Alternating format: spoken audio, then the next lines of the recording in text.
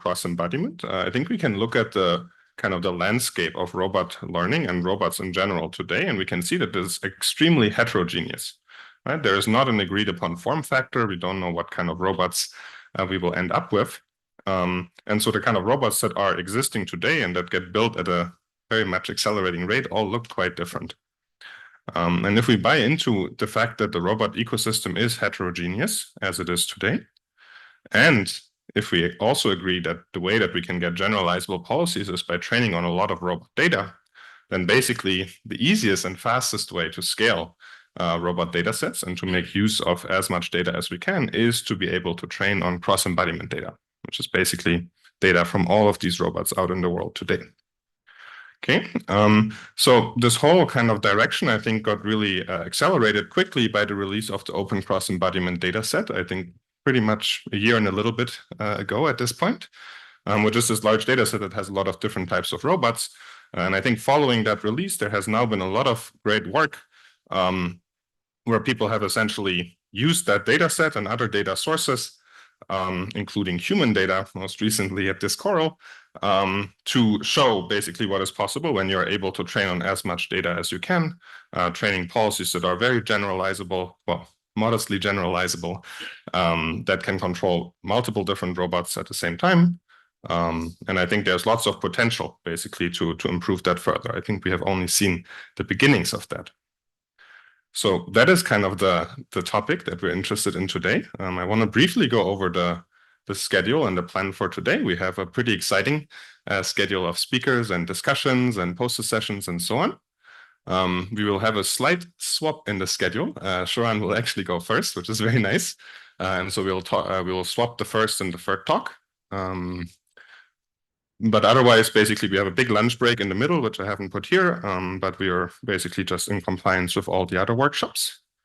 And then I want to point out two exciting sessions later in the day, which we will try as discussion sessions. So those are not classic talks, but basically the speakers here agreed to moderate this more as a discussion with the audience. So please show up for those. It really relies on people actually discussing. And then we have 3 exciting spotlight papers. Those will be in a session at 11 a.m. We will hear a bunch of presentations on those.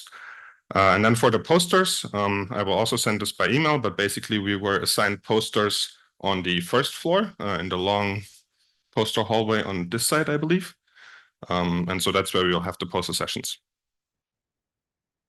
All right. Sorry, I will send this by email, so don't worry about it. And then finally, we have a panel in the afternoon. We have, oh, I guess my Zoom window is over this, but we have a form on the website, and you can also use this QR code where you can essentially submit questions. So throughout the day, if you feel like something comes to your mind, you can submit it there, and then in the evening when the panelists are here, we can discuss about those questions. All right, I think that's all I wanted to say in the beginning. Then I think is there any questions before we start? All right, sounds good. Then maybe Shuran, we can get you set up. I did, I think.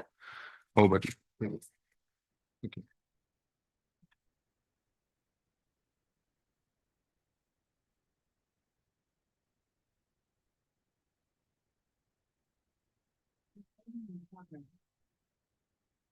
Perfect. And then we can open like this.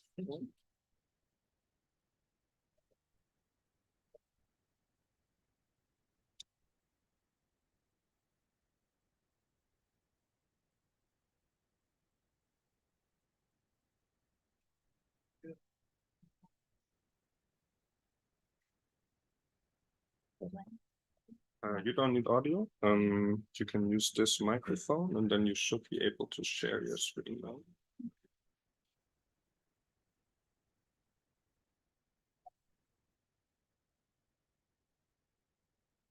Okay. Is it set up with this one? All right. Well, Shuran gets set up. Well, we're very excited to have Shuran here today. She's an assistant professor at Stanford University, has done, oops, I should I think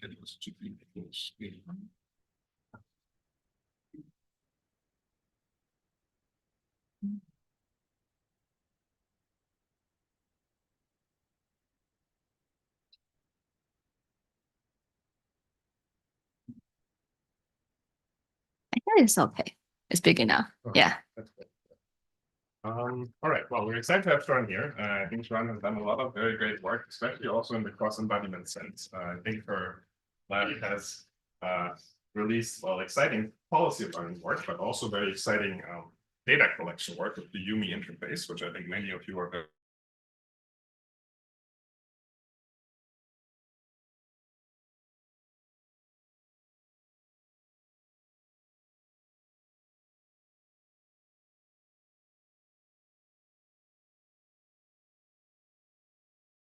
to be here today and talk a little bit about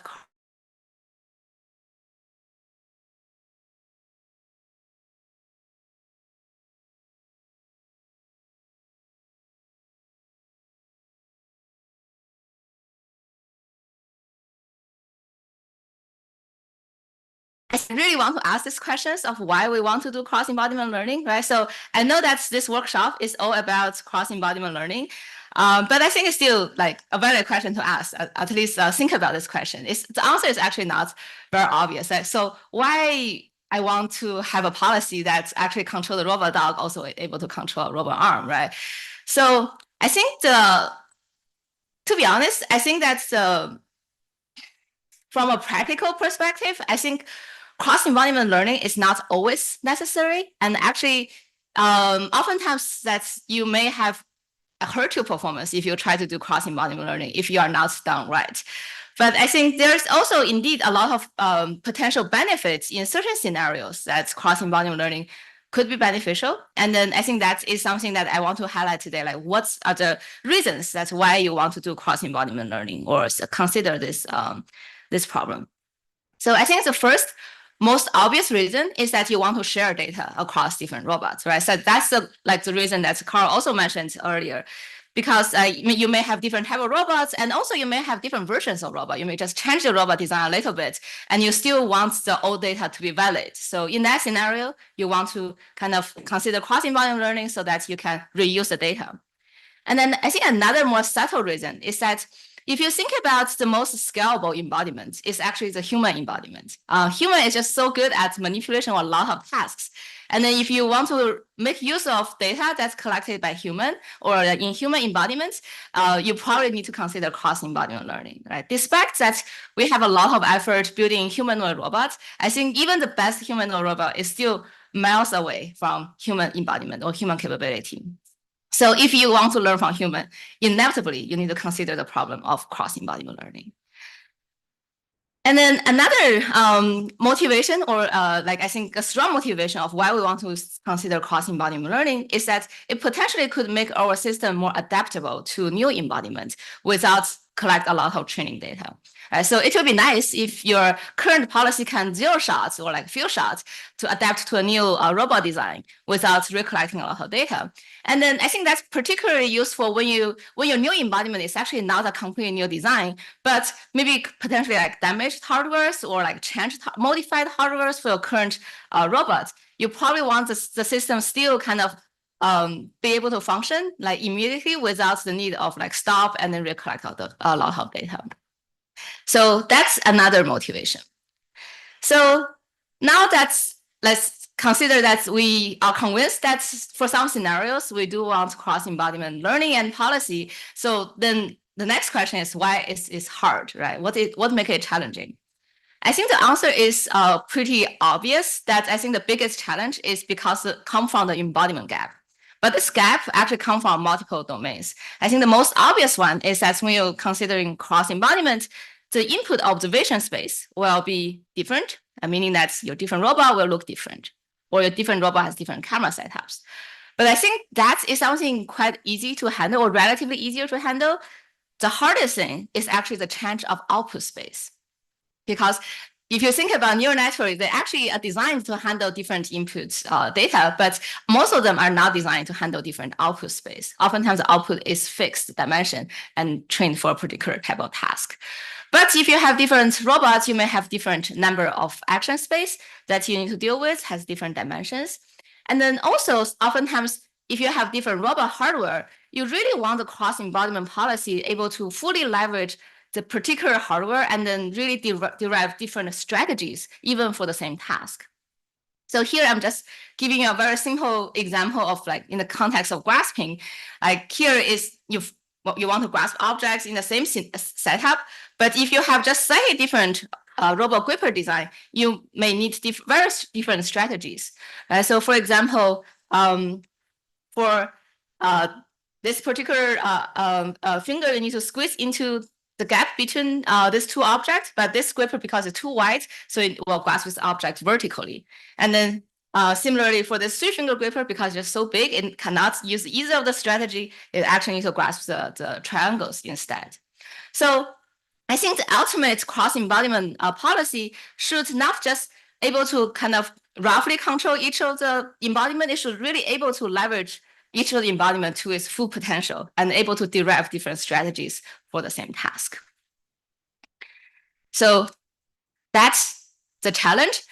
And then today, I want to talk about like two different strategies of how we can handle or think about cross-embodiment learning problem. And then I think, although they are all kind of under the categories of cross-embodiment, but I think they are fundamentally quite different. They have very different assumptions about the problem. And also as a result, they have different requirements on the policy. So one of the strategy is that we are trying our best to reduce the embodiment gap from the hardware and the software design so that eventually you can have one policy that's able to control different hardware. So results in embodiment agnostic policy. Right? So this policy, because you reduce the embodiment gap so much, it doesn't need to care about the embodiment gap. And another strategy is that actually quite different, is that we'll try to explicitly represent the embodiment design or the embodiment difference so that the resulting policy is embodiment aware. Right? So if you think about the earlier slide, if we really want to fully leverage each embodiment's design and then able to generate different strategy, only the second category of the policy is able to do that. The first one will actually just share the same interface so that all the systems will perform similarly. So today I'm gonna give you like two works as examples of each of the category and just talk a little bit about how we can approach this problem of cross-embodiment learning. And then in the end, I'll try to summarize what are the pros and cons between these two strategies. Oops. Okay, so first, the first work, we're gonna focus on how we can reduce the embodiment gap and then kind of potentially learn embodiment agnostic policy. So the first work I'm going to talk about is this universal manipulation interface, or we oftentimes call it UMI. So the idea for UMI is that we really try everything we can to design the hardware and the software interface so that the embodiment gap between human or between different robots is minimized, right? So we design it through like smart hardware and software interface. So overall, for the hardware interface, it's basically a handheld gripper, as you see here, that a human can easily grab the gripper and then kind of demonstrate different tasks that you care about that you eventually want your robot to do. And as you can see, this gripper is actually very similar to, or actually exactly the same as the gripper that you can mount it on a robot arm. So as a result, the strategy that you demonstrated will be very similar, like the robot can learn from those strategies and deploy it as on their own hardware. And then in the hardware design, we actually have a few like very important design decisions to make sure that this interface would capture sufficient information for the robot to learn the policy.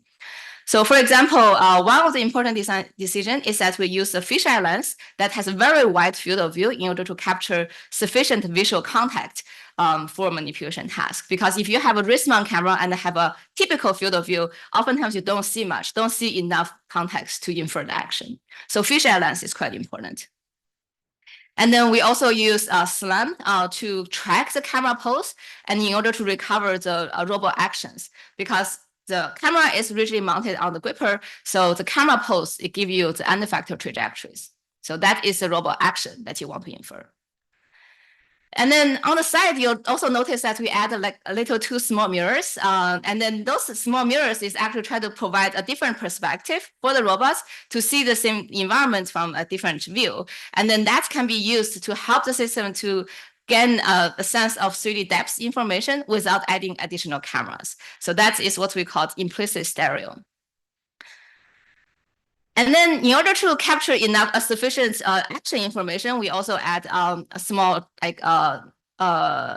code, like a QR code on the side of each of the finger so that you can continuously track the gripper width. And that is actually quite important if you want to do very precise task.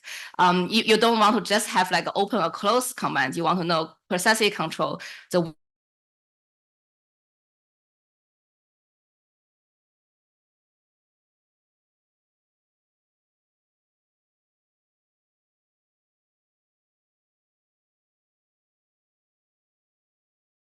implicit force information by observing the deformation from the finger.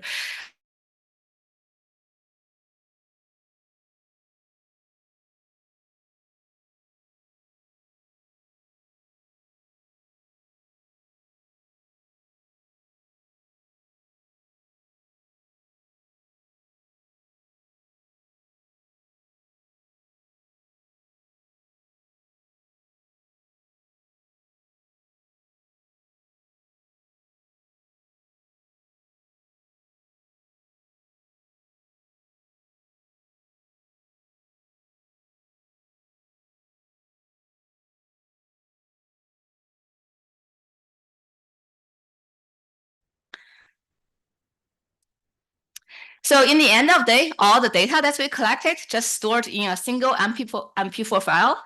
And then from this file, you can decode all the information necessary to train an effective robot policy. Right? So you can get the detailed robot action through tracking. You also get multi-sensory observations like visual, tactile, and acoustic information. And then all those and you can just use those information to train your policy.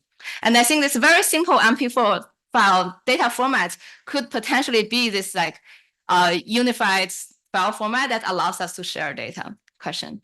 Is there any issue with compression with the MP4? MP4 file actually, because it's a video file, so there's a lot of compression algorithms that out there that's really good at compressing your data. Right. I just wondering if you lose any valuable. Not much. Actually, for when we train the policy, we downsize it so much that I don't think we like really care about those details. But for SLAM, maybe sometimes you need the high resolution data. But also right now, when we run SLAM, it's also very low resolution. So maybe that doesn't matter that much.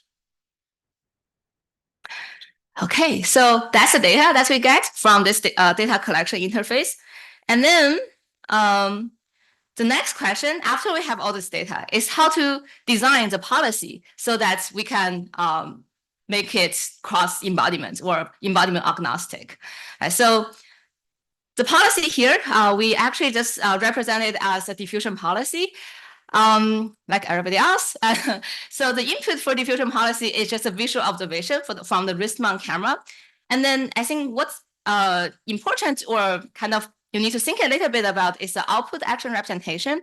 So it's pretty natural that for us to predict the robot's end effector trajectory as the robot action is not the joint space, not torque space, but end effector trajectories. That makes sense because that is an action space that could be potentially shared across your robots, regardless of their degree of freedoms.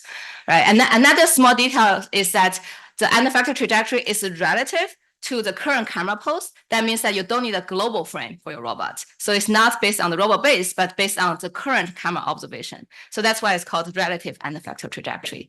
So that means that you don't need to like have a global coordinate, and you can just, every time the policy just predicts where you should move next, given the current observation. Oh, question? Generalizing the other manipulators that don't have the camera in the same spot. Yes, but because we designed this way, so we always add a camera in the same location. Yeah, on the wrist. Yeah. Questions when they get asked, because I think people online. Okay. Yeah. So just repeat that question: is that whether why Well, this system will work if you move the camera around. The answer is no. That's by design. We try to make the camera always the same, try to reduce the embodiment gap. Okay, so after you design this action space this way, we can just combine this output with this this OG cross embodiment algorithm called inverse kinematics, and then you can actually basically deploy the policy on any robots that you have, as long as you have a good kinematic solver. So just to quickly recap, what we have talked about is that by using a wrist-mount camera, like the same wrist-mount camera, we can unify the input observation space.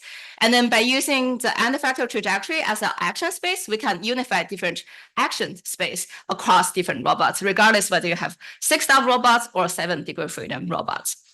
And then these two design decisions help us to address the majority part of the embodiment gap. However, there is still some other embodiment gaps that oftentimes get overlooked when you think about cross embodiment. That is different hardware latencies. So I think this is some subtle details that oftentimes you don't pay attention to, but it does impact your system performance quite a bit, right? So because different robots may have different hardware latencies and also different sensor latencies. That if you have legged robot, that's even like more complicated, and also your gripper has different latencies. So all this different hardware latency may cause problem when you want to deploy the same policy on different hardwares. Mm-hmm. Yeah. In addition to latencies, what about the state space a robot can or cannot reach? It's possible that you collect data, but some robot it's out of the state space of that robot. Yeah, so we're gonna get back to that question. Oh, okay. So the question is that what if the data you collected is out of reach range for some robots? So there is some solutions that we're gonna get into later, but I think a high-level idea is that if you really worry about that, you can filter the data before you run the policy learning, or you can do test time optimization that you just don't infer those actions outside the reach range. But it is a problem if you directly apply the same algorithm on those robots. But if you have a good IK solver, you can actually limit your action during inference time, so that you only infer the action that is valid. Okay, so yeah, so the next part, we're going to talk about how we can handle latencies, at least to give you a high-level idea of why it's important and how you can handle it. So what is hardware latency? If you think about the data collection process, there's actually no latency, right? When you're using UMI to collect data, the observation and the action is perfectly aligned. There's no like latency gaps. However, when you deploy this policy on any robot hardware, you will observe a latency. Like the latency can be caused by sensor processing, policy inference, or hardware execution. Right? And then what's the problem with this latency?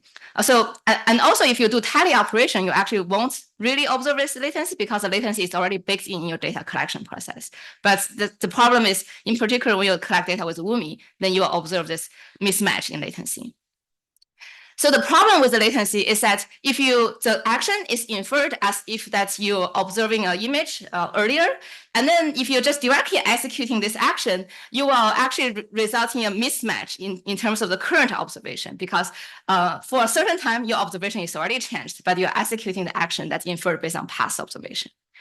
So the solution for this problem is actually quite simple. Is that if you can accurately calibrate or measure the latency between your observation and then the execution, then you actually can just and also because we're predicting a trajectory of the action, so what you're gonna do is that instead of executing the action from the very beginning, you execute the action based on the current time steps that you are about to execute the action, right? So you basically throw away some of the past outdated action inference and then directly execute the action from the correct starting point that matches the current observation. So that's the high-level idea of how you can handle different robot latencies. So by doing that, we can allow more accurate action execution so that you can better mimic the human demonstration data you have. And also, by doing that, we are allowed to use the same policy, but deploy it on different robots when they have different robot hardware latencies, as long as you can accurately measure the latency. Question? What kind of latency are we talking about? So here, the latency includes sensor, how much time? Yeah, so I don't remember the exact number, and also different robots are slightly different, but you can imagine that the maximum latency you can handle is the trajectory, like the within the trajectory length that you can predict. Yeah. So if you really have a very large latency, then you maybe want to infer a longer action. Yeah, but also as a result, your system is less reactive. Okay, so that's actually how we can handle like actually slightly different hardware latencies. And that's actually quite important later when we deploy the policy on quadruped robots. So here is a system that's actually particularly important to measure the latency correctly and handle the latency properly.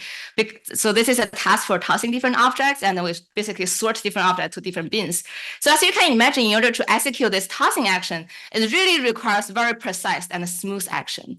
And then if you don't handle the latency properly, this is a typical behavior that you will see. I hope it plays. Yeah. So it actually still do tossing, but you will see that it actually has a jittering motion because the observation is slightly delayed, right? So this actually jittering action may not be a problem if you just focus on tasks like pick and place or like quasi-static tasks, but it will really like hurt the tossing task because it destroys all the momentum that the robot trying to build up, right? So this is a particular important task to look at when we're trying to like test whether our latency matching is correct or not. And then, yeah, basically thanks to the policy interface design and also the hardware interface design, we are able to deploy the same policy on different robots, like different Franca or like even cheaper robots like ARX arms. Mm-hmm. Jitter is very commonly seen, and you see it right there in that ARX arm. Yeah. Is that also, do you think that's partly from latency, or do you think something else is going on? Yeah, there's something else going on. So latency is one thing, and also I think diffusion policy, it's quite common to observe this kind of behavior. And that is like a very, I think if you observe this kind of jittering action, one thing that you want to tune is the prediction action horizon, and then how much action you want to execute. And oftentimes the problem is caused by between the inference, you make the system actually switch mode, and that's why you actually observe this kind of jittering. Yeah, so I think to recap, what this policy interface design includes is the action space design, the latency matching, and also we assume that we have very precise IK for different robots. So that is actually a pretty big assumption, right? So for most of the robot arms that you're using today, they do come with very precise and accurate IK solver for you to use, and you can directly command end effector in the Cartesian space. However, for some robots, like legged robots or mobile robots, or sometimes when we're dealing with really cheap robots, their IK solver is not accurate or they're just not available. So in those scenarios, what you actually need is to train a manipulation-centric whole body controller. Or you can think about it as a whole body controller that allows you to decide how to move your body in order to achieve the end effector trajectories. Right, so here is the example of the whole body controllers that. So for example, the policy is inferring the trajectory of your end effector, and then the whole body controller is learning how to move the robot dog's body and leg in order to realize those trajectories. And then one key design decisions here when we are training this whole body controller is that instead of just predict or like trying to reach the next action, we are actually giving the whole body controller whole trajectory as an input. So which is what we call end effector trajectory preview, right? So this long trajectory actually allows the system to kind of look at the action ahead, and then allows it to kind of prepare its body in advance or like in anticipation for future action, so that it can achieve more precise tracking. So I think this is a small design difference compared to most of the current whole body controllers that you see. But in our application, it's quite important to input the trajectory instead of single action. And then I think a good thing about training this kind of whole body controller is that nowadays you can actually just train it in simulation without any real world data. So you just need to give the robots a whole bunch of different end effector trajectories and then load your robot model, but you still need to have a reasonably good robot model, and then just let it to train with RL, and it's able to give you a pretty good and robust whole body controller, thanks to all the advancements in reinforcement learning. And then, yeah, in the end of the day, once you have those whole body controller, you can again deploy this exactly same policy that we showed earlier for this cup rearrangement task on this very different robot embodiment, which is a robot dog. And basically, the whole thing is plug and play, and you can directly deploy that. And then you can also do like more challenging tasks like tossing, and then the whole data collection is pretty easy. It's basically, you can still use the UMI system to collect data with very different embodiments.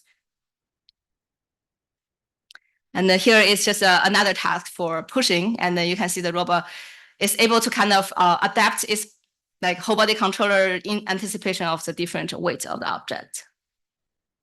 So here is, I guess, a quick summary of the recipes of when you want to design embodiment agnostic policy. Is that you want to design your observation and action space to make them unified, considering the hardware latencies. And also for some special cases, you may need to train a whole body controller to realize those policy and effector trajectories. However, it does have a limitation for this kind of design, because once you want to train an embodiment agnostic policy, meaning that you're designing a unified action space. And this, unfortunately, this design of unified action space could easily become the bottleneck of the system, because you kind of limit all the hardware to share the same interface, right? So as a result, you're kind of picking the intersection of the capabilities for all the robots. You cannot really fully leverage the robot's hardware capabilities. And this basically, this unified action space could really limit your system when your tasks really need low-level joint controls in order to achieve the task. And it also potentially cannot handle when you have different end effector designs or different hardware designs, right? So for example, all these different robots, they are kind of bottlenecked or kind of limited by the same parallel jaw gripper design. So can we do better? Yeah, the question is, so for example, if you're considering a task of in-hand cube rotation, for a task like this, all you actually care about is to control the joints action in order to like rotate the cube in your hand. And then in this case, you are dealing with a dexterous hand, and it's very hard to design a shared action space, especially when you're considering a different variety of the hand designs. For example, if you want to remove, sometimes you want to remove some of the links, sometimes you want to extend certain of the fingers. For all these cases, designing a shared action space will not work, because different hands has different kinematics, which will naturally lead to different action dimensions and action strategies, right? So in this kind of particular scenario, what we really need is to have an embodiment-aware policy, that the policy actually knows what your embodiment hardware design looks like, and then so that it can leverage the embodiment design, right? So in that particular case, you really need to represent the embodiment in your policy instead of trying to ignore it. So it's quite different requirement compared to the earlier work. So in this part, we're going to talk very briefly about this work called GET0. That is a graph embodiment transformer for zero-shot embodiment generalization. So the key question for this work that we are asking is how we can represent the kinematic structure of a robot embodiment in a manipulation policy. And then that is handled by the core algorithm that we introduced called graph embodiment transformer. That's what we call GET. So to start, we represent the robot embodiment as a graph, right? So basically, different joints are different nodes, and then the links for the embodiment is represented as directed edges. And then for each of the joints, we'll represent them as individual tokens as an input to the transformer. And then the joint token will communicate through the attention layers in the transformer to enable some kind of global coordinations between different joints. And then we'll also in the self-attention layer, we also add additional bias in order to kind of inform them the joint connectivities. So this is our way of encoding the graph structure into the network, or inform the network what kind of graph structure you're using. And then the output for the system is per joint action. Each of the joint you predict the action token. And then additionally, we also ask the network to predict a self-modeling loss. Basically, it's a forward kinematic loss for the next state position for each of the joints. So that is kind of like a side loss that's kind of helpful for the system to understand its self-embodiment. And then how we train this network, right? So first is that we're gonna procedurally generate a lot of different embodiment designs. And in this particular case, we just like have different designs of this lip hand. And then we'll train individual RL expert in simulation in order to generate expert data for each of the hands, so that we have training data for each of the different embodiments. You can imagine that although we are using RL expert here, but in other applications, you may want to get training data for different embodiment in different sources. It can be from human demonstration or other ways of getting those training data. But the key is that you have some data for each of the embodiments. And you need to have a diverse enough embodiment for the network to actually learn. And then after you get all this data, we basically just distilled all the expert data into a single embodiment aware network using basically behavior cloning. So that is what we finally trained is a graph embodiment transformer. And this policy is able to directly zero-shot deployed in a real-world hardware with unseen embodiment. So here is actually a hand that has a slightly different kinematic structure and also link length. And then we also never really collect any training data for this particular hand. Did you try just using the URDF instead of what you kind of described in the left as a representation of the embodiment? Seemed like the URDF should already do that, right? So do you try just kind of using the URDF then? Yeah, so you can use the URDF as a text input and then just put it into a network, right? I think that is a very cool idea. I think it's a little bit hard for me to imagine that will immediately work. So that's why we have this explicit designs of decode the URDF and then like give them more explicit information. But in the future, maybe it's just like text input of URDF and it will be able to understand.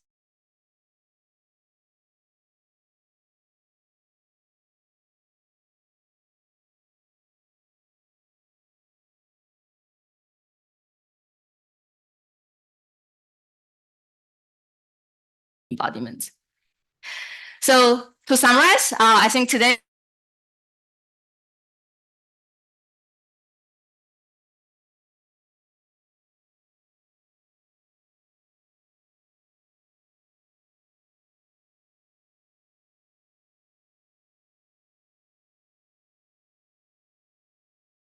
understand the embodiment because it's part of the input or part of the network design, so that they can best leverage or generate different action space for different embodiments.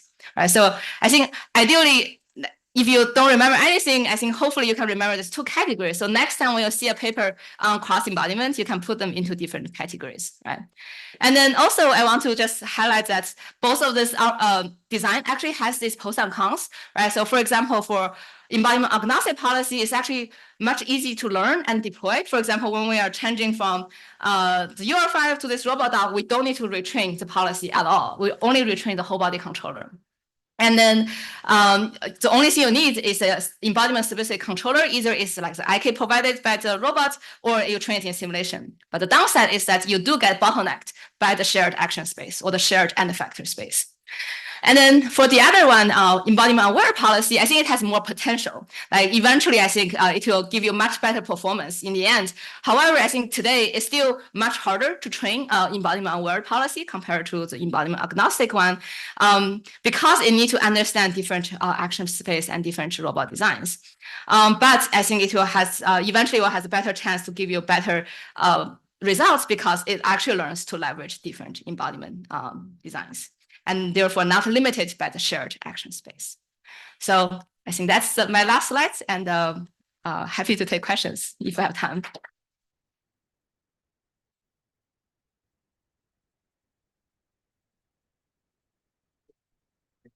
I'm sorry, it's not yet here, so we have some. Oh, we have some. Okay, cool.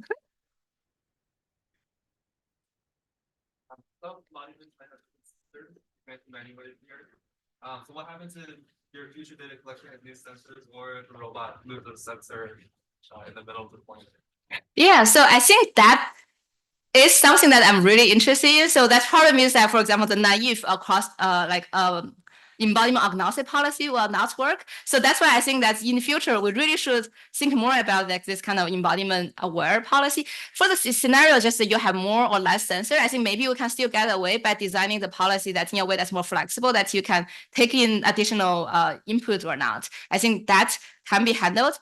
But if you all of a sudden lose a joint, then your action space change. So I think that probably really requires the embodiment aware policy. Yeah. What is task that this was tested on, the embodiment available?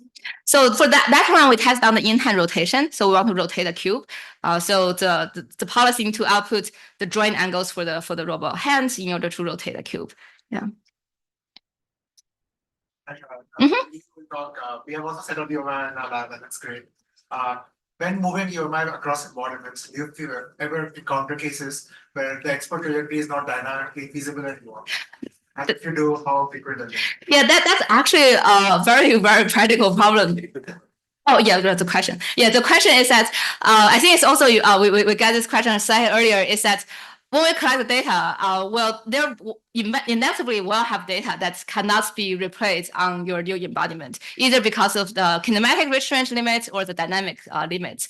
So I think so far we kind of just not like fully handling that problem. We're kind of just like inferring the trajectory and then hope for the best. But I think it can be done by like designing some kind of data filtering. So if you know the kinematics of your robots and if you know the dynamics of your robots, like through your whole body controller, you can just run through all the trajectory you collected and then filter out the ones that cannot be reached and then only train on the ones that's valid. So I don't think that's too hard. That's very doable. Yeah. Also, the closed loop in the when the relative motion is given during the inference, we would expect the post execution to be robust to the inverse chromatic errors of the chip arms, but you said there was some problems with the ARX. So how is it being practiced? I don't think I fully got your question, but I think the question is for the ARX, we do have some problems with using the same policy because of inverse kinematics. Yes, I think the ARX, at least at that time, the controller we have is not that good. It's not very precise. And then that will cause some problem. But for most of the industrial arms that you get off the market, their inverse kinematic is very precise and is good enough to deploy the policy. Yeah. If we do have a little more time, I'd love you to say a little more about this mode switching that comes out with the jitter. How do you address that again? How do we address that? So right now, I think if you just train diffusion policy, you can not really have a good way to address that. There are some works that actually like building on top of diffusion policy that allows you to have more smooth trajectory inference. That's actually changing the way you do diffusion. That instead of you predicting the whole trajectory in one go and then infer another trajectory, which very likely you'll switch the mode, or possibly you'll switch the mode, you actually do continuous denoising. That actually allows you to have a very smooth action decode. Yeah. For the gap zero, for the geometry information, the policy. For the get zero, do we encode the geometry information to the policy? Implicitly, yes, because we encode the joint information, and then the joint information, like their displacements, kind of tell you the link information. The hand becomes huger in the test time for new hand. Yeah, so what if the hand become huge in the test time, right? So I think if it's too auto distribution, I think the policy won't work. I think what we show is that if your new hand is kind of interpolating between the different training embodiments, it could generalize too. But if it's like so auto distribution as the policy to extrapolate, I don't think it can work. Yeah, but I think the high level idea is that for the joint token, that's where you encode your local information. Either it's the geometry information or the joint information. That's where you encode those information. And then the self-attention part is the part that encodes the graph structure. Yeah. Okay, so I should probably pass to our next speaker. Okay. Yes. Thank you so much. Let's take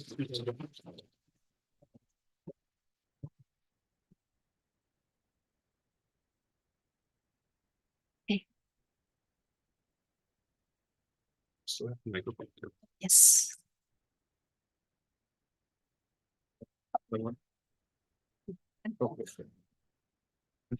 It's good. All right.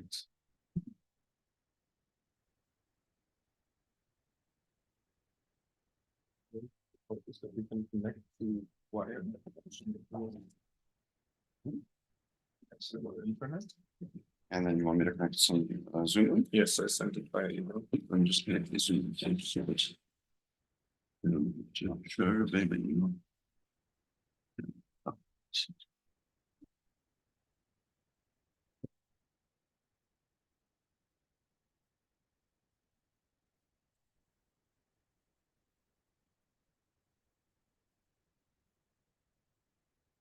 Because the Wi-Fi is probably very bad. Where's the?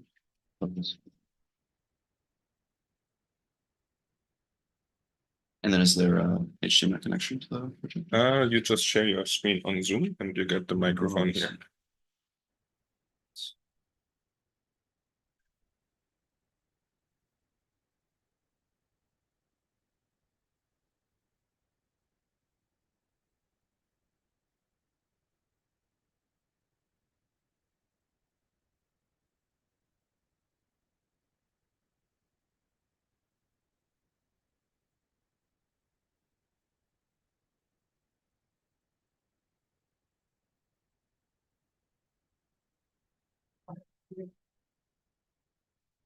Is there something? All right. Oh, sorry. 1 second. I need to actually promote you.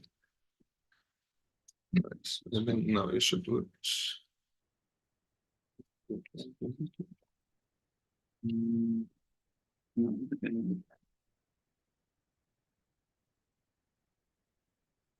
Is there something you need to do to promote me even more? I think I'm not speaking around it.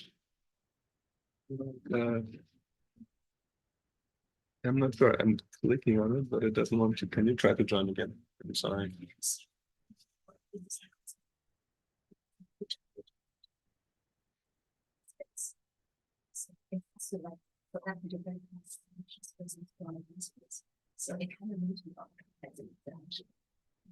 You have a lot of online participants. Is there a way to just project it?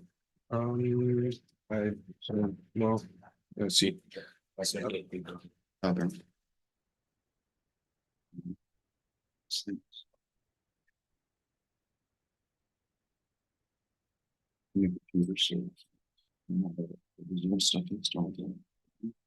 Oh, you're doing it for the browser. Okay, I hope it should still work.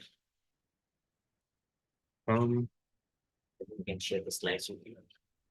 Are they keynote slides? Probably not. Okay, I mean, I mean, let's maybe just do it with the HDMI directly. Hope I will not mess anything up, but okay. Okay, let's try it. Mess up the online participants. Yeah.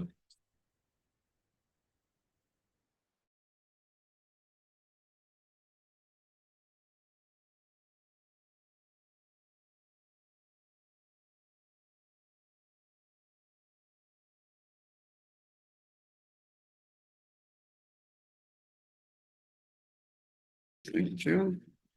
All right.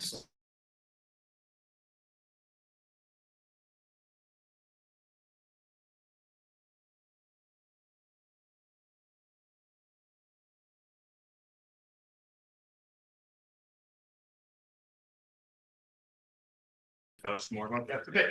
Okay, yeah, apologies for the technical mishap. These things happen in the world of Zoom where there's a few too many devices. But I want to start my talk with a little background about, how I put together this presentation. So Carl came along and told me, hey, Sergey, do you want to give a talk? And I said, yeah, maybe I can talk about some lessons learned from some new research, which is what I like to do. And Carl said, no, I want a spicy talk that provokes controversy. I don't quite know how to do that. So I said, well, like a thoughtful, well-reasoned argument. He said, like, no, like hot takes. I don't think I have very hot takes, but I figure I would take the opportunity to maybe put forward a little bit of a perspective that maybe we could talk about a bit in the Q&A. So my maybe warm take is that cross-embodiment training is actually really, really nice because it will provide us with ample real-world data for training robotic foundation models. And maybe the even warmer take is that in the long run, real-world data will actually be the cheapest and most practical source of data for robotic foundation models. Now, I think there are a lot of arguments to be made for and against this. I hope to make a convincing argument that this is in fact true. And maybe if we have a little bit of time for the Q&A, we can have a chat about it.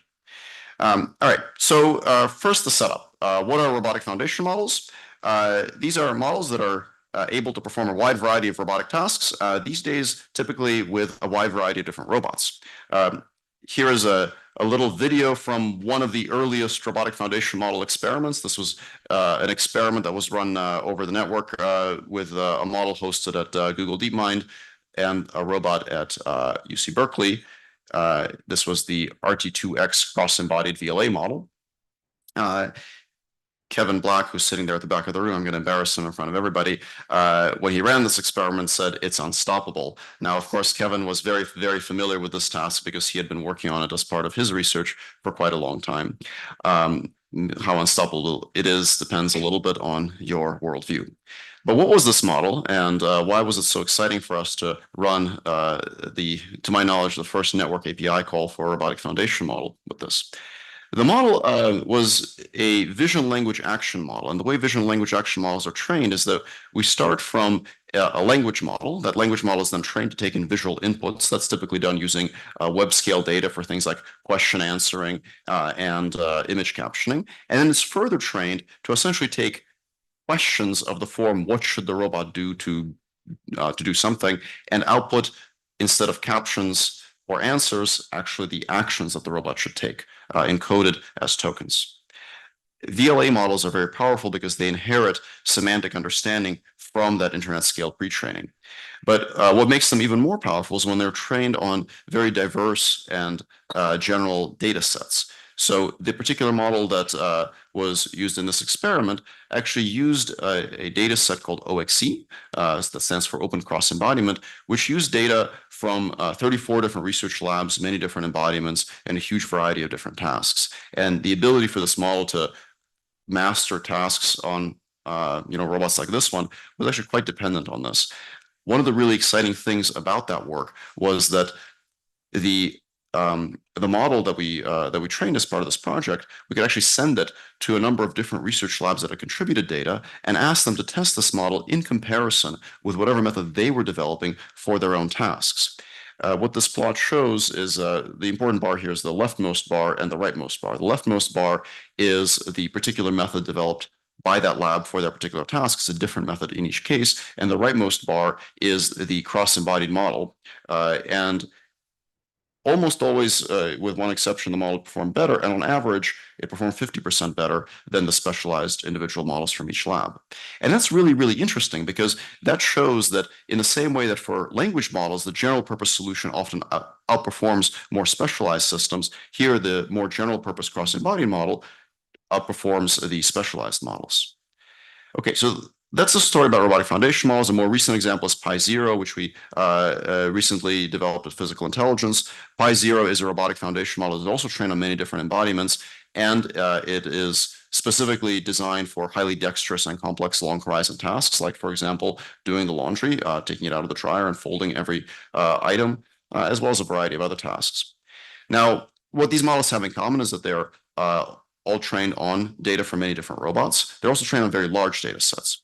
They're also trained entirely on real world data. Okay, so why do we want robotic foundation models? Well, there are many arguments that you could make, but to me, the most compelling argument is that robotic foundation models address what is essentially the biggest limitations of robotic learning. Robotic learning is a very effective way to get robots to perform tasks that are difficult to program by hand. But its Achilles heel is that it requires large amounts of data for the tasks that you want the robot to perform. And there are a number of different ways you could deal with this. Like one way you could deal with it, the cost of collecting data, is you could use small, high-quality data sets.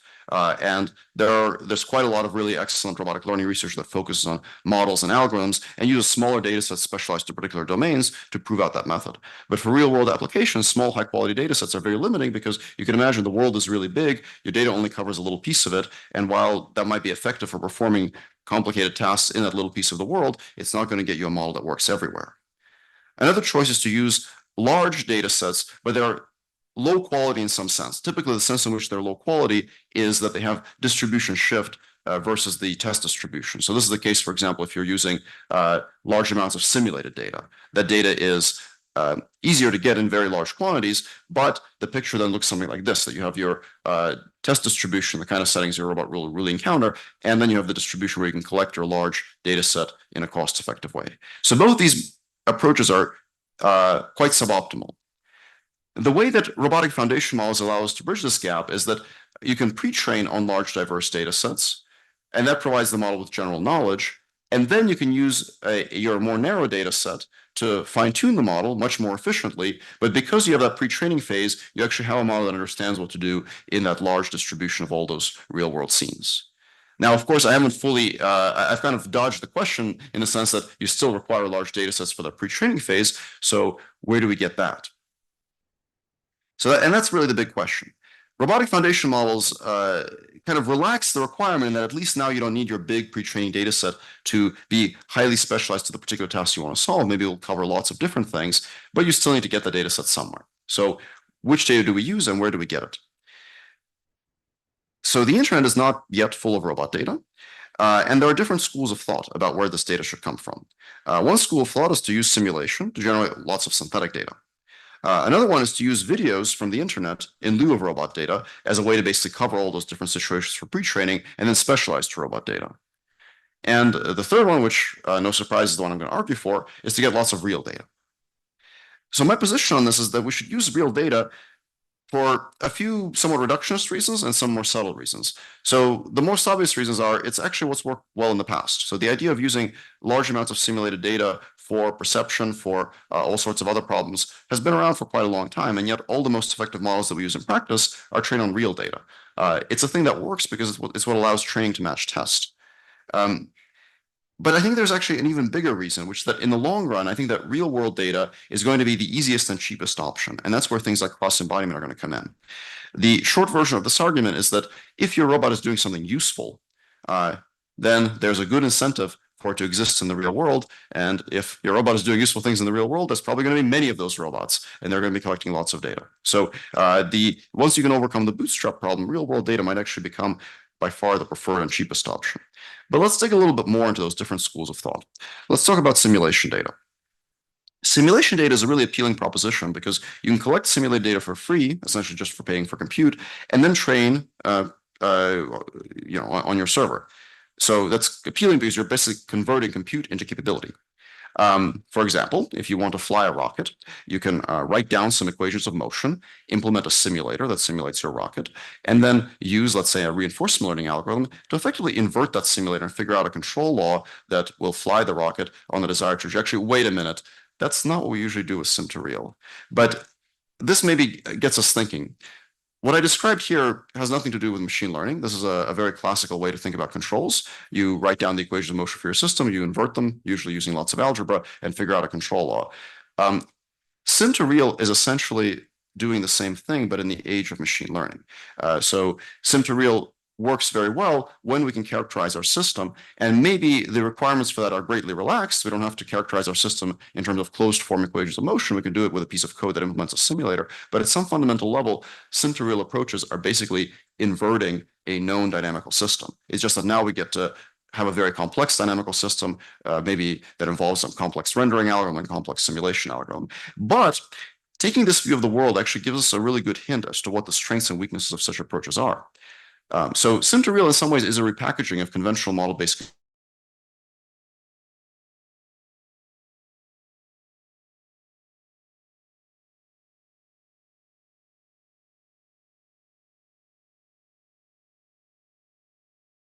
robotic intelligence is not just about inverting a known dynamical system, it's also about actually learning something about the world that humans have difficulty putting into precise computational form. So if you want the robot to fold a t-shirt, maybe if you think really, really hard about it, you could figure out some equations of motion. But if you want a robot to interact gracefully with a customer at a hotel, for example, well, good luck writing equations of motion for the behavior of people in hotels. So that's basically the problem you get, that you're going to have some simulation, and for sufficiently complex phenomena, that simulation will always deviate significantly from the real world. Video data is another very appealing proposition. We can get videos from the web.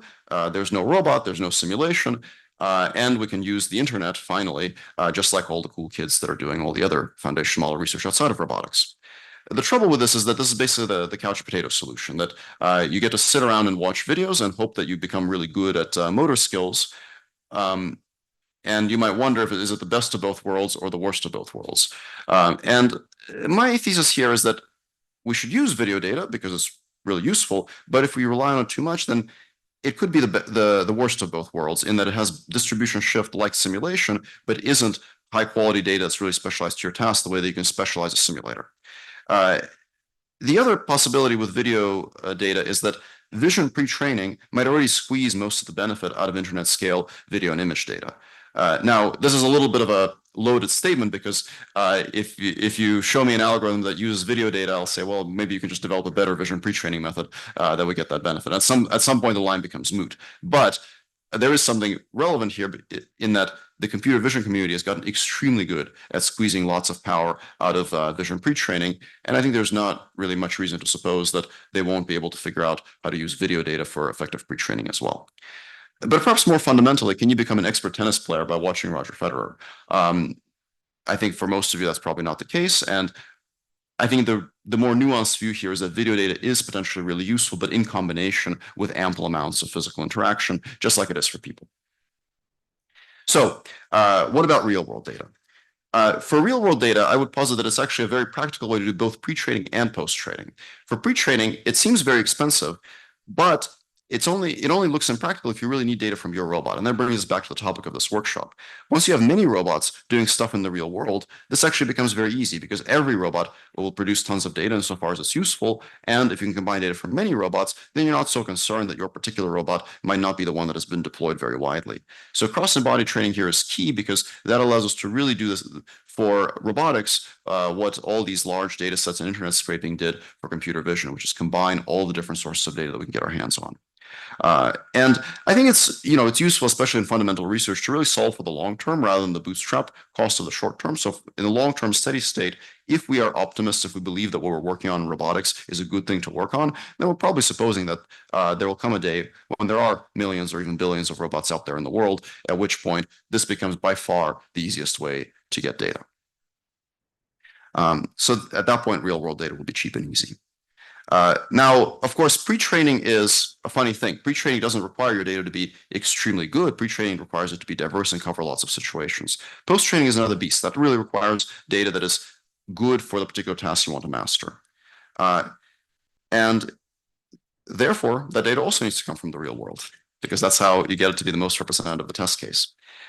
Fortunately, if you're using robotic foundation models, you won't need nearly as much of it. So for post-training, there you can get away with tens of hours of data, something that's practical to collect in a few days. You can even get away potentially in the future with data that's collected entirely autonomously with things like RL methods. And I'll talk a little about that. So it could be tens of hours for supervised fine-tuning, just a few hours for RL. And this is, of course, where, just like in the world of language models, we would expect a lot of new research to help in the future. So if you work on language models, there's a really good chance that there's a lot more depth and interesting problems in the post-training phase these days. And I think we'll see the same for robotic foundation models. We're getting this stage to be efficient and effective is something where we'll spend a lot of time as a research community. Okay, so in today's talk, I will, in the time remaining, I'll talk about cross-embodied pre-training as a way to use real-world data, and then I'll talk about efficient real-world post-training. All right, so let's talk about pre-training first. This is something that maybe many of you are familiar with that I mentioned at the beginning of this talk. Of course, the RTX project showed how you could do pre-training with data gathered from many different robotic sources. This is an illustration of just the kind of the diversity of the data in that data set. And this is kind of interesting to think about that if you can train on data with this amount of variability, you can actually still get policies that do something useful. And as I mentioned before, the really exciting thing about this is that you could get a general model that could outperform more specialized models in each domain. But the tasks in this work were still relatively simple. It was things like put the carrot in the pot or open the drawer. And furthermore, the variability between the robots was actually somewhat limited. Even though it was a cross-embodied data set, the robots were all single arms with parallel draw grippers controlled with end effector control with a shared action space. So one of the things we've been exploring as a way to get our hands on even more real-world data is how we can use more diverse sources of data and combine them into a single policy. For example, data from mobile robots, mobile manipulators, and robotic arms. Of course, the big question there is, do you actually get positive transfer from combining such diverse data sources? In this work that was led by Jonathan Yang from Stanford, together with Catherine Glossop and Arjun Bokar from UC Berkeley, we studied this question, and I'll briefly go through just some of the results. I don't have time to go through all of them, but one question we studied is, does navigation data help with manipulation?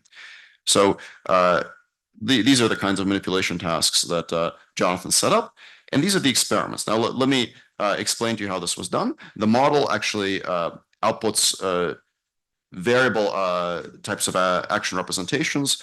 And in this case, it's using wrist cameras for kind of wrist frame 3D motion. And the different bars represent different training data sets. So the green bar uses only manipulation data. The striped green and blue bar incorporates what's called the GNM data set, which is essentially like a multi-robot sidewalk navigation data set. And then the striped green, blue, and orange bar also adds autonomous driving data. And you can see in this case that across these manipulation tasks, there's generally a fairly significant benefit from including the GNM data set and an additional bump from also including the driving data, which is kind of interesting. Like you wouldn't think a priori that navigation data would give you a big boost for manipulation, but it does. And it kind of makes sense because from the navigation data, you learn things like, oh, if you move towards an object and the object gets bigger and closer, and that's kind of what happens when you want to pick up the strawberry, for example. So there are basic geometric and physical principles about the world that you can inherit even from very diverse embodiments. More recently, we developed models that could make this kind of cross-embodiment training even more extreme, training on navigation, manipulation, bimanual manipulation, even controlling the legs of a quadruped. So here the quadruped is actually controlled at the joint level. This was done with a model that we call Crossformer. This is work led by Ria Doshi, who I think is somewhere in the back of the room. I think I saw her. She's back there. So Ria and her collaborators developed this model with different output heads for each of the robot types and a large transformer model that could use all the different embodiments. And it works quite well. It ends up outperforming individual models that are trained on single embodiments some of the times, and it works quite a bit better than the Yang et al. Method from the previous project. So that's pretty cool that we can incorporate such diverse embodiments into a single model.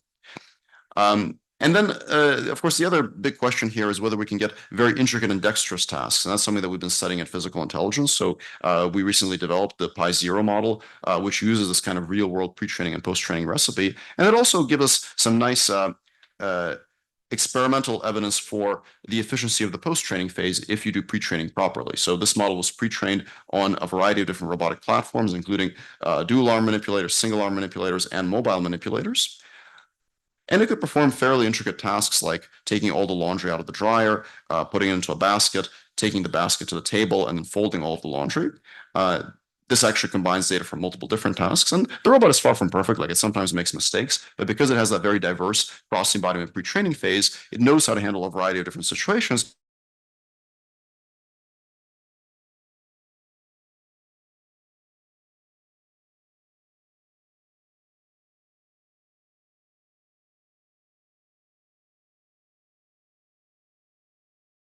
Zero model and get a little bit of insight about how much data we need for those things.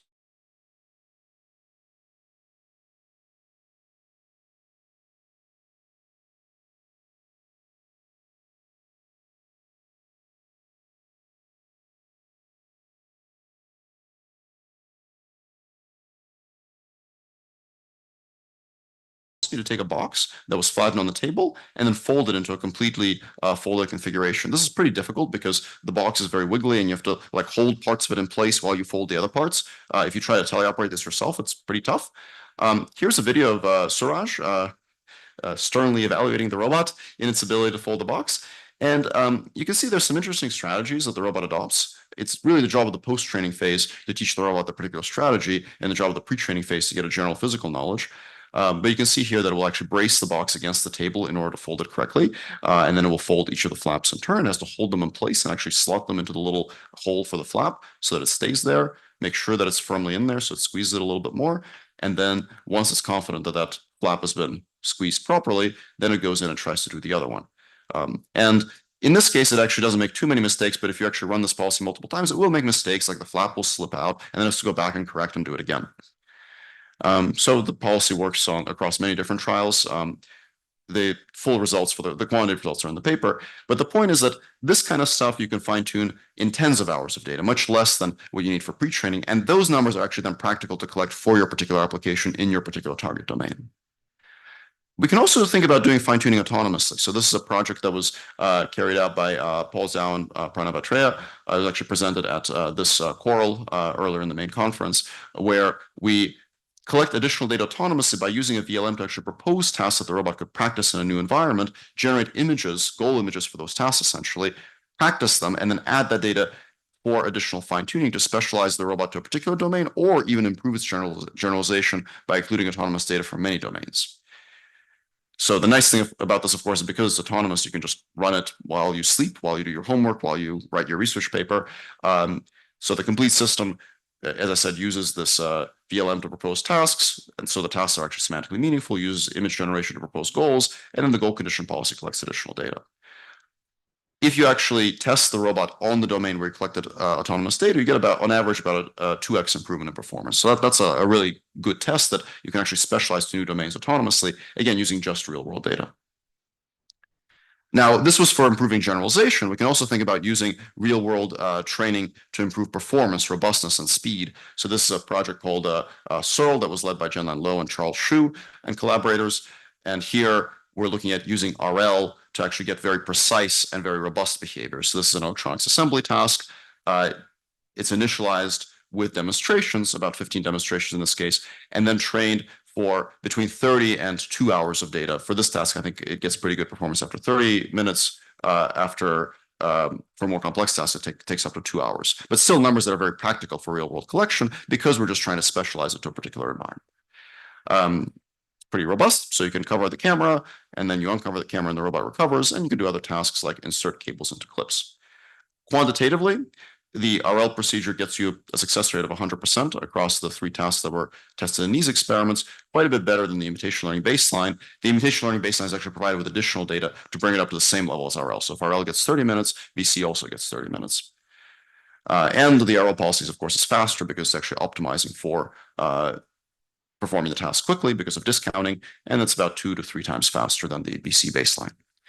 More recently, Charles and Jianlan extended this method to much more complex tasks like dual arm manipulation. Here it's assembling a car dashboard, so it has to pick it up with both arms and insert the little plastic clips into their proper slots. Here's the final performance of the task. I think this takes around 2 hours to train for the RL phase, so it's a bit more complex. And here you can see it inserting, lining up the clips and inserting all the clips. Here's a selection of other tasks. Some of them are more serious tasks, some of them are more fun tasks, like using a whip for some reason to remove a block from the Jenga tower. It is actually, the Jenga tower is a real Jenga tower. You can see one of the blocks actually slips a little bit, so it's not glued together.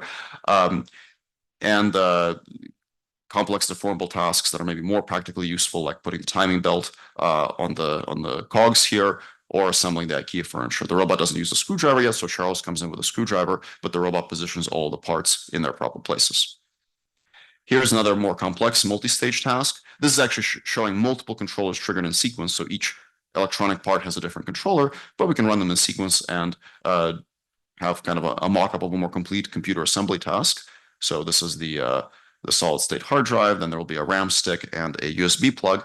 I asked Charles and Jianlan to prove to me that the RL process didn't actually damage the computer, because if you're assembling a real computer and you're running RL on it, you want to make sure that all that trial and error doesn't break anything.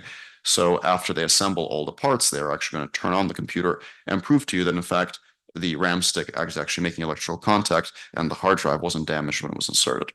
So it has to plug in the keyboard because there's going to be a login screen. There's the keyboard. And in order to keep cable organization nice and tidy, it has to take that USB cable and actually put it into the little clip. The reward is provided by an image classifier that looks at the image and just predicts a binary 0-1 reward, depending on whether the robot is successful.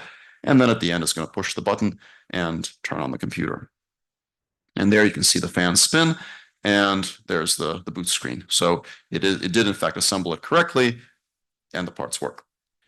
All right, so to recap what I mentioned at the beginning, the big question, which data do we use? My thesis, and this is something that if we have time, we can have a little chat about, is that real world data is really going to be the thing that allows us to drive robotic foundation models. Now, I don't want you to take this too seriously. That doesn't mean that we can't use simulation, doesn't mean that we can't use videos, but I actually think that real world data is the most promising thing in the long run, not necessarily because it's impossible to build simulators or impossible to bridge the gap between videos and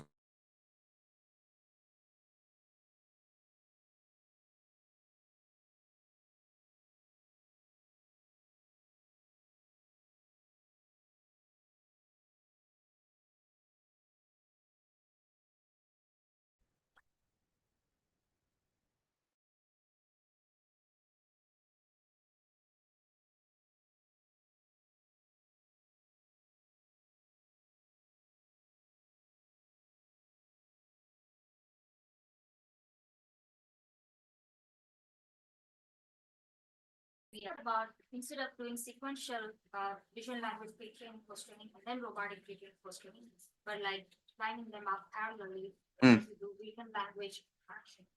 Yeah. Oh, yes. Yeah, of course. That makes a lot of sense. We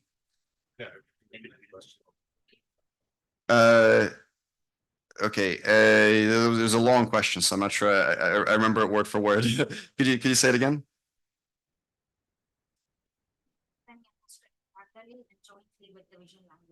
Okay, yeah. So the question is, can we do the pre-training and post-training in parallel with the vision language component instead of just doing vision language training and then doing all the robot stuff? The answer is that I think that's a really good idea.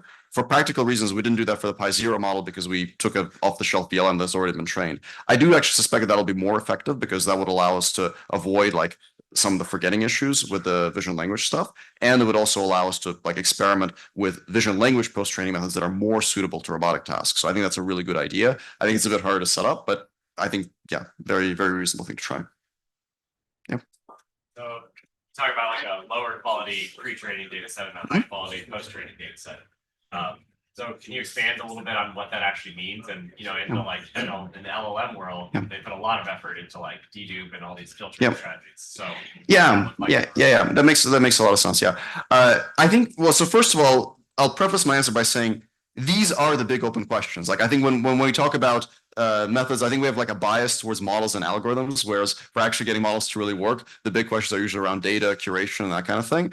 And I don't think I or anybody else really has the answer at this stage about how to do that properly for robots. But I can give you the factual answer about what was done here. Basically, the pre-training phase in this case is less curated than the post-training phase. So for post-training, what you want to do is you want to make sure that you're using data where the operator performed the task very effectively. They used a good, consistent strategy. They were quick. They didn't have like huge delays in the middle. They didn't like pause at the end. So you kind of want to basically pick out the data that tells the robot this is how you should do the task. For the pre-training phase, it's not that you can have lots of garbage. Like you're right, you should take out the garbage. But what you do want is you want broad coverage. So you might actually like to see some mistakes, not because you want to teach the robot to make mistakes, but because you want to teach it to recover. So you might want to include data from less optimal behaviors because it'll visit a wider variety of states and teach the robot how to get back from those states. But again, what I want to really emphasize here is that these are the open questions, and I think that getting a more systematic understanding of pre-training and post-training for robotic foundation models is what I think will hopefully develop a better understanding of in the next few years. Question. Did you think of accelerating the post-training process with reinforcement learning even more? Like, for example, incorporating real-time human feedback while policing? Yeah, I think that's a great idea. So the question for everyone who didn't hear is, what about incorporating real-time human feedback for the RL phase? I think that would be a great idea to explore. I think that because these methods at this stage have gotten to the point where they take single-digit numbers of hours, it's quite practical to have a person actually supervising the training process, and you could imagine that might make it go even faster. We've done, of course, a little bit of work on incorporating some amount of human intervention in some of our research, but I think there's probably very good algorithms that have yet to be developed that make use of that idea effectively. Yes. Yeah, Professor, you have said that your position on the data is that you think the real data is easiest and the cheapest option. So why do you think it's cheaper than the simulation data? And for pre-training, you said there is two-stage line. So for the pre-training stage, you can use cross-embodiment data. So why not use just simulation data on this stage? Yeah, I think that the real world data will be cheapest because if you already have robots that are doing stuff in the real world, then you're getting that data essentially for free. Now, this is cheap in the global sense. Of course, there's like practical considerations, like there's like privacy and all that stuff. So assuming that the practical considerations could be dealt with, if the data is already being generated, it's sort of as free as data from the web. Now, that doesn't mean that we shouldn't use simulation. It's just that I suspect that in reality, where we'll get to in robotics will look very similar to where, let's say, the computer vision world was with these things, where, yes, you can use simulated data for computer vision, but because real world data is so plentiful, it's just not the thing that ends up being kind of the dominating concern. And if you have a particular specialized domain where it's much, much easier to generate simulated data, like, for example, flying the rocket, that may be the preferred approach. But if you have a domain where that's not the most natural path of least resistance, then using real data might be much more practical. To take other questions in the panel, we have a link on our website where you can submit questions and pick one of them later. And Sergey again.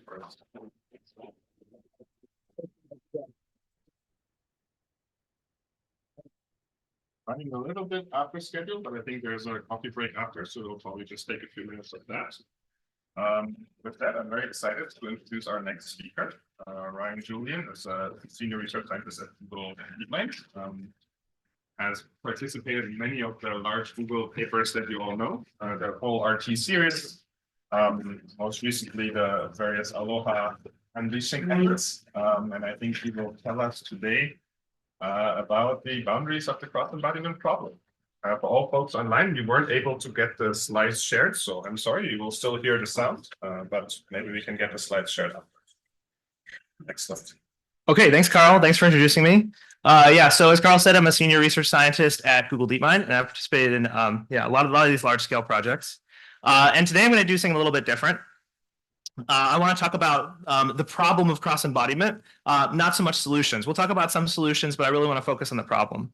And the reason I want to talk about the problem, or kind of to set this up, is that earlier in my career, so I started in industry, and then I came and did my PhD.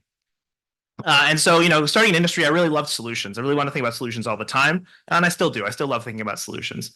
But during my first year of my PhD, I met a fellow student, Abhishek Gupta. He's now a professor at UW, if you happen to know him.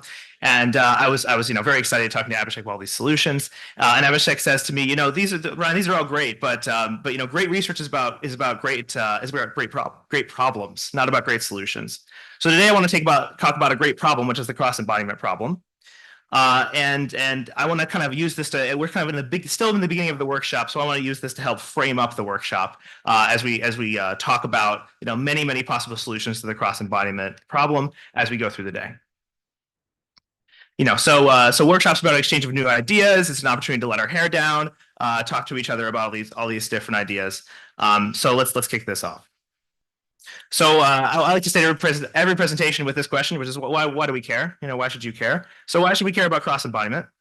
And I argue that the reason that we should really care about cross-embodiment is that we really want one model to provide intelligence for many or maybe all robots. And I think this is a very tantalizing goal. It could provide us an ability to achieve a robotics, which we really don't, it hasn't really been possible before. And here's how it would go. So if we can crack the data scarcity problem for robotics that Sergey just told us about, we can begin sharing data between robots. And if we do cross-embodiment, not only can we share data between robots of different embodiments, but of the same embodiment, but also different embodiments. This would give us a shared flywheel for robots possibly across the whole world, right? So again, Sergey just talked about that too. If we can do this, it really might make real-world data the best source and the cheapest source of robotics data. And this, I think, might be a little bit underrated, which is that once you do this, and once you try to solve the cross-embodiment problem, then you're actually forcing yourself, again, as a problem, to kind of either implicitly or explicitly factorize the robot learning problem into a robot-agnostic part and a robot-specific part. And that may give us more powerful representations for solving these problems. And then if we can do all of this, then we might get a universal foundation model for robotics. Similar to what we see in language and vision, kind of these vision language models. We might get like a robot action model, a VLA. So that's why we should care. That's why it's important. Now, again, I said today was going to be about problems, not solutions. And so I really want to try to formalize at least a little bit the cross-embodiment problem. And so, what is the cross-embodiment problem? Well, it's the problem that happens when you try to use one model for many robots, as we've said. To be a little bit more precise, it means that the prompt, what you're asking the model to do, it's robot agnostic, right? So you're asking the robot to achieve something in the world, but you're not phrasing it in the language of what that robot is capable of necessarily, and it might in fact be a vague prompt. But the key is that for any given robot, a real robot in the world sitting right here, the correct answer to that question, whether it be actions or a VQA, it's robot specific. All right, so the correct solution is robot specific, and this is the cross-embodiment problem. You have vague requests, but very specific robot specific solutions, and that means the correctness is conditions in the robot embodiment. So to be a little bit more formal, I'll go through this quickly. Most machine learning problems today that we study, we usually use this kind of maximum likelihood framing. We're trying to find the best distribution that fits the evidence. We're trying to maximize the probability of the particular output our system gives. Given some evidence X in robots, it's usually the current state of the world, and a data set containing this. And then in robotics, we often are studying policy learning, and I'm going to be extremely general about what a policy is here. So yes, a policy could be actions that you want your robot to execute, like in Cartesian space or joint space. But you could, if we can bend the definition a little bit here, you could also imagine if you're planning that your actions could be like very high level directives. And this is kind of the single task policy learning problem in maximum likelihood. How do we usually generalize in this setting? Well, how we usually generalize is we try to marginalize out S, this conditional variable S, our evidence, by sampling many state action pairs. We also try to find model classes that will help us share data between possibly different states. But like the way that we do it is we collect a lot of states and actions. Now, a lot of the people in this community, in this room here, have probably shifted their focus over the last few years from the single task learning problem to a multitask learning problem. And this adds another layer of complexity. So now you're conditioning on this additional variable T, I'll call T, which is the task. And now the space that you need to collect evidence in, that you need to collect data in, is not just states by actions, but it's states by actions by tasks. And there are many, many tasks in the world. So now the data set you need got much, much, much larger. So how do we solve this? Or how do we generalize? So one option is to collect a data set so large that it marginalizes out not just S, but also T. So now you have many states, and you have to collect all of those states for all of those tasks. You could do this. This is really difficult, but that's one way to do it. You cover the whole domain. And all solutions feature some of this, of course. Another combination is that you can seek some combination of model classes, mixtures of training data sets, state and action representations, which allow you to kind of better model and exploit the correlation between states and tasks. So maybe you can share visual representations between tasks, even though they have different ends. And I think that you saw a lot of work from Shuran and Sergey about ways we can do this for multitask learning and a little bit for cross-embodiment learning. Now, one thing I want to assert is that for just the multitask case here, we haven't really achieved either of these totally yet. In particular, we have pretty strong results in the community for generalizing between different backgrounds and different objects. Particularly if you use internet scale pre-training data, we can generally kind of marginalize out the object, and we can have a grasping policy that can grasp all objects that the robot could see, even if it hasn't seen a dinosaur. It might be able to pick up a toy dinosaur when it's only kind of learned how to pick up across like a smaller set of objects. But in particular, the success we haven't seen yet is to share data between the trajectory distributions, the actual motion that the robot is executing. And so there's still actually a lot more work to do just in this problem setting. And so that should humble us as we go towards cross embodiment. Now, I have a pet theory here, so this is going to be a hot take. I'm not on the panel, but my pet theory is that the reason why we haven't seen motion generalization yet is that trajectory distributions are kind of lumpy. They're very aggressively multimodal. And you don't generally have full coverage of your trajectory distribution out over the actual set in a given data set. You're not going to generally cover the full distribution of trajectories that a robot could actually configure itself in, because most of those trajectories are completely irrelevant to what you want to do. So they won't appear in the data set. And the model classes that we have, which are generally these kind of neural network models, they tend to be really good with domains where you can get dense uniform coverage, right? If you think about GPT-4 or Gemini, it doesn't seem so dense, but when you use all of the text or most of the text that's ever been produced by humanity, that's pretty dense and that's pretty uniform. But the robotic data sets we have aren't really like that. But today's about cross embodiment, so let's assume it'll work and move on. So cross embodiment has all of the features of the problem I just showed you, of multitask problem. But now you add embodiments. You add this additional conditioning variable E, right? So now you have to condition on the evidence, the S, the states, the tasks T, and the embodiments E. And another thing I want to argue is that embodiments are actually even more lumpy, and they're dynamic. And one of the things, and to kind of a little bit more formal than lumpy here, what we can say is that there's not a continuum of embodiments in the world. There's kind of humanoid embodiments, there's bi-arm robots, there's single-arm mobile robots, there's dual-arm mobile robots, there's robots that are bolted to the table. But it's not like you kind of like fire up like your Mujoko MJCF and then like use a random number generator to decide like the length, the length, like the lengths on the length of your robot, right? So we're not accessing a continuum of robot embodiments. Any solution to this problem is not going to be able to exploit this domain coverage property. Now, in a sense, this might be good news, and in a sense, this might be bad news. So in the good news side, it means that transfer between analogous robot embodiments, because actually, all 7 DOF robot arms bolted to tables kind of look more or less the same and act very, very similarly. It actually might be quite achievable because we could achieve dense coverage for 7 DOF robots or bi-arm 7 DOF robots, and we could get lots of really good transfer between them. And I think a lot of the results we see today in the community, they look a lot like that. A lot of what Sergey showed us notwithstanding, which I think is really promising. And I'm going to go out on a limb and I'm going to kind of define this. I'm going to define like 2 cases, right? So I'm going to define like the weak cross embodiment problem, which is transferring between morphologically similar embodiments. And I think that we see a lot of work on kind of like weak cross embodiment right now. And then we can talk about the strong cross embodiment problem, which is that you want to transfer information, training, policies, VQA, navigation between any robot in the world to any other robot in the world. And I think that the strong cross embodiment problem, they're both very interesting, but the strong cross embodiment problem, that's like the big prize, right? That's the one that we really, really care a lot about. So some more properties of this problem before we kind of start to move on to more flashy things. Is that embodiments are scarce, like we said. It's not likely to get a continuum of them. And collecting lots of multitask robot data, although I think Sergey made a good point that maybe we can make it cheap, it's currently very expensive.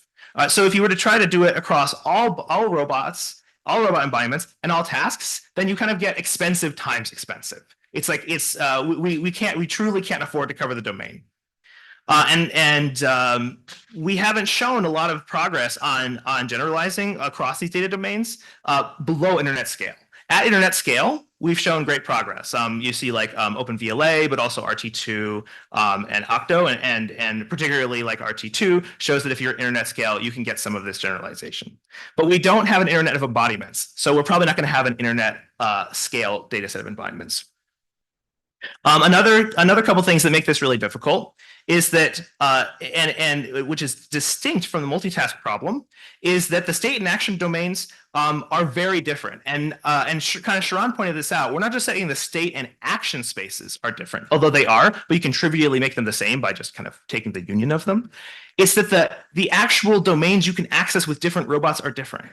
So if you have a single arm robot, the state and action domain that your robot can access is different than the domain of possible states that a bi-arm robot can access. And if you're going to have try to have these robots share data sets, then your algorithms are going to need to contend with this fact.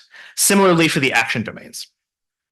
Another important property, which I think that we need to remember, is that when we're learning these policies, we're often learning one way you can think about them is they're learning to exploit the dynamics model that the robot is that kind of encodes the behavior of the robot. And that, again, for 2 different robots, that dynamics model is actually different. There is a world dynamics, which is going to be the same for all of them, but there is robot dynamics, and those dynamics are different. So anything we've done so far that exploits like a robot's particular dynamics, either implicitly or explicitly, it is going to have to be changed for cross embodiment.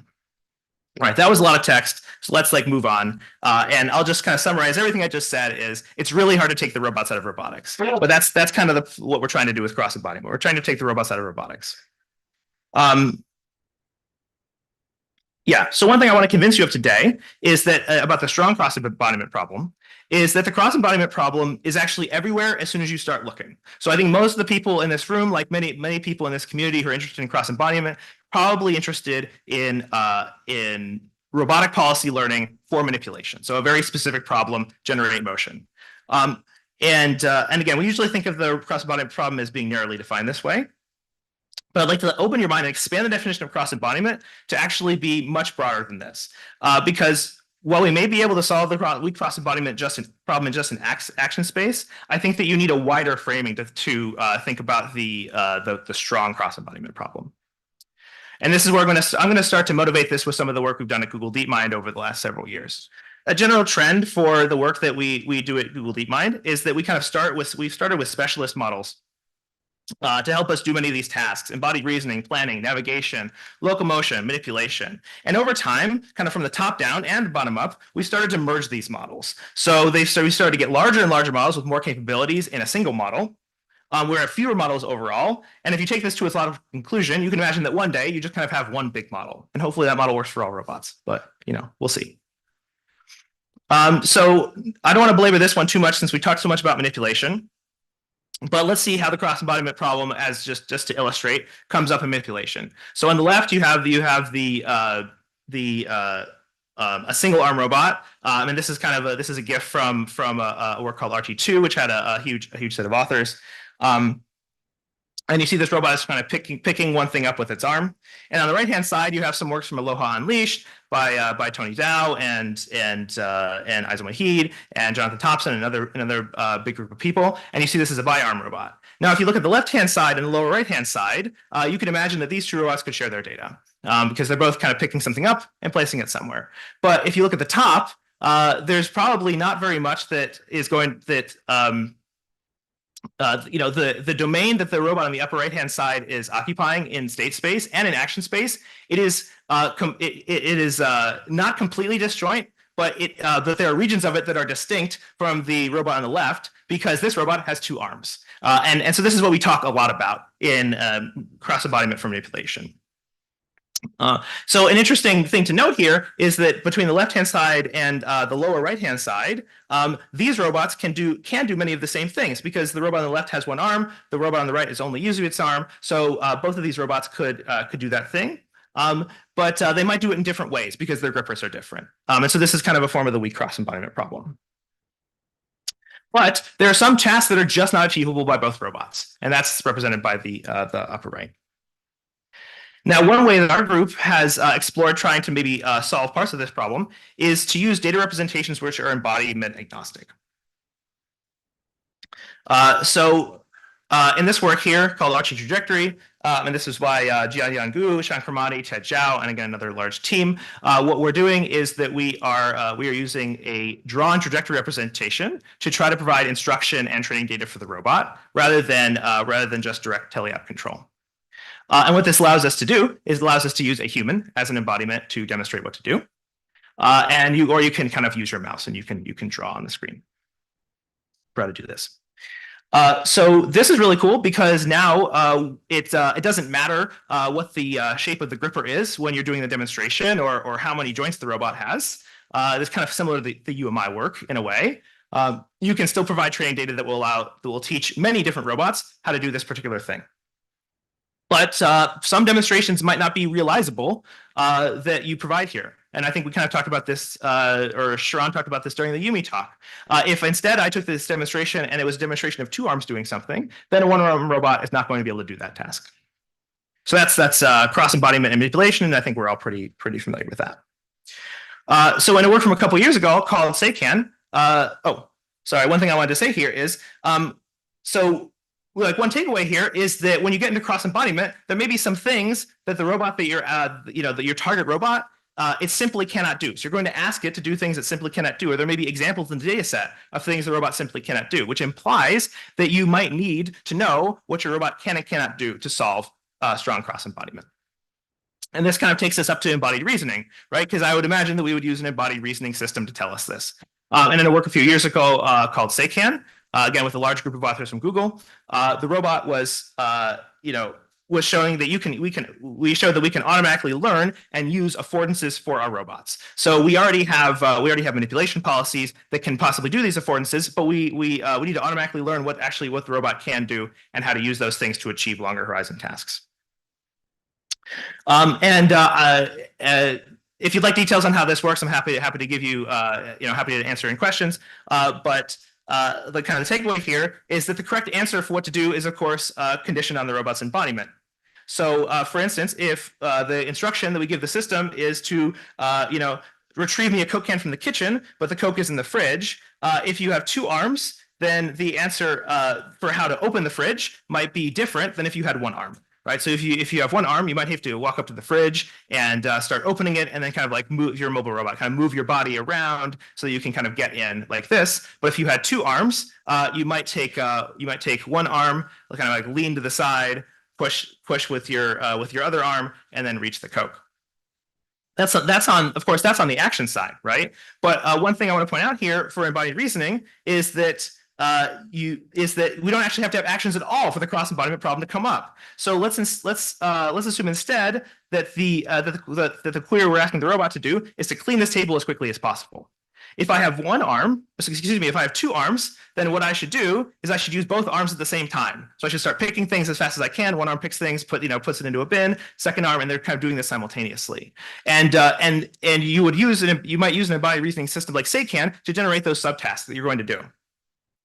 But if you have one arm, you can only do things one at a time. So this embodied reasoning system, which is completely agnostic of the actions the robot is doing, needs to produce a different output for a different embodiment. So there is a cross embodiment problem in embodied reasoning as well. So the instructions and the actions are different because the embodiments are different. We dive a little deeper and we think about like an even more general problem, which is like embodied visual question answering. So embodied VQA. So this comes from a robot kind of data set and evaluation paper led by Pierre Sermonet and Tianli Ding, and again, kind of a big group of people at Google. To go through a couple examples here to kind of show you where this comes up. On the top example here, we have this bowl on the right-hand side, and it is quite far from the objects on the left. So you probably need to be, if you have one arm, you might need to be a mobile robot to satisfy the query, which is to take everything from the left and move it on the left of the table and move it into that bowl on the right. But if you're a bi-arm robot, the instruction that the instructions your planning system should generate is probably something like this. The robot should stand in the middle of these two areas. It should pick up a fruit with one hand, hand it to the other hand, and you then use that other hand to put it on the right-hand side. So similar to the previous example I gave you, when you're planning, you might want different outputs for different embodiments. But there's also like an achievability problem, right? So in the second example, kind of the second row here, if we want to put the mugs in the cabinet, a bi-arm robot, yes, might do it differently than a single-arm robot, but actually, is it even possible? Is my gripper too large? Is my gripper too large to actually open that drawer, or is it too small? If I gave the VQA system a question like, can I open the mugs? Or sorry, excuse me, can I open the drawer and put the mugs in? Again, the correct answer to that question to the VQA system is a cross-embodiment answer. It needs to know about the robot's embodiment. And I think the bottom row is a great example of this. It asks, tidy up the chairs in the meeting table, and if the embodied VQA system does not know whether or not you are a mobile robot or not, it cannot give you the correct answer. If you are bolted to a table, there is no way you can achieve that task. So imagine you're using like a general VLM, like your GPT-4 or your Gemini for embodied VQA, and these are very general models that are very good at answering questions about the world. They're not going to work out of the box for robotics, unfortunately, because you still haven't quite taken the robots out of robotics yet. And again, it's because the correct answer depends on the embodiment. So this is I think another interesting feature of the cross embodiment problem. Now, cross-embodiment problems come up in navigation too. So this is a work called Mobility VLA. It was led by Louis Cheng and Zuo Zhu, and it shows how you can use a general VLA like a VLM like Gemini to create a robot navigation system that is in a very real sense embodiment agnostic. And what Louis and Zuo do is they give the robot a tour of the office. It kind of builds a semantic map of the office, and then it uses a VLM to be a semantic navigation system. So let's kind of show this overview here. So again, on the bottom, you give a demonstration tour video.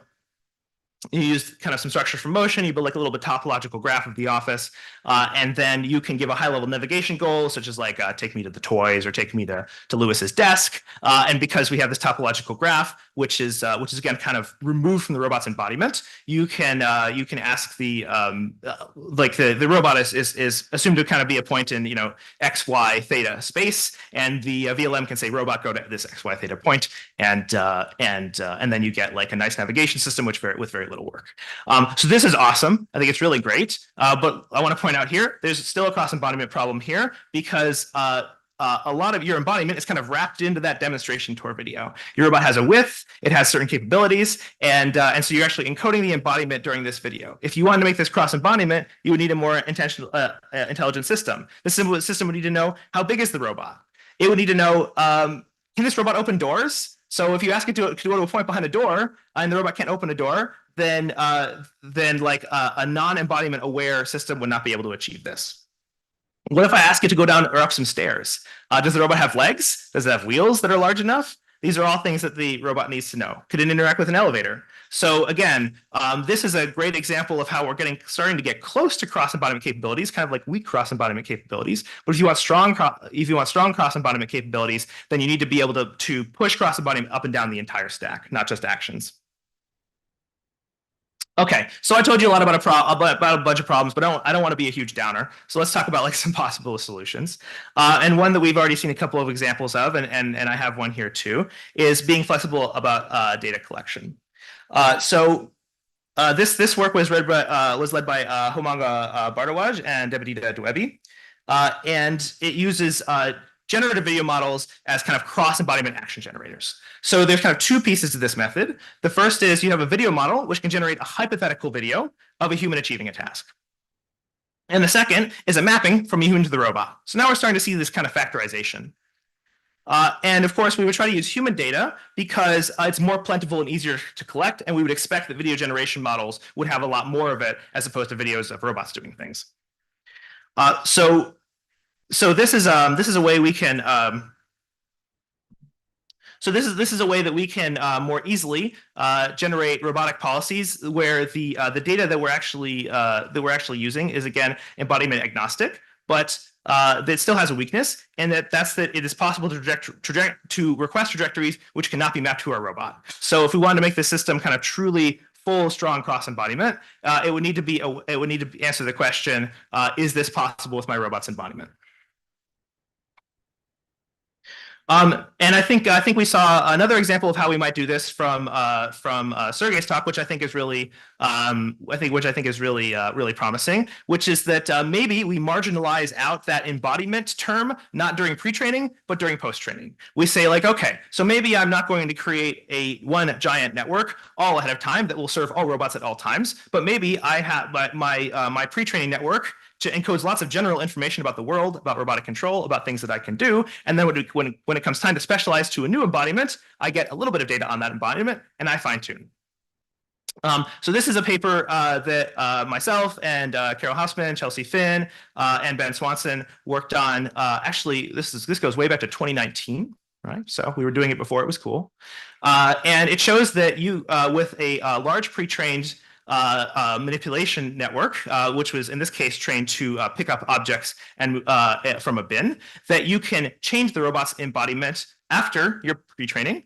You can collect a relatively small data set. I think in this case, we were able to do this with less than 100 trajectories.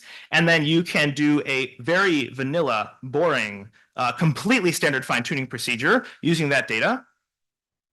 And you can end up with a network that adapts to this new embodiment. So in this case, the robot, I guess I didn't show you that before, but the robot started with its gripper where you expect it should be, which is right below that wrist. And that was during pre-training. And then when we changed the system, we kind of took that gripper and translated about 10 centimeters to the right from this training data. And so yeah, okay. So this is the diagram of how this worked. So your base data set was quite large, and then we had just a little bit of data in the new case. We do kind of a very again very vanilla fine tuning procedure to achieve a new network, and we have done a fairly weak but in 2019 actually cross embodiment post-training to adapt to a new embodiment. And you imagine that the larger and more general that left-hand side base data set and base model get, we would expect that, or we hope that, the less data and the more embodiments you can more easily adapt to on the right-hand side. And this is essentially the recipe that we use today for very large models like large language models and large vision models.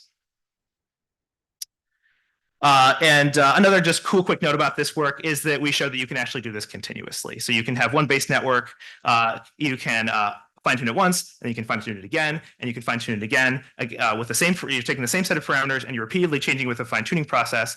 And why does this work? The hypothesis is this should work as long as you're not moving your parameters around too much during each fine tuning. So if the amount of difference in parameters that you're inducing with the fine tuning step is small enough, then you're not changing much about the base network. You're not destroying much information. So you should be able to continually fine tune this system. I'm not sure how practical it is, but I think it's a really cool note of a behavior that some of these systems can exhibit.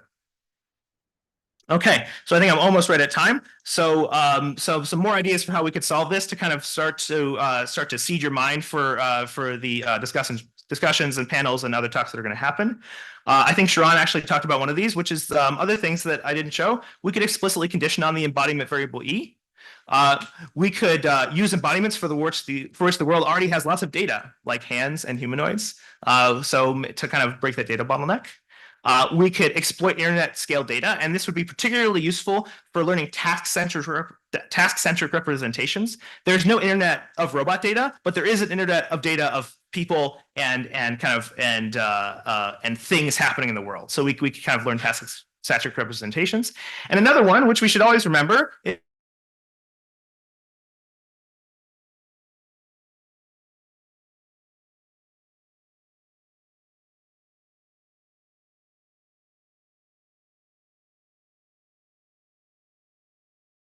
comments. I love comments too.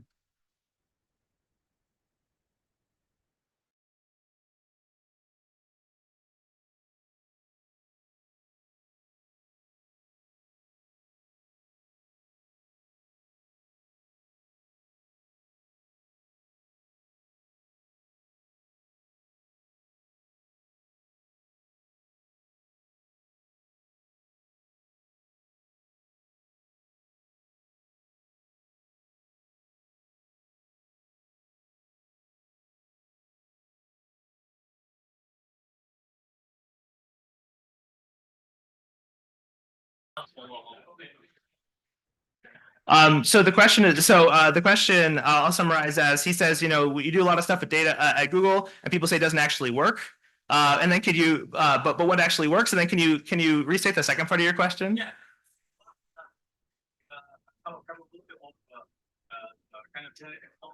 Okay, small amounts of data, yeah.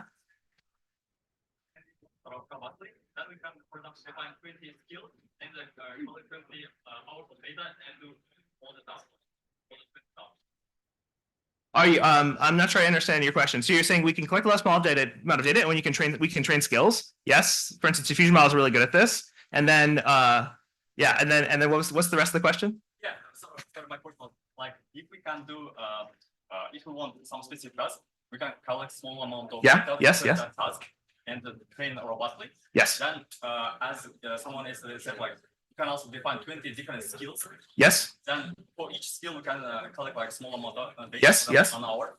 Then does it mean then we're done? Does that mean we're done? Yes. So this is kind of the TAMP view that we collect data. So we're really good at collecting single skills. And then so we just collect a bunch of those skills, one skill at a time, and then we sequence those skills together. Yeah, so I did a lot. I did a fair amount of work on this in my PhD, and also a little bit at Google. And my answer to this is maybe, kind of, but not really. And here's why it's difficult. So here's why you can't just collect we can't just necessarily collect a big bucket of skills and then sequence them together and say I'm done. So the one is that. How you collect those the data for those skills, it really matters, because if you're going to be sequencing those skills together, then you need the ending state distribution of one skill to be able to link up with the starting state distribution of the next skill. And it's actually very difficult to create your data collection process such that you can make sure those overlaps are induced. So that's one problem. The second problem we might see with trying to do this one skill at a time is that if you try to have individual skill networks, then you're giving up the potential to share your parameters between skills. And if we're going to have thousands or tens of thousands of skills, you're going to really want to share data and parameters between those skills. If you only train single skill networks, then you have to do the generalization problem over and over and over again for each of your skills. So it doesn't mean it will never work, but that's the trade-off between having one large network and a bunch of small skill networks. Thank you.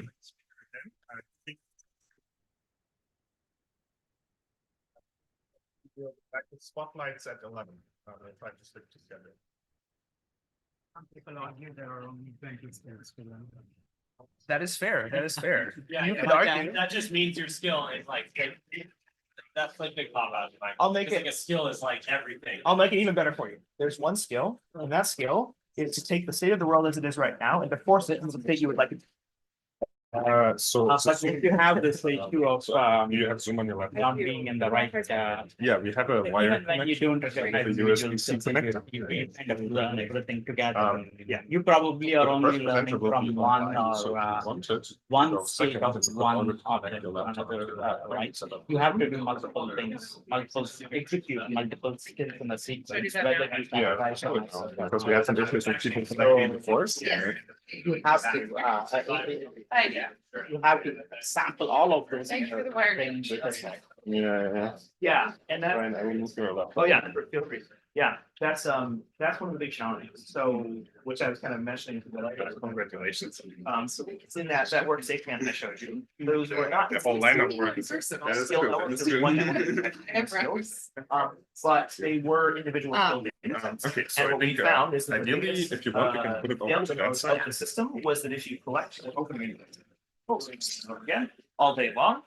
And then you say, and then you do collect from close to memory, and then you have a task that you compose into two things, open the drawer and pull the thing out of the drawer.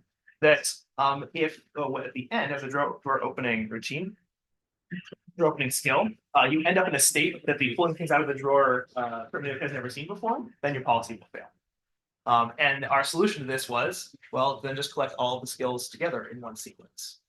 Collect them in long horizon, and then Also a little bit insulated against just connecting to. offline label Wired the division skills as opposed to collecting.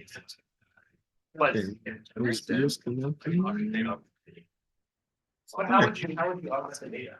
So I sent you a link. I guess we've Oh, I work guess I where they like give just real data. I think I may have sent it to your colleague.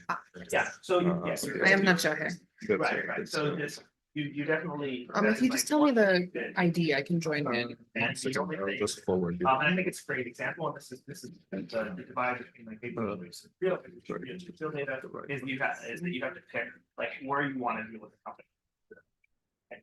You can try to do it with sim, or you can say, and that's basically the idea there is let me try to figure out what the combinatorial complexity I want to address is, model it in sim, and use doc data.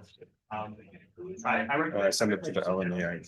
Try to write down like a single page instructions for someone creating some later. The rest. Okay. And then Yeah, yeah. there you The go. other side of the argument is, and this is kind of Sergey's side of the argument, is you don't actually care about all of those variations. You care about the ones that actually exist in the world.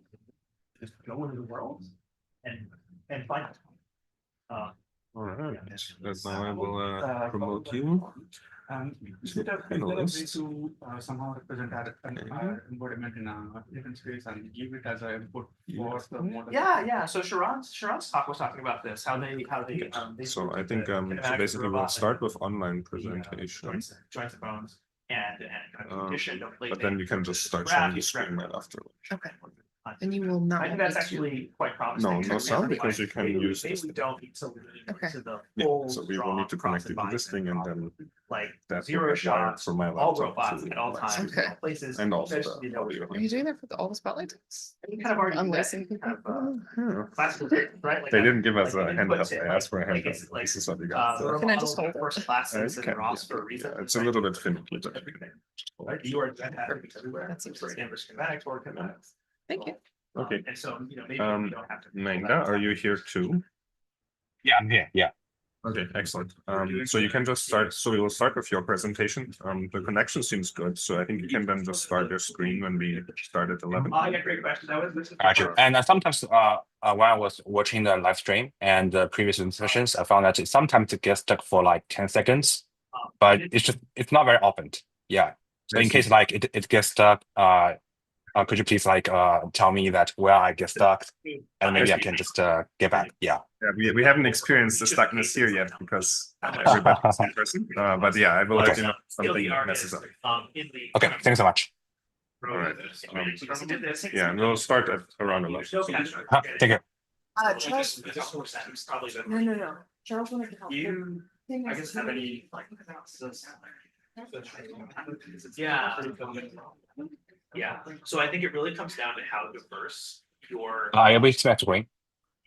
Yeah, we can see your screen. Okay, thank you. So our domain was drastic a bit. This was pretty early. Well, I guess pretty early now. Pretty early for our learning work. So we had probably observed almost every very low range, which means that what we did. I tuning can say that we were probably able, I tuning that did that, was probably able to kind of change the parameters that we have there, maybe a bias somewhere, right? To make that transition, right? So this. There's other work on the paper you can see that basically this network with visual circuit. It's mostly just paying attention. It's all I need to do is change its kind of visual representation for where how that visual representation is in action. And you can argue that all you need to do is not quite optimal for long choice. Because like you're kind of generating X, Y, Z points for the gripper to go to. And so there's just a new bias between like where the gripper appears in camera frame and where it needs to go. So whenever we try to but that like doing that in such a clean way is only possible if you're running well a very low framework which has a very rich data set. And also the actions decoding mechanism. Which is another argument. Sergey was getting about computation that has been happening. Diversity is so the combined capacity of the system and also the smallest part for the homes that the actions are both much larger. I mean, my belief is that simulated data but there is no substitute for grounding in the world. Because in every simulation, grounding in the real world is just how to do so there are cycles and the simulation. So there are some fun centric. So there's no substitute for you can't think about sims today, especially in kind of small variable data. Very good. As data augmentation. So if you speak, I think someone kind of mentioned this when we were talking before. If you already have this real data set and you want to kind of expand it by adding information to it, because it's very but I'm pretty bearish on the idea that you think everything on the choices do then again the same zero choice. So I think if you don't try to do other robot data from your data set, then you'll not retain the ability to control all the other robots when you find specific environment. This is potentially also a function of the fact that the model is so very small. So if you look at the paper, I think they have some experiments where they show how they work by taking the strongest language model capabilities. But I think that they showed that when they made the model large enough. Yeah, I think that's actually really good insight because what you're doing is you're adding like navigation, motion, visualization, kind of body reasoning, right? But you could add a layer on top of that. So much capacity. Right, and kind of solution I think you're doing is like drive solutions. Like if there are things you can't do, maybe you can borrow from maybe that body size program. Maybe that body is a. So right now, if you have your model, all right, yeah. Thank you. Yes, good talk. Thank you guys. Okay. So the way this would work is that so I think you'll do your presentations for you have Zoom on this platform? Yes. Okay. I sent you a link. Did you get it? Yeah. Right. So probably this will not work very well because the Wi-Fi is very bad. Okay, let me so mode cues. 1 second.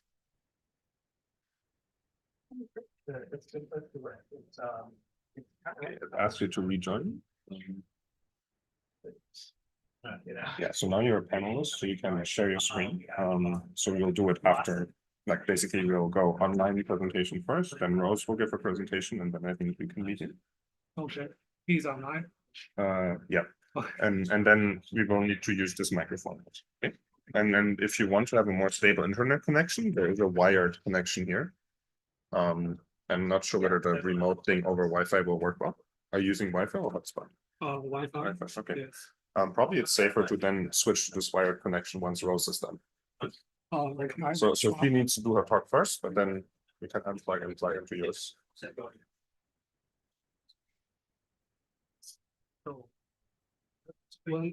What time begin? So we will start at, well, I guess soon. Let's give people 5 minutes to file back in. And then yeah, then we'll start probably online and then we'll see. Okay. Sorry, what is your name? You know this one? Yes.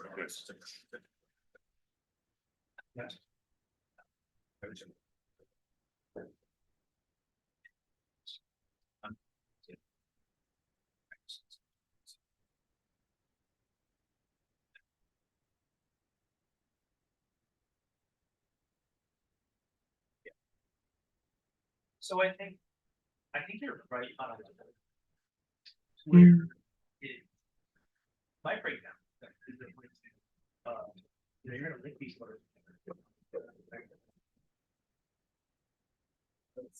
That's the shape. Unless you're talking, unless you're actually talking that shape, what that shape happen. Yeah. So that's length shape on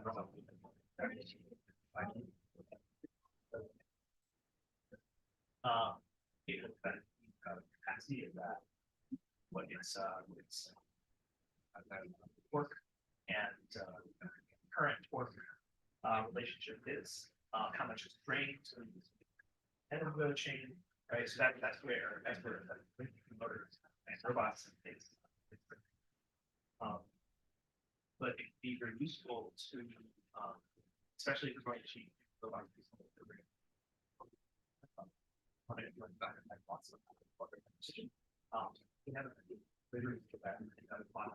Not just ID logs between different links on the robot, on the active they set all the way down to not they can't just do ID. Linked together, saying I can order so you know this you're about to hang that on later. I was just thinking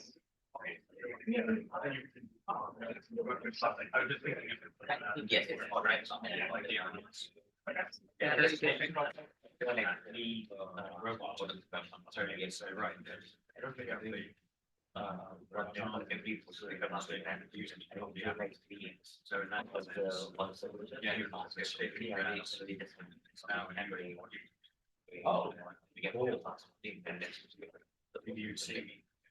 The other thing you can say, right, this motor, side side.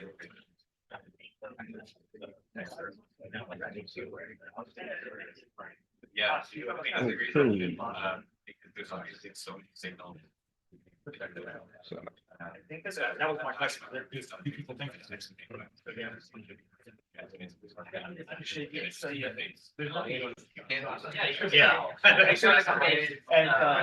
And actually really early, like 20. Yeah.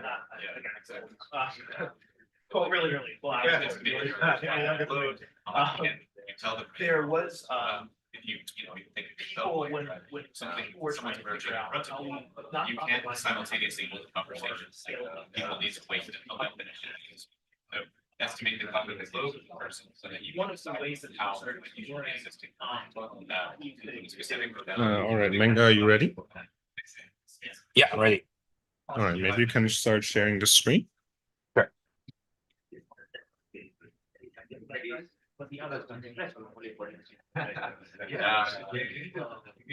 All right, everyone. Let's continue with the workshop program. We will have spotlights next. We'll have 3 exciting works. We had many submissions to this workshop. We chose only 3 of them for a spotlight presentation, but I think all 3 of them are excellent papers. We will start with a presentation by Mengda Xu, who will tell us about using flow as a cross-embodied representations for actions. Take it away. Thank you. Yeah. Hello, everyone. My name is Mengda, and I'm a PhD student advised by Shuran. I'm grateful for this opportunity to present our work at this workshop. I'm unable to join in person due to visa constraint. But I'm glad to be able to connect with all of you virtually. Special thanks to Carl for making this possible. So today I'm going to present our most recent work, Aim to Flow to Act, which use object flow as an interface to connect cross-domain data. So in this work, we ask the question, can we connect cross-domain data via object flow to build a scalable real-world manipulation system? So on one hand, we have cross-embodiment data, which can be easily collected by human and is widely available. However, there's no robot action available. And also due to large embodiment gap, it is challenging to transfer human hand actions to robot actions. On the other hand, we have cross-environment data, which can be think of like a special case of the cross-embodiment data as a simulation. However, there's a large visual gap between simulation and the real world. Further, in many sim to real work, it requires careful task-specific simulation environment building. But what can we learn from cross-domain data? In cross-embodiment data, we do have rich task information. To explore this, we develop a flow generation network focused solely on extracting object flow from cross-embodiment videos. For cross-environment data, it contains rich robot actions. As object flow captures motion dynamics, changes in object pose, articulation, and deformation, which is consistent across both simulation and the real world, providing an ideal interface for policy learning.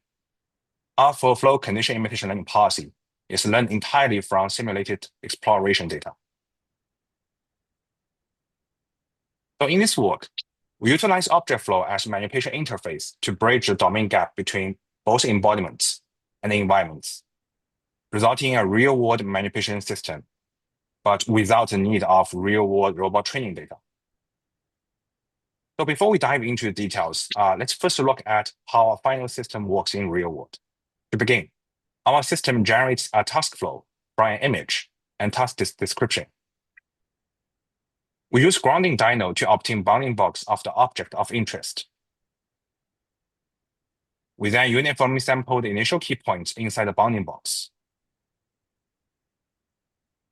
We leverage existing video generation model to generate task flow.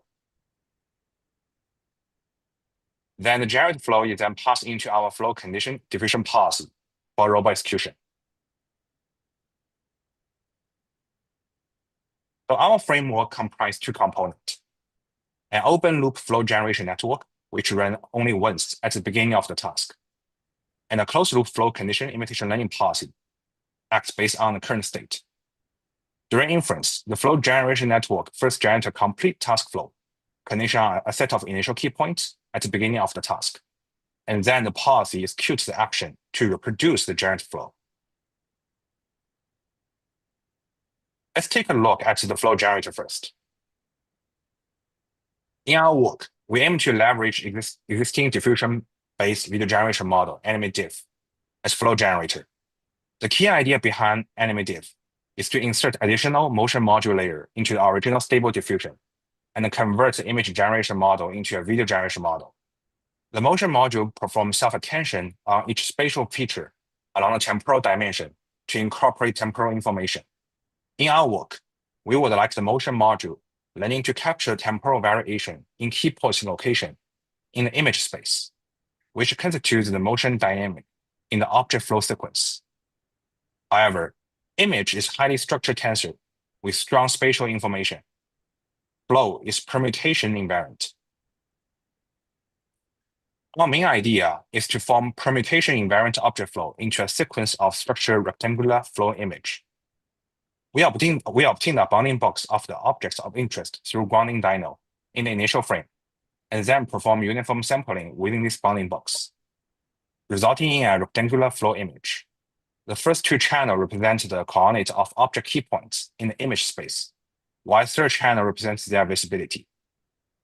However, generating object flow at high resolution introduces significant computation complexity. In this work, we explore the idea of using autoencoder from stable diffusion to encode the flow into latent space first, before passing into the AnimeDiff, which are downsampled by a factor of 8 compared to the original import flow spatial dimension. The generated flow is post-processed by motion filter to remove static points, we also use SAM to keep only the key points on objects. To train a flow generation network, we use in-domain human demonstration, which is easy to collect and contains rich task knowledge. But why we choose to generate a complete task flow instead of immediate next step flows?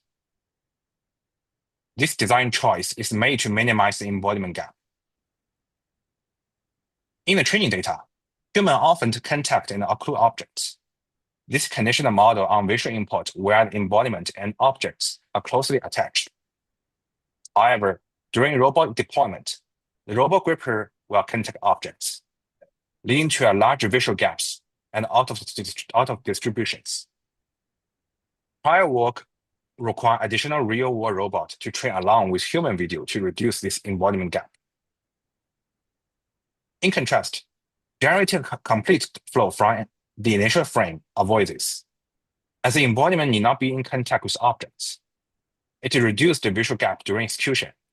It is true that unseen embodiment is still in the visual observation during inference. However, as our model uses object bounding box to sample initial key points, therefore, the model more focused on the object inside the bounding box and robust to the unseen embodiment. This design choice enables our model completely learn from human video. To enable robot to execute as a generative flow, we train a closed-loop manipulation policy. Our imitation learning policy takes the generated task flow as input. The task flow, again, is only generated once at the beginning of the task. During manipulation, the current state representation is formed by key point location at current frame, obtained through online point tracking. Those key points are post-processed by a transformer-based state encoder to form a state representation vector. During inference, the policy should locate the current task progress and be conditional on the remaining task flow, rather than a complete task flow, to predict precise action. Therefore, we need to align the current state with generated task flow. We train an alignment module to predict the latent representation of the remaining flow. Through experiments, we found it is quite important to do this in alignment to ensure robot can have smooth and accurate execution. With object flow as interface, the state representation is formed by key points, and the task abstraction is encapsulated in the task flow. This allows us to train a policy entirely from simulated exploration data.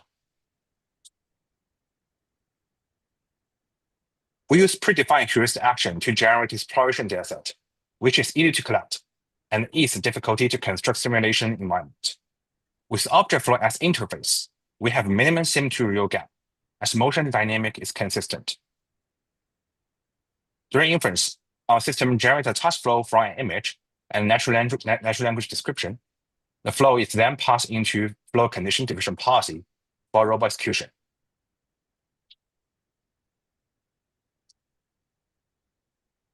M2 flow to act learns diverse manipulation skills from cross-domain data, creating a scalable and efficient real-world multitask system. It is a data-efficient framework, as it acquires all manipulation skills from simulation exploration data and task information from cross-embodiment human video. It is a real-world manipulation system, but without the need of real-world robot training data. We have released our code and dataset. Please check it out. Yeah, thank you. That's all my presentation today. Thanks a lot for the presentation. Do we have any questions for Menga? Oh yeah, Panak has a question. The question, like, how does it work if the viewpoints are very different from the human video's view when you're collected and the robot's actual view?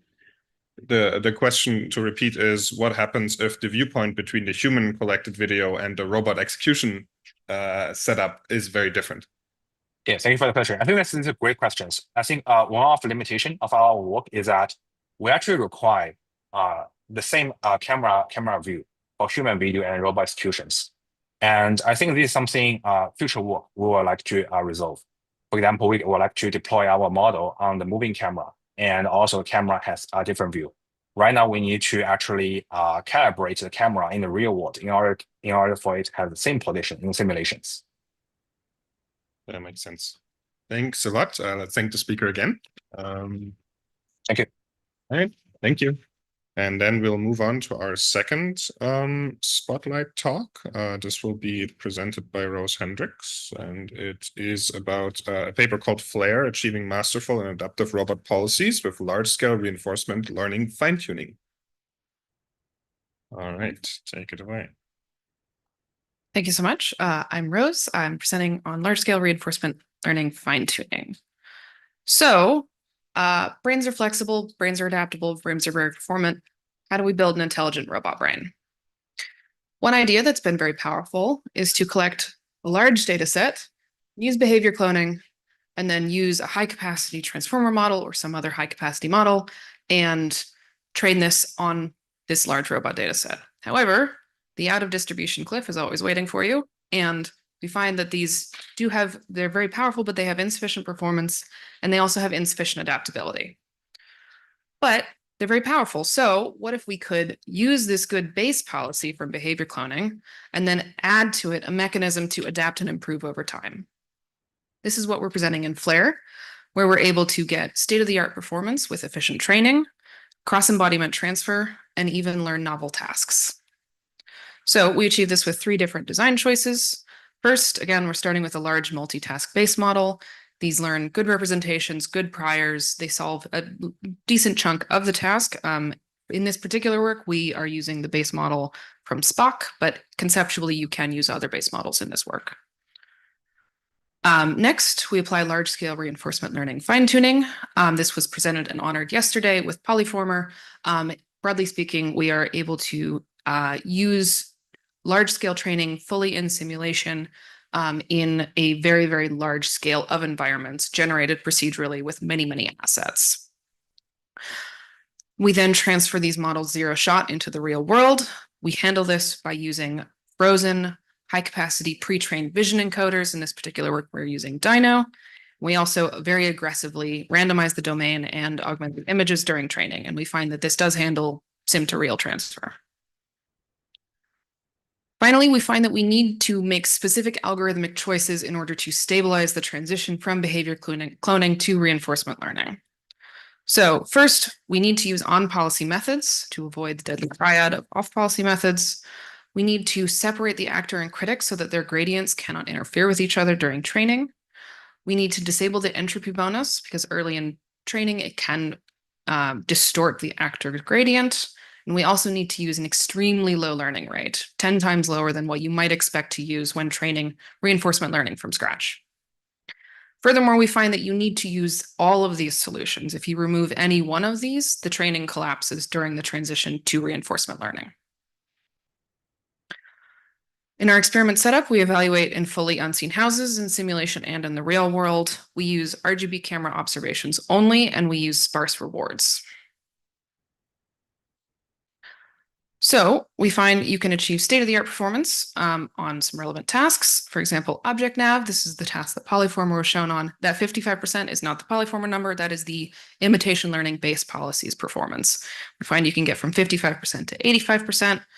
This is in our robot apartment. This is a fully unseen environment. It's very, very different from the environments we have in simulation. It is able to explore the entire environment. The agent observations are in the lower right. That's all it is using for its policy and is able to explore and find the bed. It does have to say done. It is not an Oracle task completion.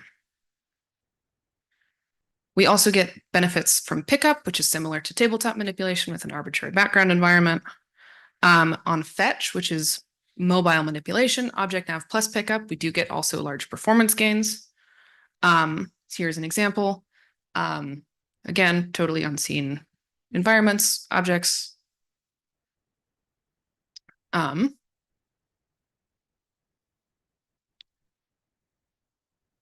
as well as long horizon exploration tasks, which have a significant memory burden, it is also able to improve significantly on those. So that's great, but we find that we can also master totally new capabilities and even transfer embodiments.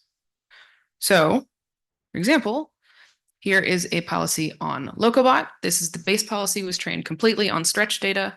It is using it doesn't have an arm. It has an active camera where this stretch does not. And so we use some of the arm actions and map them to the camera actions. And this works out with sparse rewards. Kind of surprised us. We are able to get new kinds of reasoning. So for object navigation, it is only trained on instance of type during behavior cloning, whereas find a bed, here now we're saying we need you to find a specific chair that has a specific relationship to other objects in the environment. It's looking for the chair closest to the refrigerator in the kitchen. That is the actual natural language specification for this task. And it sees other chairs, ignores them, keeps exploring until it finds the kitchen, and then it finds the correct chair in the kitchen.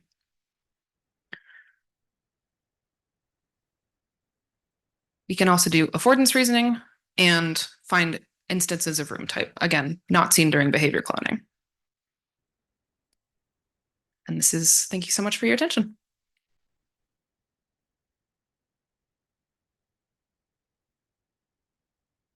Quick, like, detail question.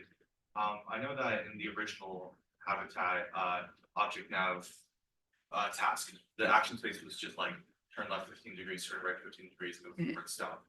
Are you doing RL over the same action space here? Yeah, just to repeat the question, it was about the action space. The action space for this work is discretized similarly. So it is a discrete vector of length 20. Yeah. Just switch laptops. I think there's another question. Oh, is there another question? Oh, yeah. Oh, yes, please. Yeah, so do you think there is something like inherently different about how we should train manipulation and navigation models? It's like this is trained completely in simulations, it can work pretty nicely in the real world, whereas for the manipulation tasks, it's not the case for now. I think I agree with that. It is an open question. This works really well for visual transfer. We have figured out sort of how to make visual transfer for simulation training at scale work. We have got strong performance benefits with the just grasping manipulation policy with fetch, but simulation is all about trade-offs, and the simulator that we are using, it enables massive scale, but it doesn't do physics very well. And so you would need to have a different simulator, and we haven't done that work yet, but we're really excited to try it. Thank you. Excellent. Let's thank those again.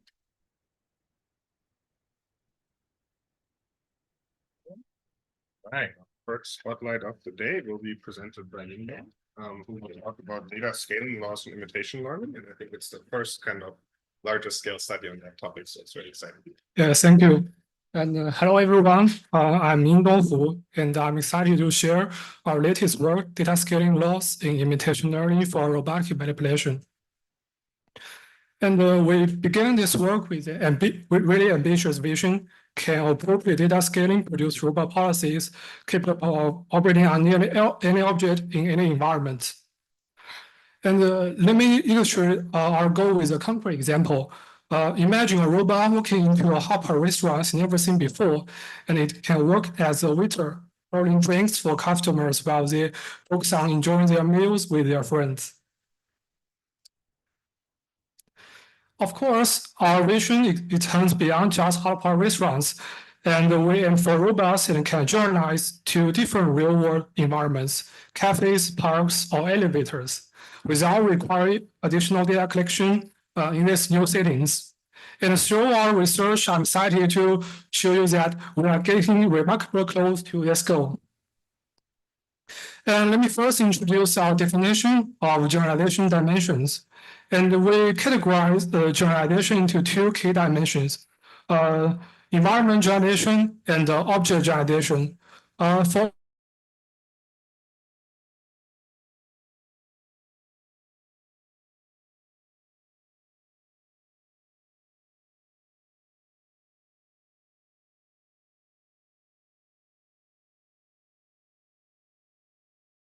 can generalize to new objects within the same category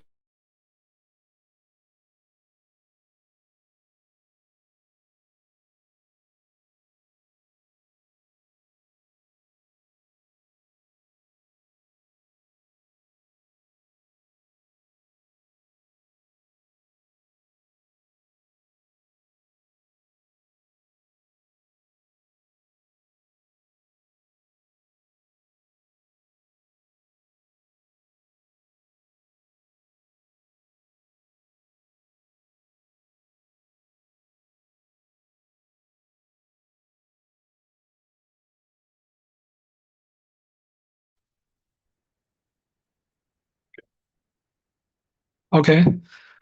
Our research has two primary objectives. First, to explore how policies generation capability scale with the number of environments, objects, and demonstrations. And second, to develop efficient data collection strategies that achieve the desired level of generalization. So to achieve this, we present a comprehensive empirical study on data scaling in imitation learning. And we discovered that existing robotic manipulation dataset didn't provide sufficient environment and objects for a single task.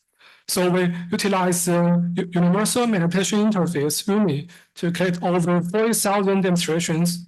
For each task, we collect demonstrations across many in the wild environments and objects. And to ensure rigorous results, we conduct more than 50,000 real-world evaluation rollouts. And our approach employs diffusion policy as our policy learning method. In process robot observation through Dino V2 visual encoder and to obtain visual representations, and then predict future gripper movements using an action diffusion model. And let me introduce the task and evaluation metrics in our study. We began by focusing on two tasks as case studies. First, pure water and the mouse arrangement. We analyzed how policy generation changing with the number of environments, objects, and demonstrations, and established the data scaling law. And based on these laws, we developed an efficient data collection strategy, which we then validate on two new tasks, photo tiles and the unplugged charger. And our primary evaluation metric use tester assigned scores, which give us a much better picture than just looking at success or failure.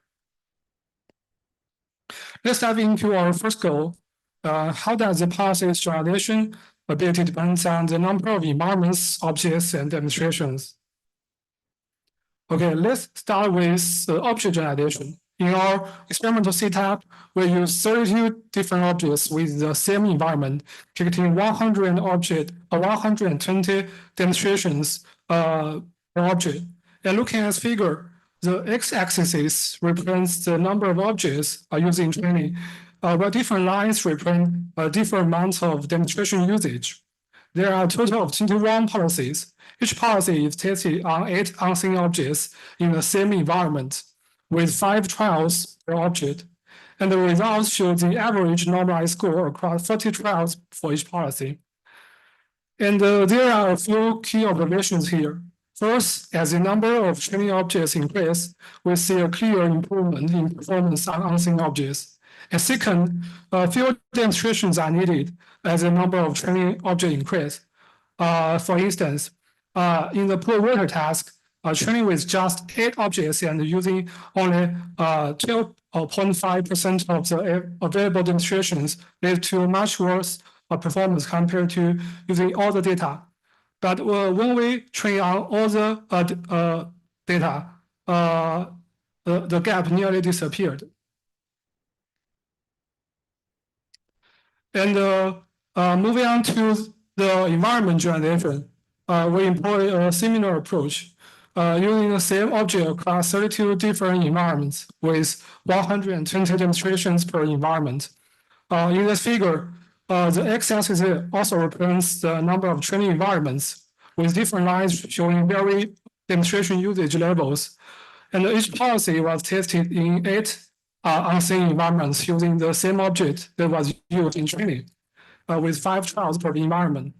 The results reveal a few important patterns. First, as we increase the number of training environments, we see a clear improvement in the policy's ability to generalize to unseen environments. And second, while increase the fraction of demonstrations in each environment initially boosts performance, but the effect quickly plateaus. Notice how the lines for 50% and 100% demonstration usage overlap. Similar experiments were conducted for generalization across both environments and objects, but I'll skip the details here for brevity, and you can find the complete results in our paper.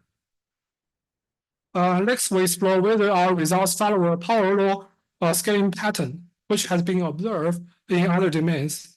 A power law relationship between variables y and x follows this form. In our context, y represents the optimality gap, how far the performance is from the maximum score, expressed as 1 minus the normalized score. And when plotting these relationships, we discovered that policies generalization, whether for objects, environments, or both, indeed follows the power law relationship with respect to the number of training instances. However, interestingly, when we fix the number of environments and objects, we find no clear power law relationship between the number of demonstrations and the policy's generalization performance. This distinction will become clear as we proceed with our discussion. And our second goal is to propose an efficient data collection strategy guided by the data scaling law. We want to determine for a given manipulation task how we can optimally select the number of environments, objects, and demonstrations to achieve strong generalization capability. So first, let's consider how to set the number of environments and objects. In practical data collection, collecting multiple objects per environment may improve performance and thus be a more efficient method. So to explore this possibility, we experiment by collecting demonstration of multiple objects in each environment. As shown in the figure, when the number of environments is small, collecting multiple objects per environment boosts performance. However, as we increase the number of environments to around 16, this performance advantage disappears. So based on these experimental results, we recommend collecting data in as many diverse environments as possible, but we can only with only one unique object in each environment is enough. And let's look at how to set the number of demonstrations. We first analyze our most intensive data set containing over 6,400 demonstrations. The results plotted in the left figure shows that performance plateaus are around 800 demonstrations for both tasks. And then we examine our recommended setting of approach of creating environment object pairs. The data reveals that for 8, 16, and 62 pairs, the performance plateau at around 400, 800, and 1,600 demonstrations. So based on these findings, we recommend collecting 50 demonstrations per environment object pairs for tasks of similar complexity to ours. And to validate our data collection strategy, okay, we apply two new tasks, both house and unpacked charger. Following our recommendations, we collect data from 32 environment object pairs and with 50 demonstrations per pair. The results were remarkable. Our policies achieved around 60 success rate across all 4 tasks, including both original case studies and the new tasks. But what's particularly exciting is that achieving this level of generation for the task required just 1 afternoon of the data collection with 4 data collectors. And this demonstrates that training a single task policy capable of zero-shot development to new environment objects is both practical and efficient. Finally, I should mention that we also intend our experiment to investigate scaling on the model side. But due to time constraint, I'll skip this part. And this scaling is exciting and ongoing development in robotics. And we are making our code model and data public available to everyone. We encourage everyone to explore this direction. Thank you for your attention. I have a quick question from the audience.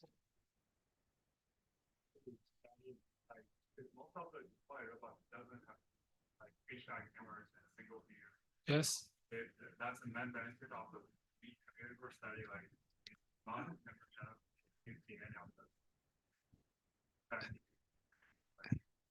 yeah, we haven't tried camera and like just plain camera. We just use facial camera in UMI, and we want to explore future.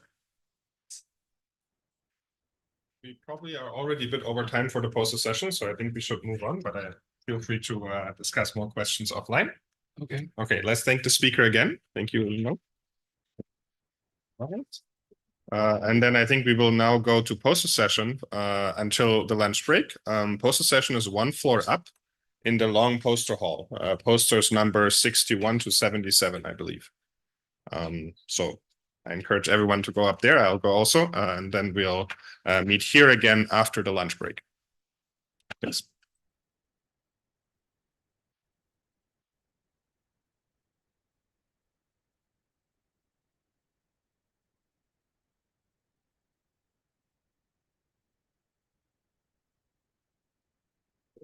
So that's so in the new adaptation, new adaptation, there's the RNA very few samples compared to the original embodiment, or it takes the same number of samples for RNA.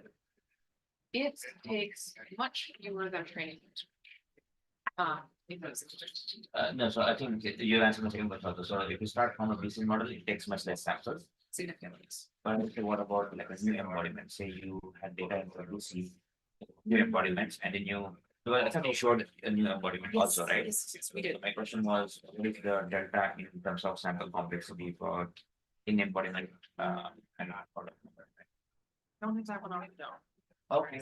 Okay. I believe it was all in the same range because we wanted to try and keep the variables that we're reporting on. Got it. But I don't have a solid answer for you. I- I'm so sorry. Okay, no worries. So yeah, also a question like that. Do you feel anytime like the sim to real give you a problem? Because the normal users probably one of the first things where I see like good sim to real story even for manipulation and stuff like that, right? Do you think it is specific to the kind of text robot or those anything like if you change to some other paper or something that is break? Where do you find where the boundaries of this kind of material? Yes. So our simulator doesn't support like true real. So in sim, that is the big sort of sim to real difference. I see. In simulation, we are using kinetic grasping. So the policy has to get very, very close to the object. Purpose. I think that But- pickup is Yes. separately trained. In simulation, it's just if it's close enough, it happens automatically. Yeah, right, but in real. In real, because it's so close, because the structure. Okay. We then Hey, Kushal, I reached your email. Yeah, I'm 30 PhD at Cornell. I just wanted to introduce myself. Got it. Nice to meet you. Yeah, nice to meet you too. I'm a little bit busy right now because I think I need to go to the poster session. Make sure it runs fine. Go. Maybe we So can. that will work as long as the first person who wants the robot has a pickup points. Okay. Awesome. So I'm just kind of curious, like with these results, why aren't more people pursuing sim to real? Like this seems like a promising way to cut through the thing. So are there other issues that you felt other than this, like in this sort? With sim to real, with the visual sim to real, we find that if you make a strong commitment to, for example, recurring visual reason, Okay. that's a lot. You do have to be a little bit obsessive about really aggressively augmenting. Randomizing and Yeah, and you need to have really substantial scale, and this is supported specifically by Octor and Optimist, which are really big customers will be able to do the things. And I don't know that other kinds of procedural like environment generation. Okay, and that is really wild. But at AIT, we are extremely big believers in line with it. of course. Yeah. So we're just trying to see how far we can push this. Sounds good. Good to know. Thank you. All right. Next. Yeah. Yes, did you have like renters? Don't worry, you got that. So Kiana was also supposed to come for this one, right? Did she not make it? Issues. Man. She's gonna present Yeah. remotely. I think she also panelist on Octo, but I think- Yes. yeah, She has a keynote. You're gonna hear about Flare again. Oh, okay. Awesome. Hopefully, a shorter. But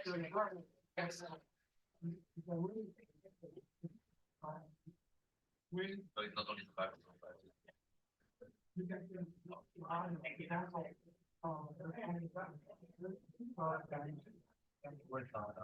Singulated object, right? Kind of. If I put like a lot of objects into a basket and ask you, okay, can you spread that?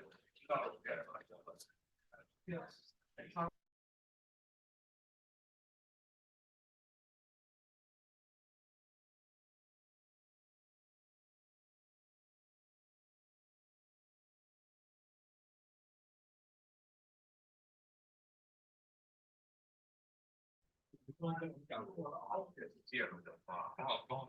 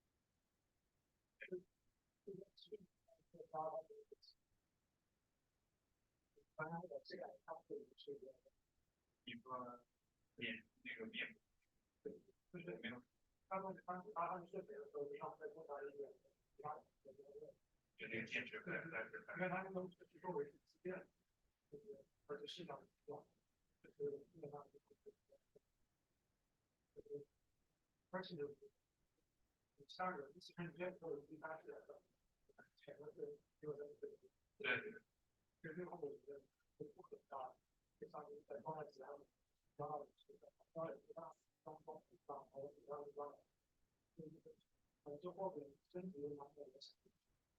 头上再加一个，现在头上加一个，我给它拼成工程的，这个会是一个比较也是一个比较大，而且你开了多少年，你就没有看。对，就现在这套系统都没有看。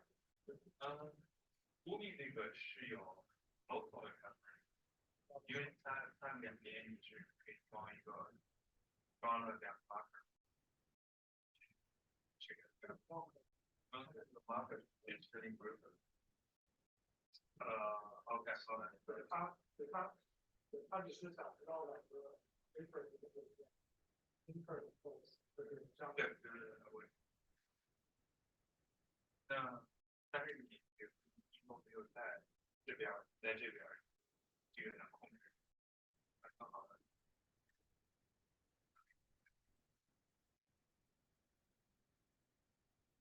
对，就而且就是你觉得，就是你的 ego view 其实角度不一样。现在其实刚刚也看到，刚刚其实不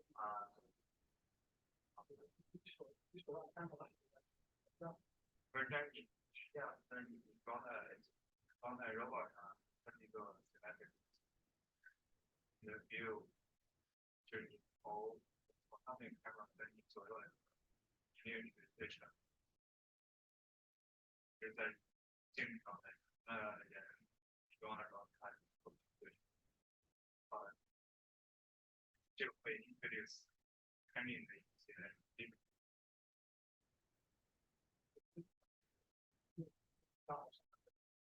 就是你多人到做了软软那个。对，做这种正常的其实不过在收集的时候太强调这个，但你会他那时候说我用偏左因为其实你现在这个优点内容把这个三个多的我还记得做它的它其实我是跟你刚才跟你进讲这个，为什么自己在这个达到这样的达不到这个是有点对这个方案或者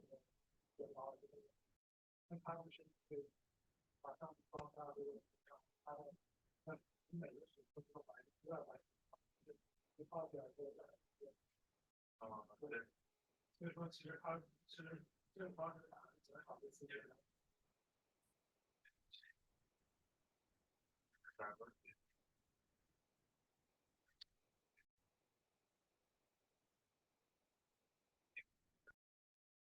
那么它反面反过后面。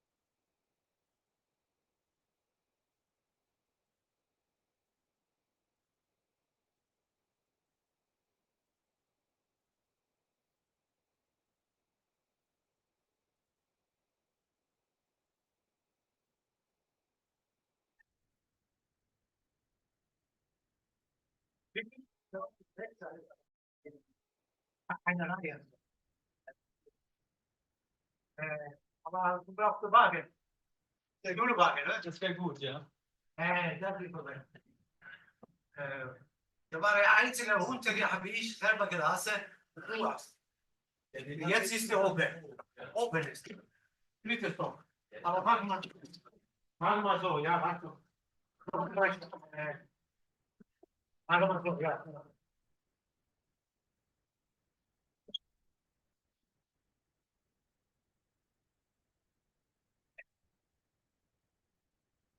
So, ich denke, die letzte Liga.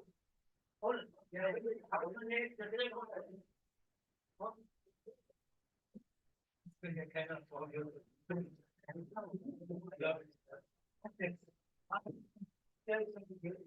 Okay, aber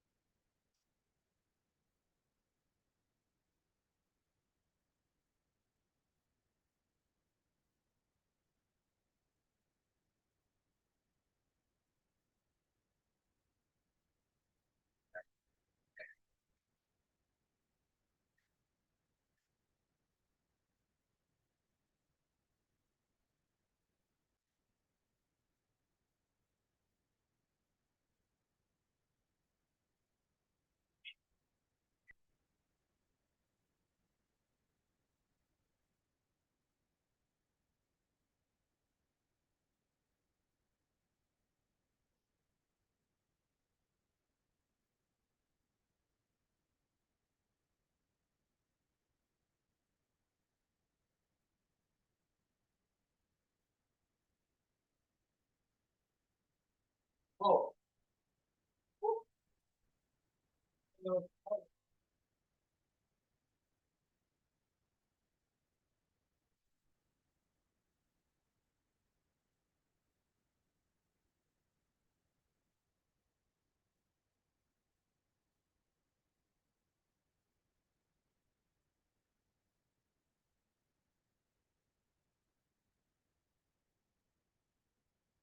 Ich mache es gut. Alles gut. Du machst. Nein, kann ich. Ich weiß schon. Also ich mache keinen. Später, wir reden. Warte mal schauen.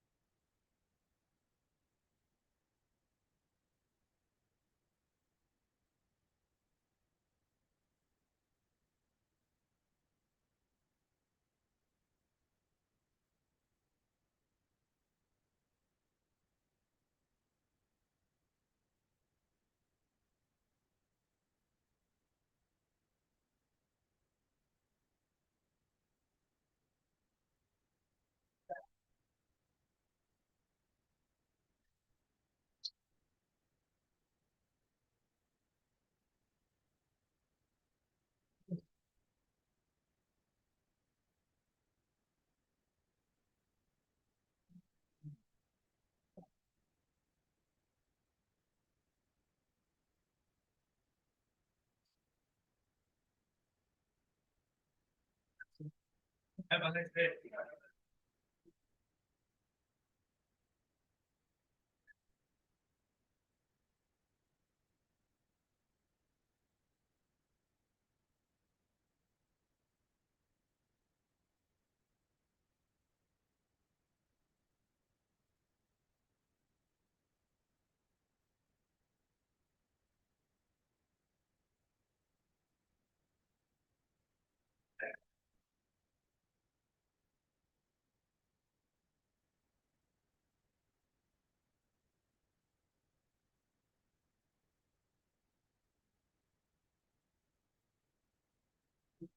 Can you hear me?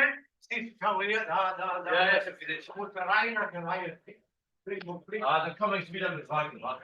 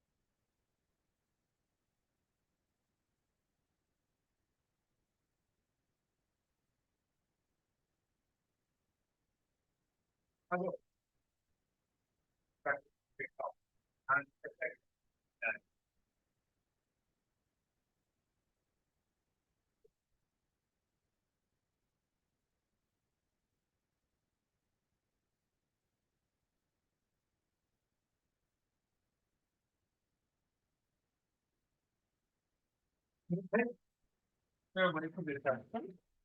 What? Is there a way to take it apart?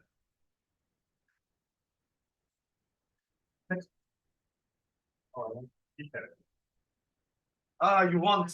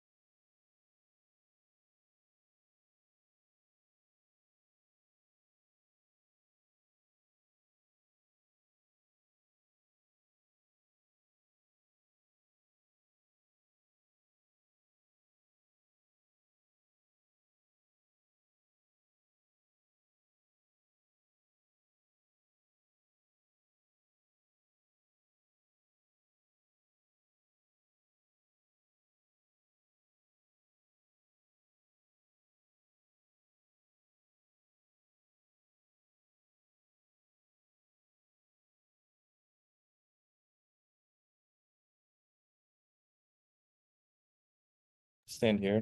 All right. Or like and then- doesn't matter, somewhere around. And then this is the mic.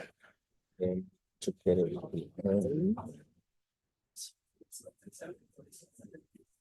Let me screen back to Kiana, make sure it works. Oh yeah, you need to share the screen. I think you're not yet sharing. How?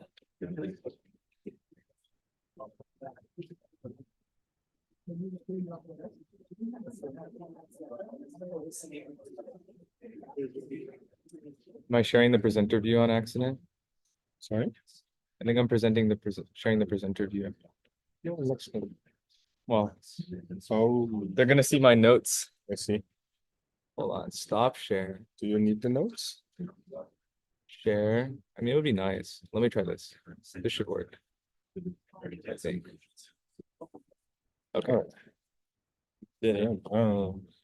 See. This is so complicated, man. It is, man. All right. I'll give it to you. Oh, yeah, you can already set it up. Is it unmuted?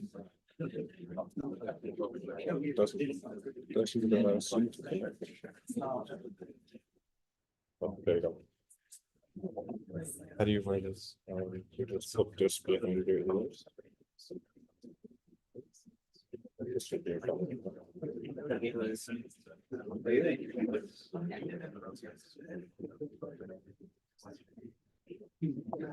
Never done this. This one will actually have like a technical material. Whereas mine is like simplification. I'm trying to match gender stuff, but I'm not gender, so that's the problem. Did you see the gender stuff? Yes. About the goddamn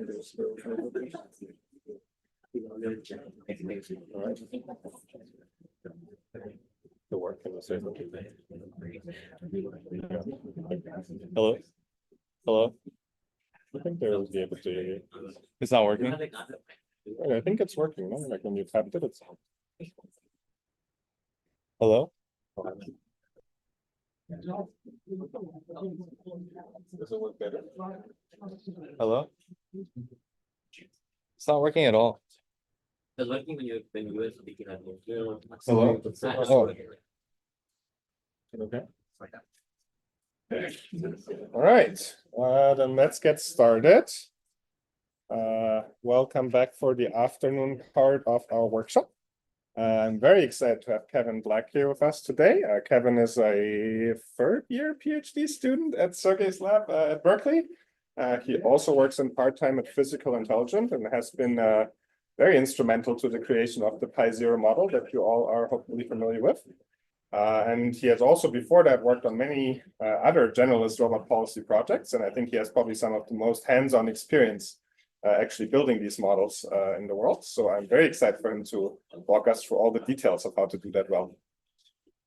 Yeah, thanks. Oh, it's up working again. Is it like when you Hello? You can also try the other. You know what's going on. Now it's working? Is it? Hello? It seems to be on and off. I think this one will work. There's no way that sounds nice. It's like an alien device. How does it go?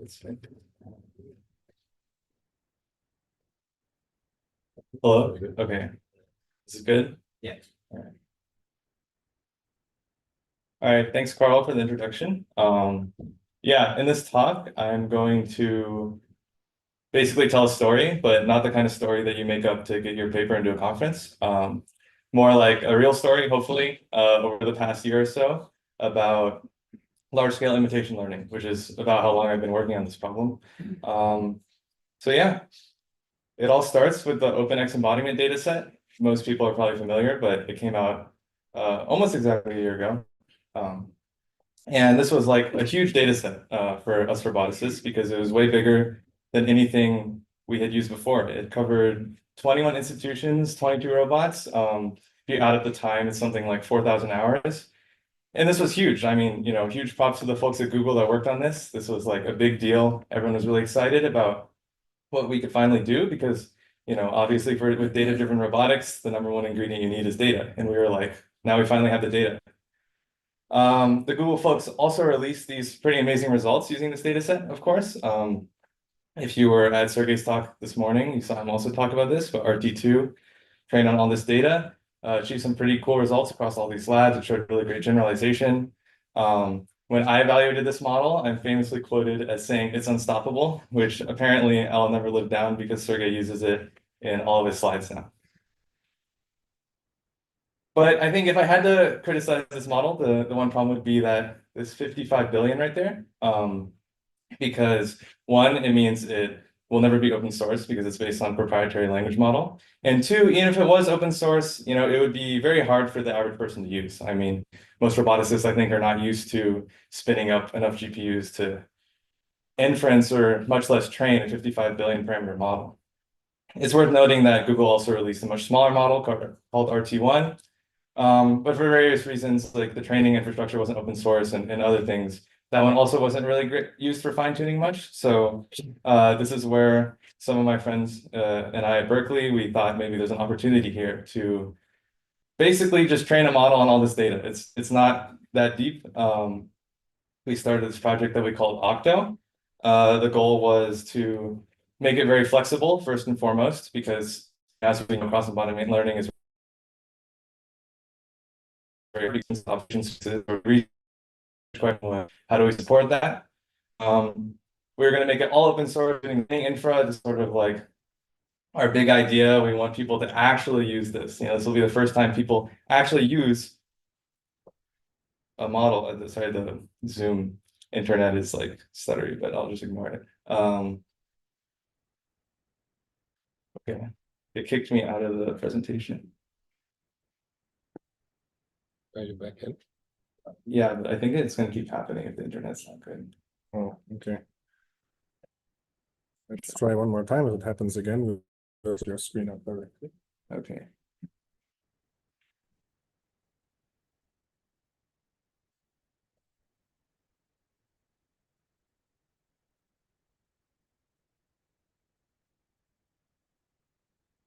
Sorry, technical difficulties.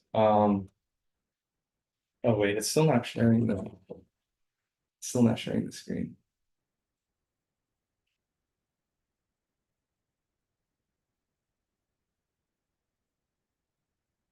Okay, we're back. All right, where was I? Okay, we wanted people to actually use the model. That was the big idea. One analogy I think that came about is, oh man, the GPT-2 of robotics, right? So the idea is, if you're not familiar, GPT-2 was like a relatively small model. It was not super useful zero shot, it could generate something coherent, but it was very useful for fine tuning, right? The whole idea was it's like 100 million parameters or something like that. You can pretty easily download it, fine tune on past, like, or something like that. So that was sort of the big idea. I mean, perhaps it's very ambitious, but if people are actually able to use it and it gave good performance, then maybe the analogy would kind of be like GPT-2 level. So here's the design we came up with for Octo. Yeah, it's not that complicated. It's basically a big transformer. So we have, a language encoder, which encodes the language instruction. We've got observation encoders, which, encode the observations. You put it all in a transformer. And then I guess the main, innovation, if you will, is we had this whole idea of like action heads, where you have a very small sort of like head, like an MLP or something that reads out the action. And this is to achieve that goal of flexibility I talked about, because if you have some robot that has some action space that's not present in pre-training, you can just sort of swap out the action head, and the ideas would be you would still get transfer from the big encoder, but you wouldn't sort of like, you could learn a new action representation very easily. So we did a bunch of evals, and we actually did what I'm saying. We fine-tuned it to new action spaces. So in the fine-tuning evaluation, Berkeley pickup and Berkeley bimanual are both different action spaces than pre-training. So in pre-training, we used like your classic end effector position control. And then for those two, it's like joint positions and joint torques or something like that. So we did a bunch of evaluations. We also did zero shot evaluations, but zero shot meaning like no fine tuning, but the scene is from the training data. So no generalization, just showing sort of it can fit the data. And we put in all this work. We made an open source repo. We released all the infrastructure, all the data loader, of course. So did it work? Are people actually using Octo? Well, kind of, but not exactly for fine tuning. Mostly they use it to dunk on as a baseline. Which, that's okay. I think that's certainly one way to have an impact. At least it shows that we made it easy enough to use, I mean, to at least run inference. But I don't think people really use it for fine tuning. And if I'm being honest, it's because it just wasn't that good. I mean, I think the boost that you get from fine tuning Octo is not big enough to clear the bar of putting your data in the right format, figuring out how to use the training infra and all those other things. So in many ways, Octo was somewhat of a failure in this sense. Like we didn't get these amazing results that we hoped. But just because it was a failure in that sense doesn't mean, it was a failure in every sense. I think before I talk about what I think went wrong, I'll talk about at least some things that went right, some things that we learned during this process. One thing, for example, diffusion is really good. I think people knew this at this point. Diffusion policy was already pretty big, but for me personally, I think this really drove it home because nothing was working. And then like 2 weeks before the deadline, we put a diffusion head and then everything started working. So I think, this showed that even, especially as you scale up the data, perhaps, diffusion is even more important because of this multimodality that you get. Another thing is action chunking. Again, this was already well known by this point. People have been using diffusion policy and ACT, which both do some sort of action chunking for a while. But I think this, again, sort of convinced me that this is very important. At Berkeley, we had traditionally not been using action chunking on some of our tasks, but we found that, with an action chunk size somewhere between like half a second and 1 second, it really does increase performance. There's other kind of dumb things that they're not very glamorous to talk about in a paper, but they're the things you find out when you actually go and train these models. For example, shuffling is really important. Like in robotics, the data kind of has an unfortunate property that it's very correlated, because each trajectory, obviously very, very correlated. And then even multiple trajectories from the same scene are very similar to each other. So if you don't shuffle your data well enough, your loss curves will not go down very fast. This is something we learned the hard way. If you shuffle better, the performance can be way, way better, like 2x. So silly stuff like that. Also, stuff like action representations, you might also consider this a bit silly, but how do you represent, the gripper, for example? Is it an absolute, is it an absolute position? Is it relative? And then for the joints, there's all sorts of options, joint positions, joint delta positions, torques. You're doing end effector control, what reference frame is it in? These are all questions that turn out to matter a lot, and even more so when you're doing cross-embodiment training. At Pi, we've spent hours arguing over this. And yeah, I think maybe it's a small data issue. Maybe we won't need these inductive biases as we scale up data, but at least right now, these are the kind of things that do actually matter a lot. So now I'll sort of talk about what I think went wrong, sort of why was Octo not the GPT-2 of robotics? I'll split into two broad categories. There's the data and there's design. So data I'll talk about first. Obviously, like I said, data-driven robotics, data is always the most important thing. Even in machine learning more broadly, data is almost always the most important thing. A lot of things have been said about data, so I wanted to take a bit of a unique approach. I did something very, very silly, so bear with me, but I tried to convert text data sets to hours so we could compare them to robot data sets.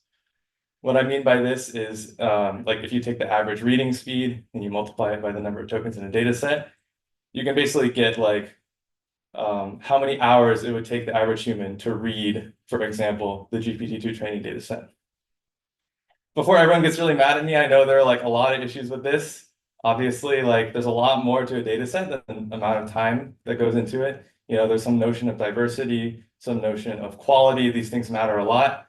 But broad strokes, I thought it would be fun to, sort of to take a look at this. And I think the big takeaway here is we don't actually have that much data. Even GPT-2, what we think of as a very small model, very weak, doesn't really exhibit these emergent properties in context learning, still way, way bigger than anything we have. I think we almost at the beginning of Octo, we deluded ourselves a little bit about just how big OXE is. And we were like, wow, we don't need, like, this is huge.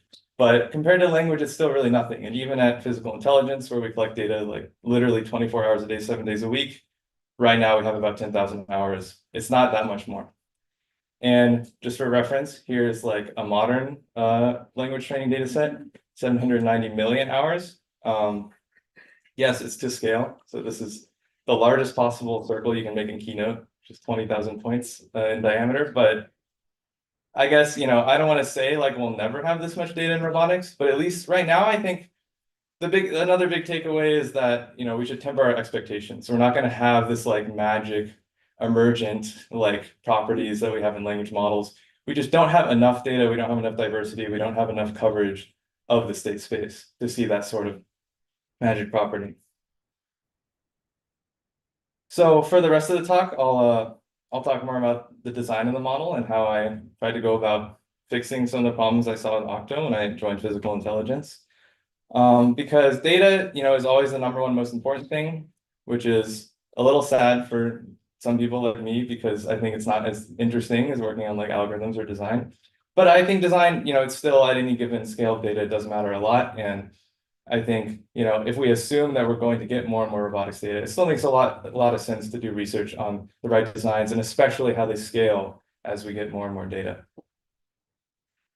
So the first thing that I think we really made a big mistake during Octo was we didn't use vision pre-training.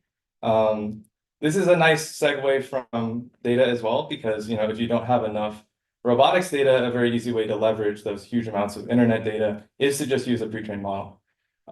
Like I said, in Octo, we kind of diluted ourselves. We were like, OXE is so big, we don't need pre-training. So we only used pre-training for the language encoder, not for any sort of observation encoder. And I think that was a big mistake. I think even when you have pretty large data sets, pre-training really helps a lot. Here I have, you know, very early on at Pi, we did this like internal tech report, and even just like an ImageNet pre-trained ResNet, VIT, whatever, I mean, that really makes the biggest difference. And this was trained on a pretty large data set. And also the eval here, it's not like generalization or like distractors or anything. It's literally just tasks from the training data. Even in that case, you know, pre-training helps way more than I would have expected. So that's one mistake I think we made in Octo. The second thing has to do with these action heads that we thought were so brilliant. So I mentioned earlier that kind of the whole point was that they're really small. It's like something like less than 5% of the total parameters, so that you're not losing much when you swap it out and go to a new action space. However, I think this really, especially when you go to like a diffusion objective, this really hurts, because as your data gets more multimodal and more complex, you really need a larger decoder to fit that distribution. And I guess to be clear, if you're not familiar with like diffusion policy type stuff, the big transformer only gets one forward pass, but then the decoder, or the action head as we called it in Octo, gets many, you know, forward passes during the denoising process. So I think the more powerful your decoder is, probably the hypothesis would be the more complex distribution you can fit. And the sort of the impetus for this hypothesis was that Octo does not work with larger action chunks. You know, we used 4 in the paper, but there's also, you know, gaining popularity at the time was sort of these high frequency control Aloha type setups where the recommended action chunk size is like 50 or more, and it just did not work at all. Like, it doesn't even fit the data. The loss doesn't even go down. So when after Octo was released, I went to work at Pi, and in my first week on the job, I drew up this architecture proposal. It's like somewhat similar to Octo. The main difference is that the decoder is way bigger. You know, it's like 30% of the parameters or so, and probably a higher proportion of the flops. I didn't do the calculation. Also, it's a transformer, because we know that transformers are really good. You know, there's no reason not to use them. It's based on the diffusion transformer paper, which has been very successful in computer vision. Like I mentioned, we also fixed this pre-training issue. So the vision back ones, they were pre-trained using ImageNet. And this architecture worked really, really well. You know, in the Pi 0 paper, we call this Pi 0 small, But of course, in the real chronological order is that this model came first, and it was our main model for a very long time before we started trying to scale things up. And it worked really, really well. I also should mention that, there were several other projects just that I know of that independently basically came up with the exact same architecture. There's Aloha Unleashed, which was presented at this conference, and there's DIT block policy, all broadly similar. I guess that's how you know it's a good architecture, when multiple people come up with the same thing. So then our next goal at Pi was to push things further. Number one, scale up the model. Number two, use better pre-training. I think image pre-training is one thing, but as everyone kind of like is catching on to now, it's a good idea to use vision language models as sort of the backbone. And we often call these vision language action models these days, where you take a VLM and then you train it to output actions, and it seems to work really, really well. So to turn this into a VLM, but while trying to keep sort of the same overall design and the same diffusion objective, the first thing I did is I tried to make a few simple changes. So you replace the big transformer with the language model, for example, Gemma.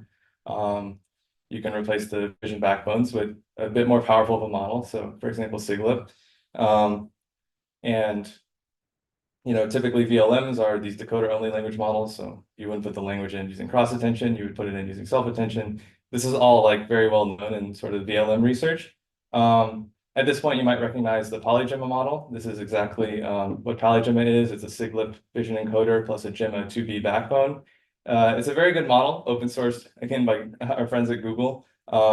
It's designed for fine-tuning, so it really was made with the intention that it would be very adaptable to new tasks. I'm a big fan of PolyGemma. This was our first attempt. So the decoder is the exact same, but the encoder, we just sort of swap out with PolyGemma. And it worked okay, but not really that well. It could fit the data, but it wasn't really better than the much smaller model. And there were also issues with like sometimes loss instability. I tried all sorts of stuff, freezing the encoder, slow warm up on the encoder. Nothing was working too well. And then I realized that this design is kind of silly because Gemma is a decoder only transformer, and I'm using it as an encoder. So it's really in the name. And the technical reason for that would be that these tokens at the top here, or I guess maybe more accurately, you would call them embeddings. They come from the very end of the Gemma language model. And when a language model is trained using autoregressive objective, you would not expect the last layer to actually have very good representations, because actually if the model is trained perfectly, the last layer would only tell you how to predict the next word. It would not be very rich representation-wise. So that's the theory on why this didn't work very well. So the next change is to, you want to try and give the decoder representations from every layer, but then it basically just looks like one big decoder. And that's sort of the next thing I started working on. So you still have all the same stuff at the bottom, like all the observation inputs kind of come in here and go into the language model. And then you add these action inputs. So what this gray line represents is the division between like what used to be the encoder and what used to be the decoder. So during inference time, you would run one forward pass on all of this, and then you would run like a bunch of forward passes on this as you do the denoising process.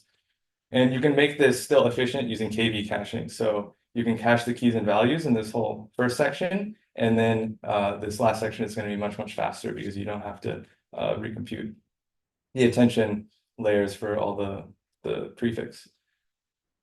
So this was very similar to something called transfusion, which also came out around the same time I was working on this. The transfusion paper came out, and I was like, wow, they also had the same idea, but that's how you know it's a good idea. Like I said, this worked much better. It was able to perform better finally than the small version of the model. We started to see this sort of generalization that you get from VLM pre-training, where it could pick up some new objects that I hadn't seen before.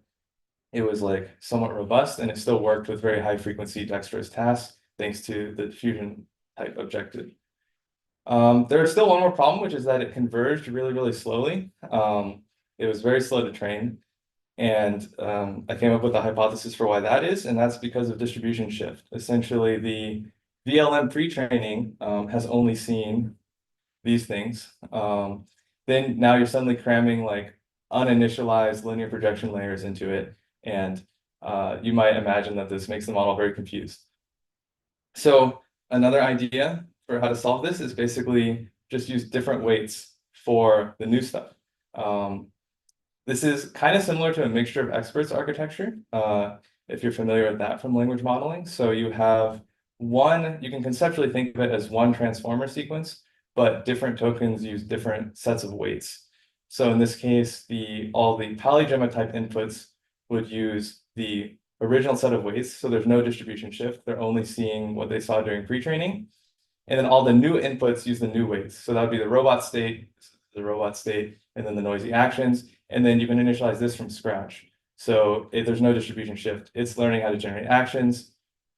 The polygemma transformer is only, like still retains the representations it learned during pre-training. And also another benefit is that if you have a separate set of weights, everything is totally independent except for the self-attention layers. So that means you can drastically shrink the MLP blocks, which are most of the compute in a transformer.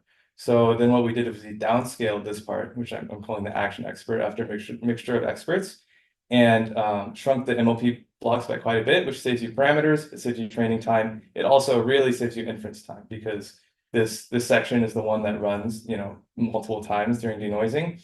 So this really speeds things up a lot, and it also has better performance because of this.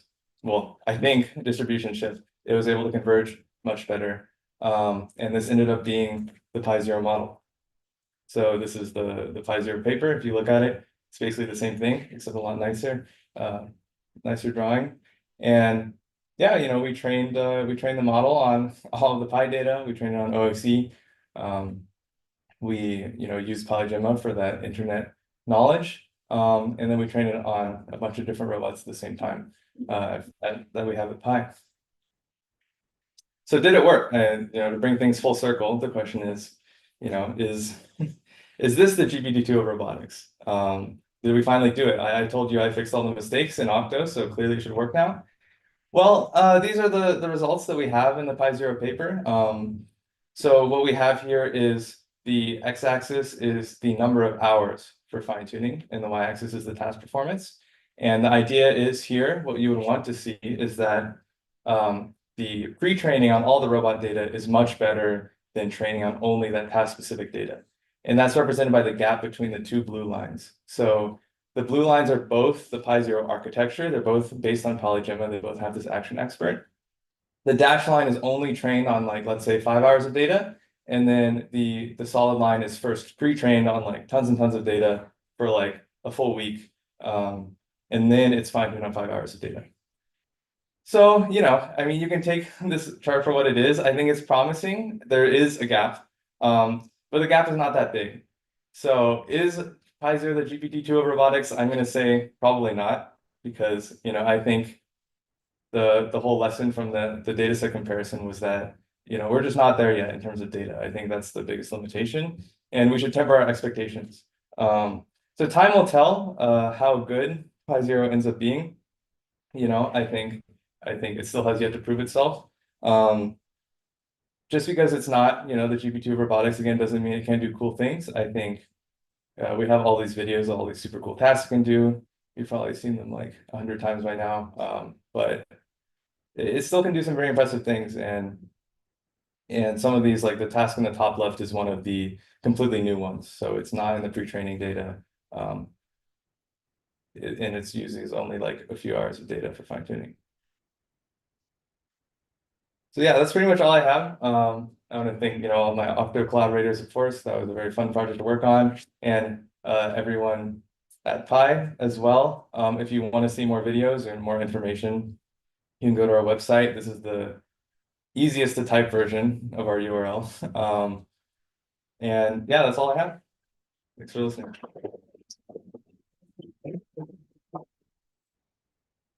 All right, we probably have time for maybe 1 or 2 questions, and then Kevin has probably a lot more time later. Yeah. I see there is a curve that going down along the fine-tuning hours. So why is that? Can you repeat the question? Yeah, so the question was, why does the curve go down sometimes? Yeah, I think it's because these tasks are hard and evaluation is a little bit noisy. So, I think we did a lot of evals, and I think when you aggregate it, you see a pretty clear trend. But yeah, I think, robotics is really hard. Sometimes you see unexpected things. You don't get the curves as nice as you want. I think one really interesting thing, if you look at this microwave task, this is the only one where somewhat consistently the from scratch model beats the pre-trained model. Actually, we see the reverse trend of what we would want.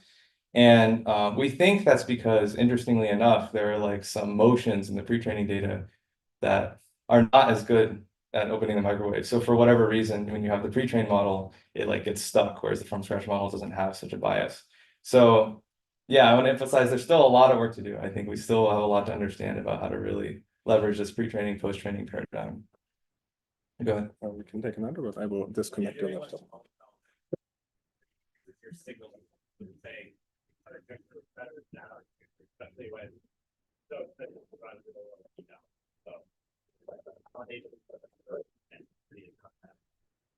yeah.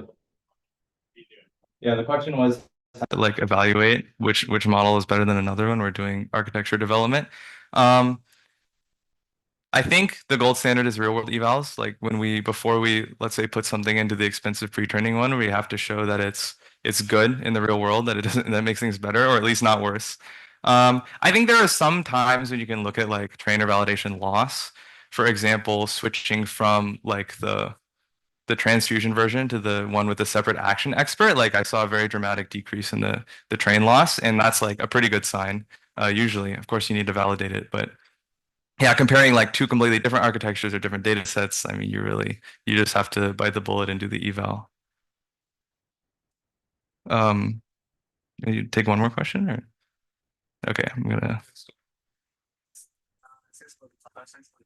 And I actually think it's a very good design choice of trying to maintain the LLM's natural ability to continue to speak language. And my question is, have you ever experienced with multi-step action or using inference deliberate thinking before the AI generation, for long horizon planning with differential action?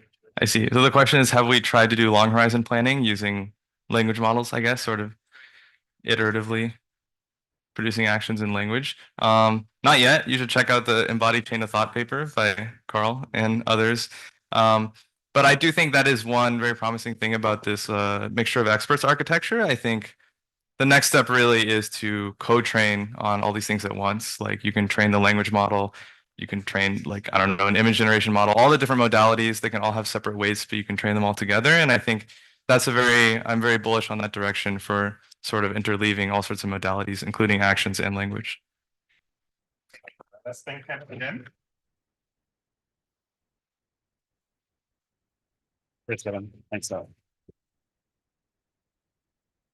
All right.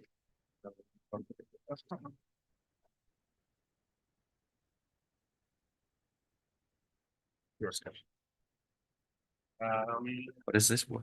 So you put it this way around, and then on your hand like this, and you probably need to do the rest yourself. Okay. Yeah, got it. So the next part of the workshop is slightly more experimental. We're hoping to do a little discussion session, and Edward from Imperial College generously agreed to be the guinea pig for that experiment. So the goal here is not to have it be a regular talk, but basically Ed will give a little bit of a warm-up and a bit of a thesis maybe, and then it's really about discussing with the audience. So I think we're kind of relying on all of you guys to be quite active here and maybe provide some of your personal opinions and takes on these topics. Also for completeness, so Ed is a lecturer, I think, or senior lecturer. I don't know. It's called reader in the UK, which is this weird word that means associate professor. We're very old-fashioned. Imperial College in London has done a lot of great work, also using a lot of foundation models to drive all kinds of robots. And today he will talk about maybe not just doing behavioral cloning, which would be a change. Thanks, Octo. Yeah, so Carl asked me to come in, basically stimulate a discussion amongst everyone about some topic which might be controversial, or there might be some division of opinion. So I started thinking about what that could be. And it's not going to be a regular research talk. it's going to be a little bit to do with cross-embodiment, but it's really more just the bigger picture of scaling up robot learning, of which cross-embodiment is a part of that, because one way to get cross-embodiment is by just collecting lots of data across lots of embodiments. So I'm going to go through an introduction which will probably last about 10 minutes, and then after that I'm going to open up the discussion, and this won't be a question and answer thing where I'm going to answer your questions. Hopefully you can engage in a discussion amongst yourselves and ask each other discussions, and I will basically chair that conversation. Okay, so what I've been thinking about is, so let's say in the future we buy a robot and we want that robot to perform a task because we're going to give it a language command and we want it to execute some action, and it's going to have some vision there as well. So it understands how to see the world, and it understands how to act in the world, and it understands language, and then it's going to do the thing that you want it to do. We want that robot to do every task that we can think of, or we want the robot to be able to do useful tasks, okay? If you think of, just think of a random task, like look around you, look at the objects around you. So find objects and then think, okay, this object could go into, I don't know, this pocket in this bag, putting that in there. What are the chances that this is going to have been thought of by the people collecting the data? Because normally what we see is people collecting data and then testing on either that same data or that same task, or on something which is a variation of that task. And in reality, we want a robot just to be able to do the things that we command the robot to do. We don't want to be limited by the tasks that the people collecting the demonstrations have decided to collect. So actually, I think it's very unlikely that even over the next couple of years that there will be a robot that can just do a random task that I think of, unless it's kind of like basic pick and place. But if it's a sort of task that we actually want robots to perform in industry, let's say, it seems quite unlikely that at the moment a robot will be able to do that, and it seems unlikely maybe that that will happen anytime soon. So these are a couple of videos that I just found on YouTube yesterday of assembly lines with human workers. If we want robots to come in and do these kinds of tasks, what's the chance that it's going to have been taught this particular task? It seems quite unlikely. It also seems quite difficult to actually say what the language command would be for this task, okay? I don't know how I would convey that. I'd probably have to provide a demonstration and then come up with a language command that means this thing. And so, you know, how long is it going to be until we collect enough data that we can simply put a robot in front of this workbench here, issue a command, and the robot will then perform that task? It seems like it's going to be a long way away. And that's because we're going to need a lot of demonstrations. So there's lots of different factors here. We've got the object instances, object poses, tasks, environments, and robot embodiments. We need to cover all of these if we're going to be scaling up behavioral cloning. So behavioral cloning, you know, it kind of works by basically interpolating policy across the data space, and you can get good generalization performance, but it's not really something that works that well out of distribution. So we really need to collect lots and lots of demonstrations. So let's look ahead at what this might lead to. Let's say this pink line is the percentage of all the tasks in the world, every single task, including all the kind of environments and embodiments and objects and poses and all of that. This pink line shows the percentage of tasks that have demonstrations over time. And then this line shows the percentage of tasks that are solvable. Now, because of generalization, we're going to be able to solve more tasks than we've shown demonstrations for, okay? We don't need to just remember the tasks the robot doesn't just need to remember the tasks. The robot should actually be able to generalize a bit. But we don't know how long this is going to take to get to something like this point here, where maybe the robot can do 50% of the tasks that you care about. And maybe that's something we should be aiming for. It could be 10 years, and that's an optimistic view. You know, if we get a robot that can just do 50% of the tasks I care about in 10 years, I think that would be great. But what if it's more like 30 plus years? What is going to happen between now and that point? It may be that actually all of this investment that's going into scaling up behavioral cloning is going to lead to investors and people in getting excited in the field actually not seeing the results that have been promised from scaling up behavioral cloning. And this may lead to something a bit like a robotics winter, where people decide, well, actually, this thing is taking much longer than I thought it would take. So do we need something else that keeps us going in the meantime between now and 30 years' time that will actually mean that robots are deployable and we can get them to do tasks in industrial environments, in whatever environments we want them to perform, work in, until we get to that point in 30 years or however it is, where these scaling up behavioral cloning robots will actually come in and perform the tasks that we care about? Or do we just let behavioral cloning carry on as it is, and we just hope that things scale a little bit quicker than we might be seeing? I'm going to show you a little example of something we've been working in my lab, which tries to adjust and tries to make robot learning much more efficient than just scaling up behavioral cloning. So here's a diagram of something which we call instant policy. What we're doing is we're training a big neural network using in-context learning. Okay, now behavioral cloning, you can fine-tune a policy on new data, but that policy is not designed to be fine-tunable. You know, the losses are just designed in order to remember the data that you're giving it. Within context learning, you're actually training it to be able to take in more data and then adapt to that data and then predict appropriate data given new observations. So we've been looking at this in a number of forms. This is our latest version of this, where we train a graph neural network from point clouds that can take in a number of demonstrations and a current observation and then predict the action that should be performed. And this means that you can instantly train a robot from a single demonstration. And we can train this just with simulated data, what we call pseudo demonstrations. We don't actually need any real world data. Okay, so this is extremely scalable. This is what it looks like. This is my student Vitalis. He's coming in, showing a demonstration of a task, picking up this roll of paper, and that's the demonstration. That's all he needs to do. The robot can instantly perform this task. Now, the robot has never seen this object before, apart from that demonstration. It's never seen this in simulation either. All it's seen is this one demonstration, and it's closed loop policy, which is reactive to disturbances, and it clearly knows how to react properly. And both of the objects here, you can move them around, and the robot will react to those as well. So we've got this nice closed loop behavior here going on. The reason I wanted to follow Kevin's talk was because actually, when I saw the physical intelligence blog, I had this exact task, and I thought, oh, that's really interesting because we've done this, and we didn't know we were going to be comparing to this, but it's a very similar task. What they're doing here is it's a little bit more complex because they first of all got to take out the old roll and then put the paper on. But the point is that the results are presented here in terms of the number of fine-tuning hours. Okay, so clearly the intention is that this will take several hours of fine-tuning. Whereas with in-context learning, you can do this with just a single demonstration, no fine-tuning. The robot has learned that task immediately after the demonstration. The task on the left is more difficult because there's two stages. And the task on the left is using RGB, whereas we are using depth.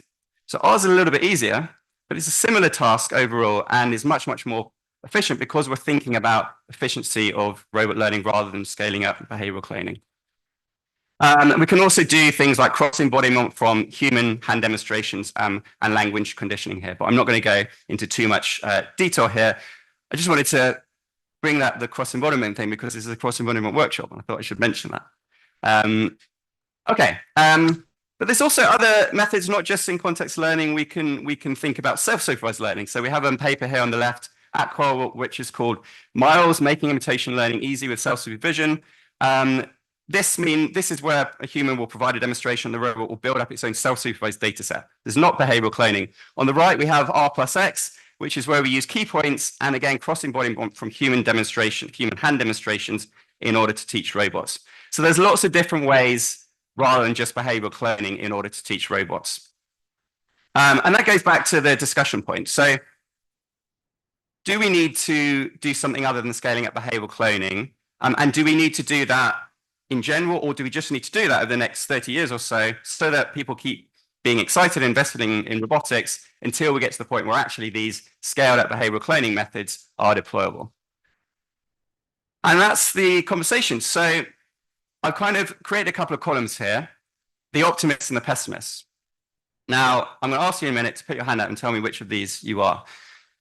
And these are kind of extreme opinions, okay? They're not, you probably don't agree with any of these. You probably think, as normal with these things, you're somewhere in the middle. But I want you to think about which of these you actually agree with, and maybe you can sort of decide of each one which you agree with, and then say which is the dominant column for you. And that's when you put your hand up for that. So I'll ask you in a minute. Let's just go through them quickly. So if you're an optimist, you might say things like, right, scaling up behavioral cloning is all that you need. Everyone should do this.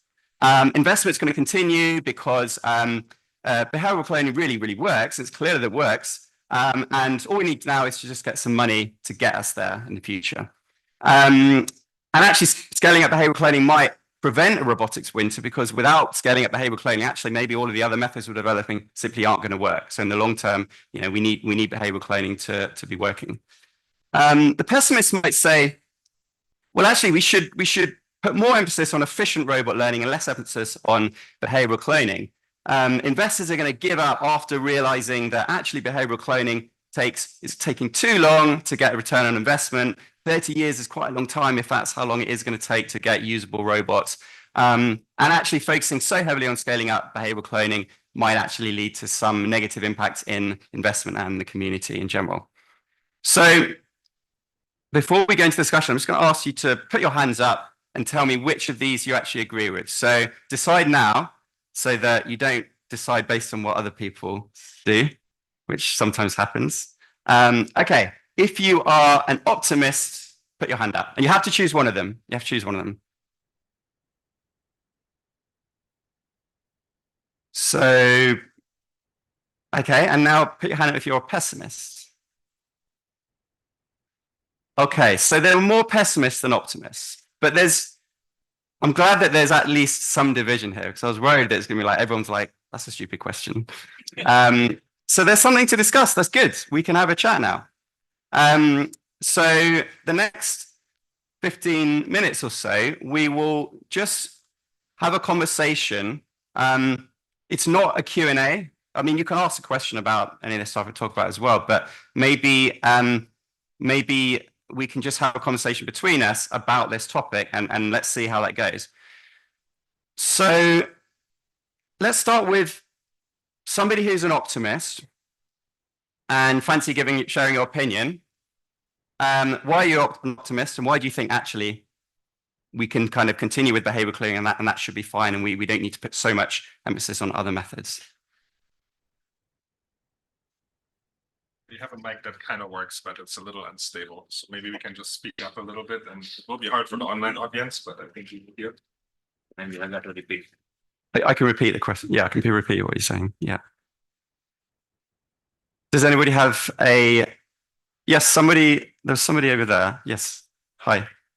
I mean, I think it's kind of too extreme. So but if I had to push it, I would say it's kind of just a variation of the bidder lesson, right? Like collecting behavior data is expensive, but like not that expensive. And I think particularly for like industry robots where there might be like specific tasks that if you can solve are economically quite valuable, just doing something dumb and scaling it up seems to often be the winning combination. Like basically a special case of the bidder lesson. Yeah, I think I agree that probably in the long term that will win. It's a matter of, are we going to, if it takes 30 years to get there, then do we need something else in the middle to sort of keep us going, as it were? Because I agree with you that, often the better lesson is true, and like with more and more data, things kind of work quite well, even if the methods are quite simple. You just have a good learning method that can absorb data and focus on collecting that data. That does work quite well. But how long is that going to take until actually we get the robots that we've all kind of dreamed of? Are there intermediate methods that we should be focusing on more over the next 10, 20 years or so to tie us over until we get to this point where these robots come out of the factories and they can just do everything that we've asked them to do? Yeah, somebody at the back. Yeah, I think you were first. Yeah.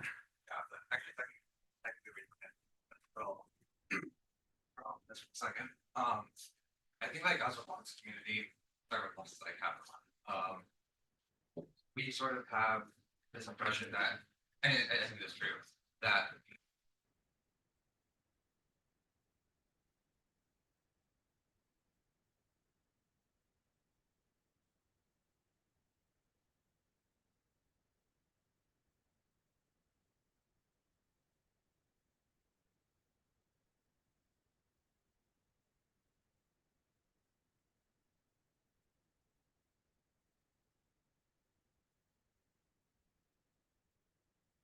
easy to do.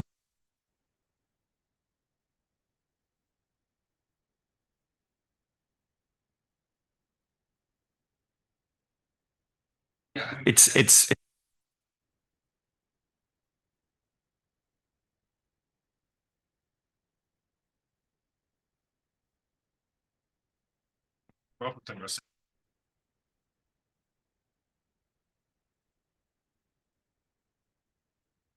well to think about.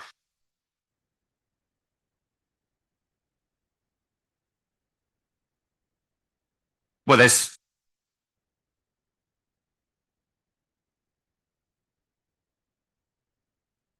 else.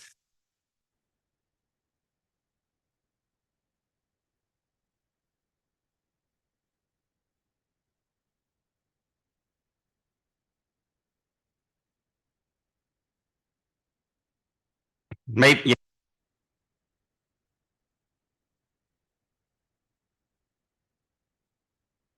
And that may then determine.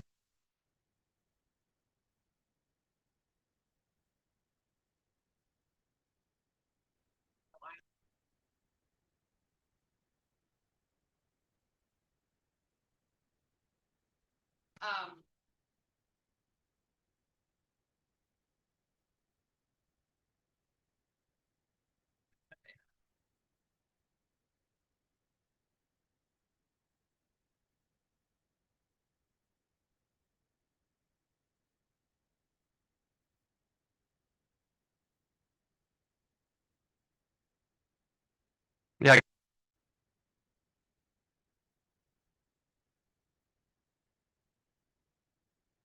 Problem.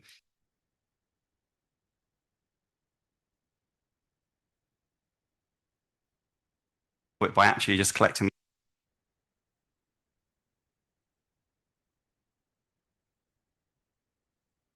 If we can.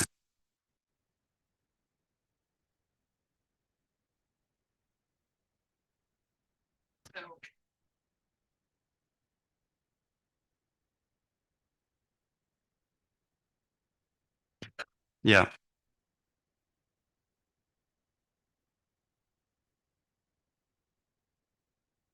Okay, so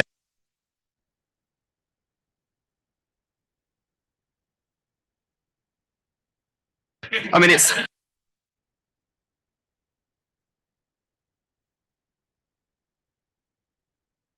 be a resurgence.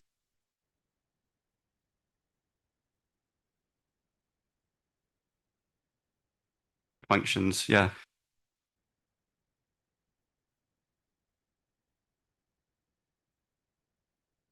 Opens up another.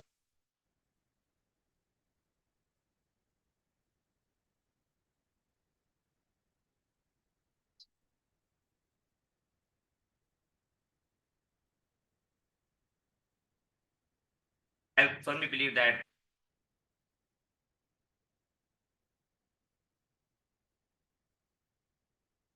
I feel it's going to be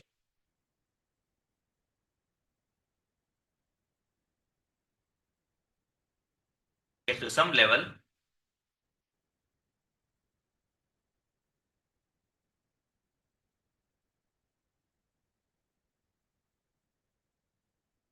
What's to learn more.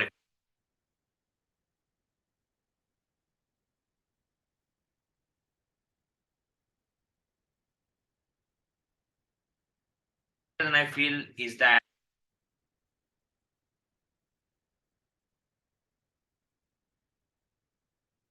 all they kind of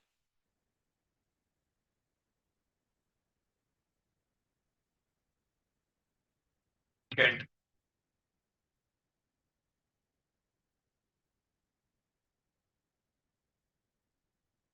by this.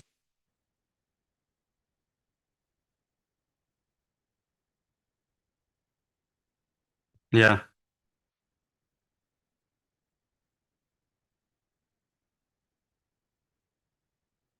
Interesting.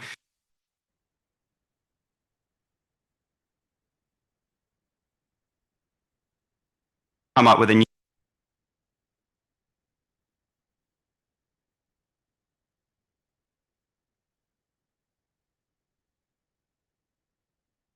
to one.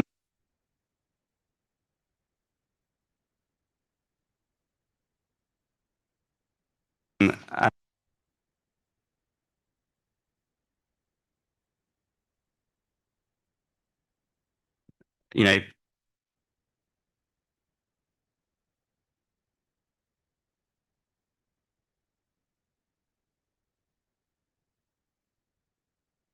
question.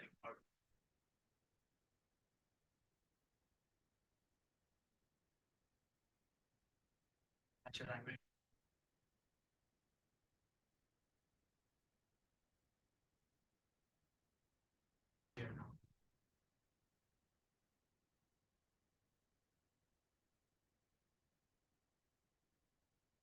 yeah.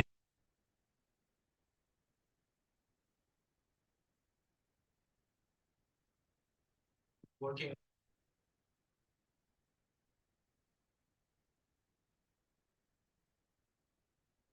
Mhm.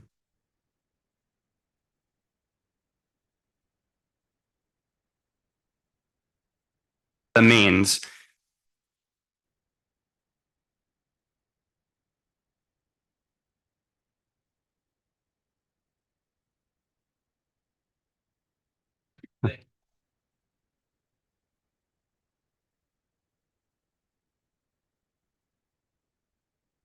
Is the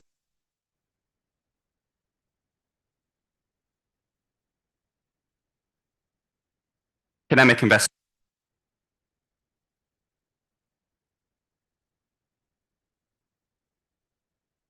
There's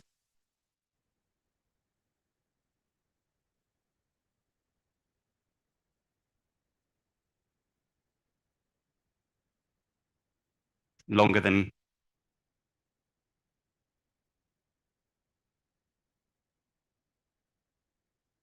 30 years, but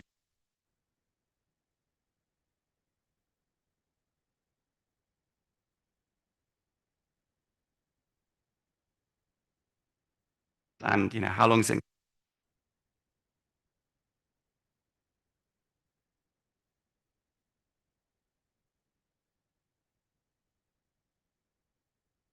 I think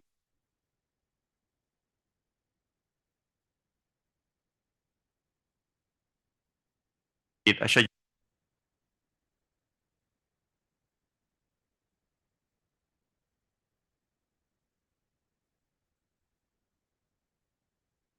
sort of zero.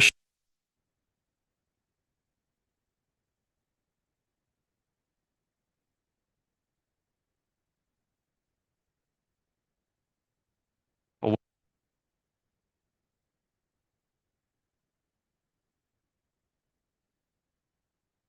the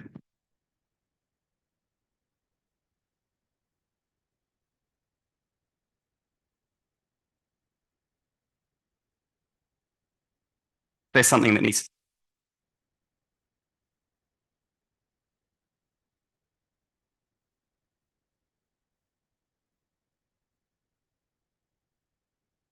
Into that.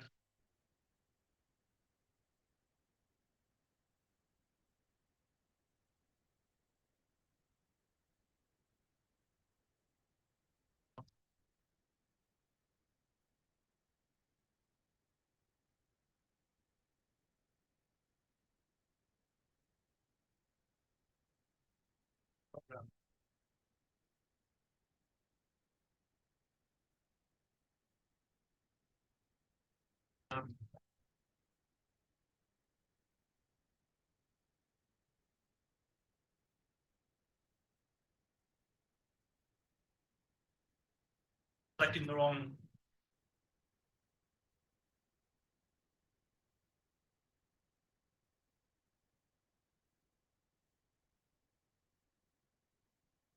But like one.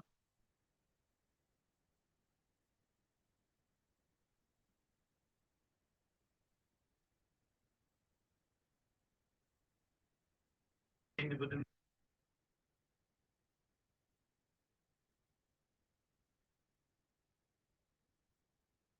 I guess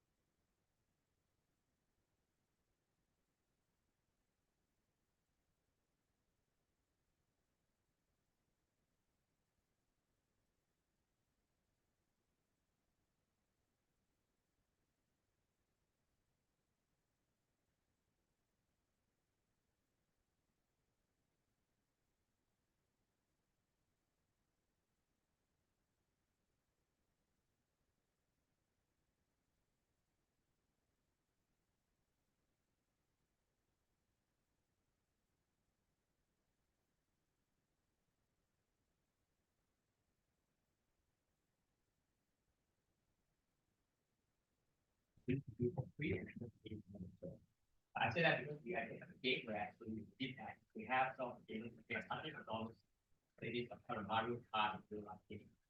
And so we never pay anyone for it. They like money. I think it's quite a lot of money. Ask can actually be and game is quite comfortable. Right? I think the other thing is I don't know how many people here like crypto, but I like crypto, and I think that you know, for example, if you want to like let's say 1 million hours of some kind of and let's say you know the manual cost is $10 an hour, so $10 million. In the grand scheme of things, if you check those successful crypto projects, $10 million is nothing. And I think that there will be some teams out there who figure out how to use crypto as a way to like kind of like a capital formation, so you don't have to depend on these things. But very, very decentralized and technical source. What's the skill? Yeah, I think the game idea is particularly appealing, and you know, can we get all this data for free? You know, is it something we can do without having to pay people? Also, it's been discussed before. Can robots learn kind of on the job? Like if you teach a robot a very simple task, and then the people who buy that robot then teach it themselves to do more complex tasks. You don't have to collect that data yourself in your company who's selling the robot. The people, your clients, are going to collect that data for you, and then you collect all of that data together and put that into your big foundation model. So I think there are ways to kind of scale this up gracefully through games or through early deployment of these robots. Okay, well, I think thanks so much for this session. Like, I guess we should revisit this in 5 years or 30 years and see what happens. Thanks a lot, everyone.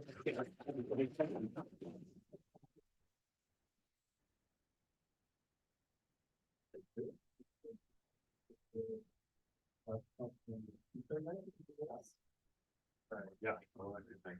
So basically, you just need to connect with the internet here and then sharing the slides over here, and I will go through the center.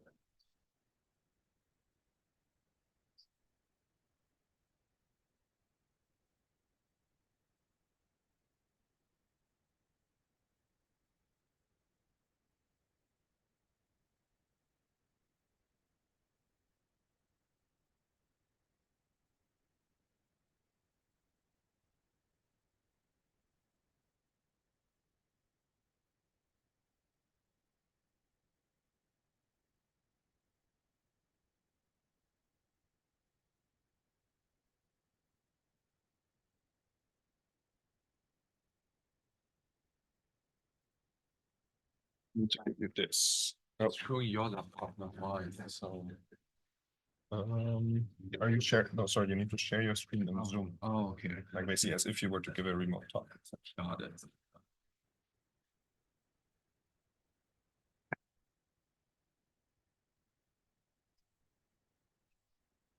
Do I need to unmute myself? No, the sound will come from here through my laptop. Okay, good. Yeah. So you can just click this to yourself. If this works. Okay, good.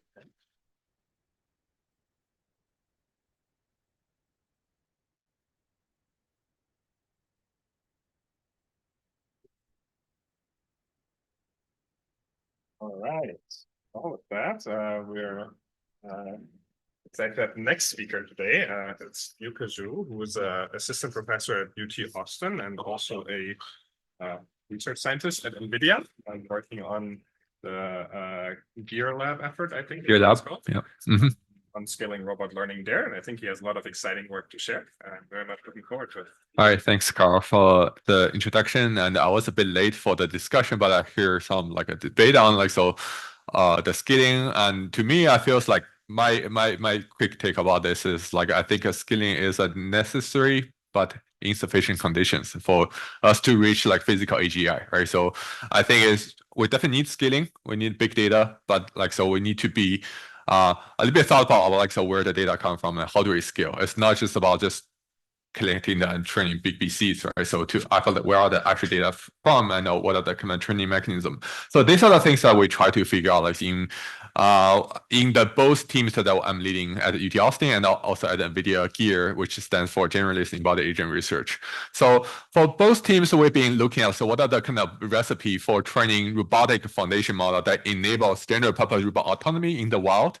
So I think a lot of inspirations that we can draw from like adjacent field of AI, such as natural language processing or computer vision, right? So we see that how the sausage is made for ChatGPT, right? So I think that really the success are attributed to the trinity of three things working together. You have like the algorithm like transformers that scales very well to the billions or even trillion parameters. You need the data, internet scale data that give you trillions of tokens to train such big model. And also you have like a GPU as like accelerated computing hardware in order to train this model fast and at scale. And robotics and definitely like so brings additional dimensions to the equation because like so you are working with a physical hardware, so the physical device or like the physical embodiment of the robot will determine the capability envelope, right? So and over the years we will work on a variety of robotic platforms from like tabletop arms to quadruped, but recently we kind of converge on this humanoid robots that's like a two arm, 2 leg, 5 finger hand. So they have like a human-like physics and that can make them well suited to deploy in human-centered world. So that's the hardware that we kind of converge on. But still, I think the biggest question is still the data, where that data from. For training LLMs, we have the internet, right? So that give you the text and the images for free. But we don't have an internet to download robot actions, right? So we need to be a little bit creative and resourceful when it comes to thinking about like, so what are the data that allows us to scale? So these are the kind of questions our research aim to answer. Okay, so to think about the data questions, and I think we're just going to take a very pragmatic approach to look around and see what are the data sources available for us to use and the data sitting around. So of course, like we have the web data that these are the YouTube videos, Wikipedia pages, Reddit posts, and like everything that you can get from the internet, right? So they are massive in scale, and as we are talking, they are like growing in size, and multi-modal and unstructured means that like so that like different kind of modalities and that we need to we can leverage. And the nice thing about that is human-centered, meaning that they have a lot of like common sense and world knowledge in that. A lot of YouTube videos about human doing all kinds of activities, right? So if we can find a ways of leveraging these data sources and that can really kind of scale up like the amount of training data available to us to train our robotics stack. The second part is synthetic data. That is like things you can get from simulation and graphics rendering. Well, somebody might argue that this should be in the bottom of the pyramid. I'm kind of organizing the data sources by the size or the volume, right? So, but the challenge is real to same or content creation. And we just don't simply have a scalable pipeline to get really large scale realistic simulations at scale. So often the time, so we see that so the actual utility of simulation was bottlenecked by the content creation challenge, the reality gap between sim and real, and also like so the computational burdens to simulate some of the physical phenomena such as liquid or fluids are still deformable objects, still hard to simulate. And the last is real robot data, right? So these are things that we talk about, like taking the BC approach, and it's most direct that we can, if we have a way to scale up this data collection, we can just train with imitation learning, behavioral cloning, and then directly deploy on the real robot. And because these are collected with a physical hardware, there's no embodiment gap, there's no domain gap, that the model that we train and that can be directly deployed to the hardware. So well, I mean, our goal here is not really to pick favorite which data source is the best, right? So I think from the pragmatic view that we argue that we will need to kind of find ways to leverage the entire data pyramid together. So how do we do that? So my talk just want to give you some examples of our recent thinking on how do we leverage this multi-modal data sources that have their kind of complementary strengths and weaknesses. They are different in size, different in volume, diversity, like so. But the goal is like to funnel all this data in the foundation model training to really facilitate like a systematic generalization of our model. Okay. So how do you think like training such a foundation model? To me, when we think about foundation model, it's likely it's not going to be just one monolithic autoregressive model that does like a token prediction one at a time. Because like robotics, you need to perform this high level reasoning planning to understand that's kind of like the current make sense of the current surrounding based on onboard sensors to determine what are the subtasks to do, and then it needs to actually actuate the motors and to perform the task to generate the motions, right? So because the nature of such a control hierarchy, we need to actually run the model at different temporal resolution, temporal control frequencies. So we kind of categorize this using the like a Daniel Kahneman's language, like system 1 and system 2. System 1 is like the fast brain that's a reactive and like intuitive, and maybe sometimes we do that in an unconscious manner. And the system 2 is like the slow brain does the kind of like deliberative thinking and the reasoning. And based on this categorization that we have this, we think the system 2 is likely, given the current recipe, will be something in the form of a multi-model foundation model, like or just LLM, VLM that we train, that needs to be connected with like the system 1 layers and some kind of sensor motor policy that takes the onboard sensing of the robot hardware and then generate like the control command that's into the lower level controller to realize the motion. A lot of I think so. The recent progress goes into the system 2 building parts. Like so, some like the colleagues at the Google, for example, has generated the RT line where it really shows like how do we leverage the internet scale data to generate this kind of semantic generalizations like towards all kinds of different situations. But to me, really, I think the bottom, like the elephant in the room is like how do we actually achieve systematic generalization in the system 1, right? So in the sensor motor space, I think that's a bigger challenge. So talking about system 2, I said that like so current winning recipe is to train such a vision language action model or VLAs like so on internet scale data sources. And in recent few months, and we see what I call a kind of brain explosion of a large vision language models, right? So there's like so many models like released like from different kind of institute, including NVIDIA that we have a line of work called VLA, and then we extend the VLA to long VLA that can actually kind of like facilitate long contact reasoning and the learning for videos. Using this kind of VLM as a backbone as a system 2 models, and we show that we can actually leverage the reasoning capabilities to develop like a long horizon mobile manipulation behavior. So this is like one of the recent work called Bumble that where we essentially use the a pre-trained vision language model as like the operating system of the robots, if you will, that kind of like talk to the open world perception modules and talk about like talk with a library, a command, a library of like skills, and at each time you can perform chain of thought reasoning to kind of reason about like the current percepts and then determine what would be the next subtask to do.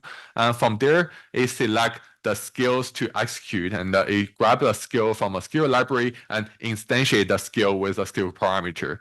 And using this approach, right, by integrating perception and action, and also with the long-term memory together, so that allows us to deploy this system to perform this kind of building-wise mobile manipulation task in this kind of complex human-centered environments that the robot needs to traverse the building and from room to room and call elevators and go from the one floor to another, and then so go down to the target room to find the object, retrieve the object, and then eventually kind of deliver that to the human.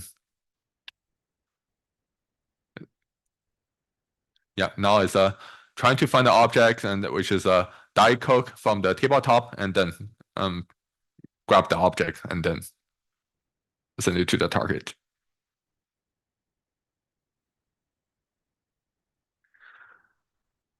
So this kind of approach illustrates that like so how can we leverage this kind of a pre-trained vision language model as a reasoning core as a system 2 model. And I think one cool thing that we show here is that as we swap in so a better backbone for VLMs, like so the downstream performance of the robotics task execution steadily increase. That kind of shows the hope, right? So as we kind of making progress continues through like internet scale pre-training, for those VLMs, like so that can influence and improve the downstream performance for robotics.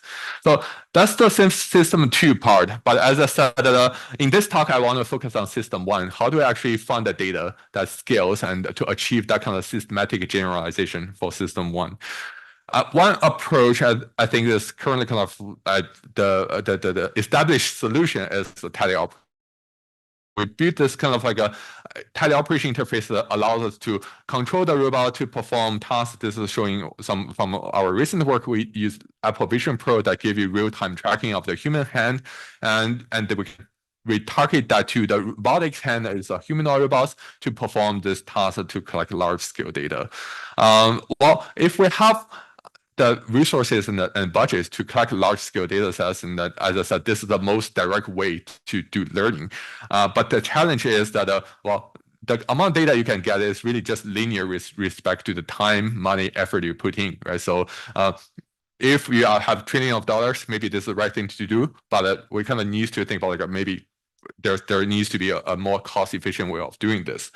The way that we've been thinking about this is that rather than teleoperating one robot to collect real robot data, is there a way that we can leverage cross-embodiment data set and using instituted humans to collect the data? The inspiration that we got is from this IKEA menu, where we think about how humans use tools, right? So when humans interacting with objects in the real world, either they interact with them directly with their hand, or they can pick up a tool and then use the tool to indirectly interact with the object. And actually the tool, when they use the tool, that kind of becomes an extension of their own embodiment, right? So, and it actually extends their kind of capability envelope of this own embodiment. Like you can now kind of tighten a screw with a screwdriver that you might not be able to do with your own hand. So using this as an intuition, we have been developing like the extension grippers as a tool that like, so we can have a human to carry and to collect data themselves. And also the nice thing about this is that this tool can also be picked up by the robots, and then we can develop some adapters where the robot can grab the tools and with their own factors so that they can kind of perform the task and using the tools and the same way as how human perform the task, right? So using this way, so that allows us to collect data using the same tool, either through human or through other robots, and then that allows us to transfer that kind of like a collected data directly to other embodiment. So just to show you how this idea looks like, this work is called Legato, and how do we use Legato for cross-embodiment learning. And this is my student Mingyu who is doing this in collaboration with Boston Dynamics AI Institute, that he used these tools to kind of pick up objects and use a gripper, and you see there's a button to trigger the gripper open close.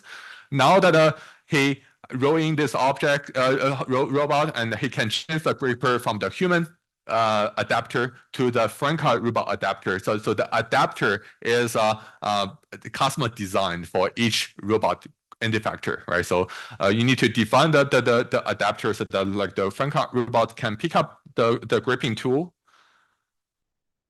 close the gripper to hold the tool. Now the robot is holding the tool, and it was able to like perform the task by training on the data collected from the human demonstrations. So, and because the tools unifies the action space and like the human collected, we can also kind of deploy that to other embodiment like the spot arms, right? So here there's a bunch of examples that how you collect the data in the lab settings and then deploy to other robotic platforms. So this is a drawing inspiration from like a lot of very exciting recent work on designing this kind of data collection hardware so that it facilitates cross-embodiment learning, right? So from the visual imitation learning made easy and the UMI work from Stanford, there's a pros and cons of like between these different approaches, and like the other two approaches are slightly cheaper than Legato, but the nice thing about Legato is like we don't have the actuation gap. Like so and you have two fingers that you can control independently from each other, and also it's much easier to ensemble because like it only needs some nuts and bolts to be able to put in the robot. For UMI and the prior work, you need to actually chop out the robot arm and put a new gripper in order to actuate, right? So, but for Legato, we don't need that. We can still keep the original robot as it is, and all we need is to design the kind of like connector or adapter, so for the robot to be able to grasp and hold the tool to perform the task. Okay, so with this kind of a method, we can do cross-embodiment imitation learning by using that kind of tool end effector as the action space, and then train the visual motor policy, taking the kind of egocentric cameras on board and that is mounted on the tools as input, and then output like so end effector command. And then when we execute the motions on the robot, we can use like a whole body inverse kinematics to be able to kind of drive the whole body motion of individual different robot platforms to be able to perform the task using that unified action space. So using this, and that allows us to generalize like this data collection, the data that we collected from these devices to a variety of platforms. And also we show that by using this data collection mechanism, so we can unify the kind of like the observations and the action spaces using the handheld gripper, and then that facilitated policy transfer across a bunch of embodiment. So we can collect the data from a human operator and deploy that to a variety of robotic platforms, or we can even collect the data from one robot and then generalize to other robots. So that's Legato, that we kind of look at how do we kind of like scale up our real robot data collection by kind of designing these scripting tools that allows us to enable knowledge sharing and kind of like data sharing across different robot platforms.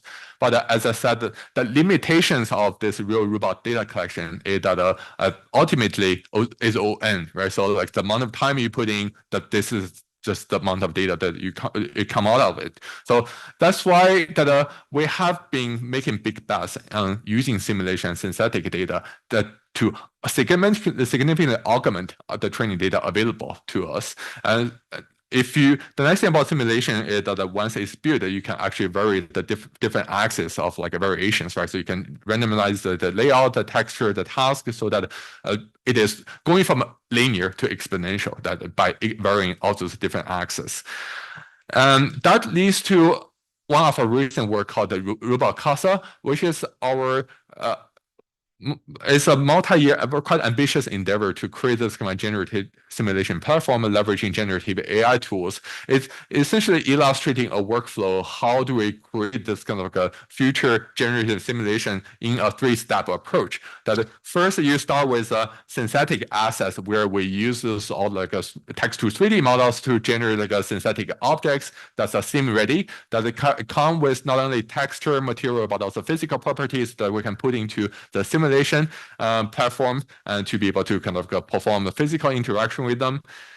After we have the objects, we also have like the interactive objects like open microwaves and turn on coffee machines and turn on a stove and like open the faucet and all those. So once we have the assets, we arrange them in the scene in this kind of kitchen settings and using some templates and the procedure generation methods, and that allows us to kind of generate this kind of scene layouts and that follow some statistical prior that looks like how real world things look like. And once we have the layouts, and the third step is to write tasks. And at the end of the day, you need to define the kind of like the objective and task you want to do in this environment. So this is done in the form of like a reward functions, right? So because that in simulation, you have privileged information of all the objects and how what are the states of the world. And we can query let's say based on the kind of objects available and also the kind of the scene layouts, and to ask what kind of task that we can do or can perform given the objects available and given the robot skills available. So, and then the VRM can suggest a list of activities that can be kind of translated into tasks and procedures, and that eventually kind of convert to source code that defines the reward functions of the task. Using this kind of automated like a task generation procedures that allows us to create hundreds of different tasks automatically without manual engineering.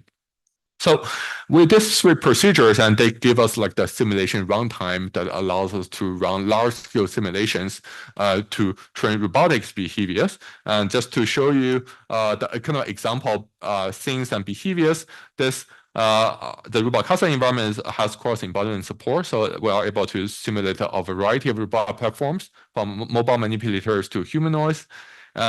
We have been using this to train a set of like foundation skills from pick and place, opening closed drawer, articulate objects, and turn on lever, and pressing buttons, and like twisting knobs.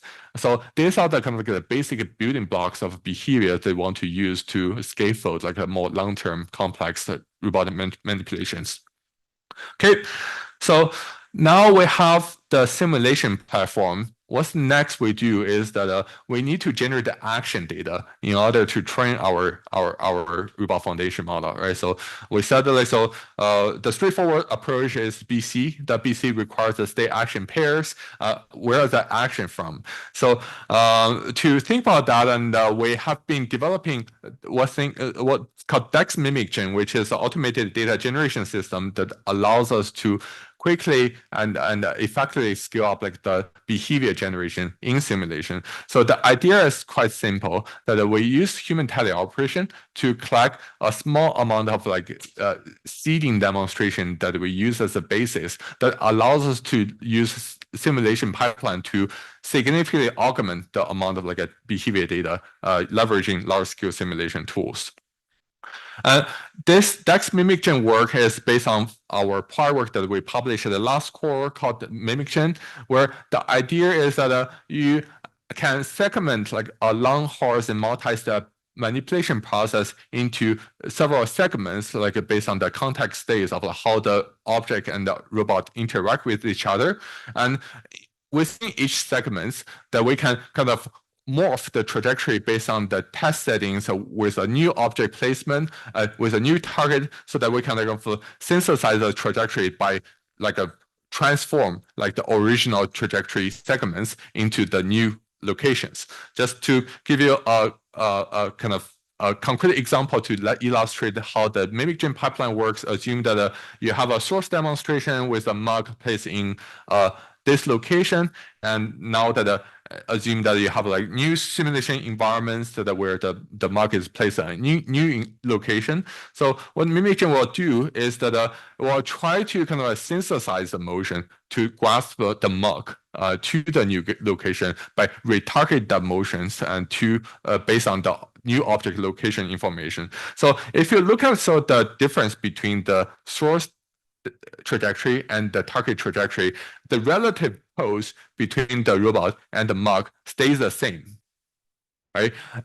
But by only kind of reshaping and morphing the trajectory to the new location, that allows us to automatically synthesize the trajectory that perform the same task in a new condition. So, but like the challenge for applying this to dexterous humanoid settings is that now the robot have 2 arms, have 5 fingers, right? So it's a trickier problem because like, so sometimes like the 2 arms operate independently, sometimes they need to collaborate and coordinate with each other. So in total, there's this kind of 3 conditions, like say if you 2 arms just picking 2 different objects, they can just run this in parallel. Sometimes they have to coordinate with each other to pick up like 1 object together. And the third case, you have like some dependencies between these 2 arms. Like so, the 1 arm needs to perform the task before the second arm was able to perform the second subtask. So we need to extend the Mimic Gen pipeline to be able to handle this kind of 2-3 different modes. And the way we do this is by building some kind of state machine that like automatically recognize this different modes of collaboration versus the independent execution of the robot arm, so that we can kind of automatically switch between these 3 modes of operation, right? So by segmenting the trajectories and then replaying individual pieces of trajectories and to synthesize the data sets automatically. So that's the high level idea of Dex Mimic Gen, that we show that we apply this to a variety of settings, and the Mimic Gen by design have of course embodiment supports that we can apply this to, like, so to Frank arm in a contact reach insertion task. You can apply to a humanoid robots for coffee making, and also like so for long horizon tasks, like what's demonstrated here.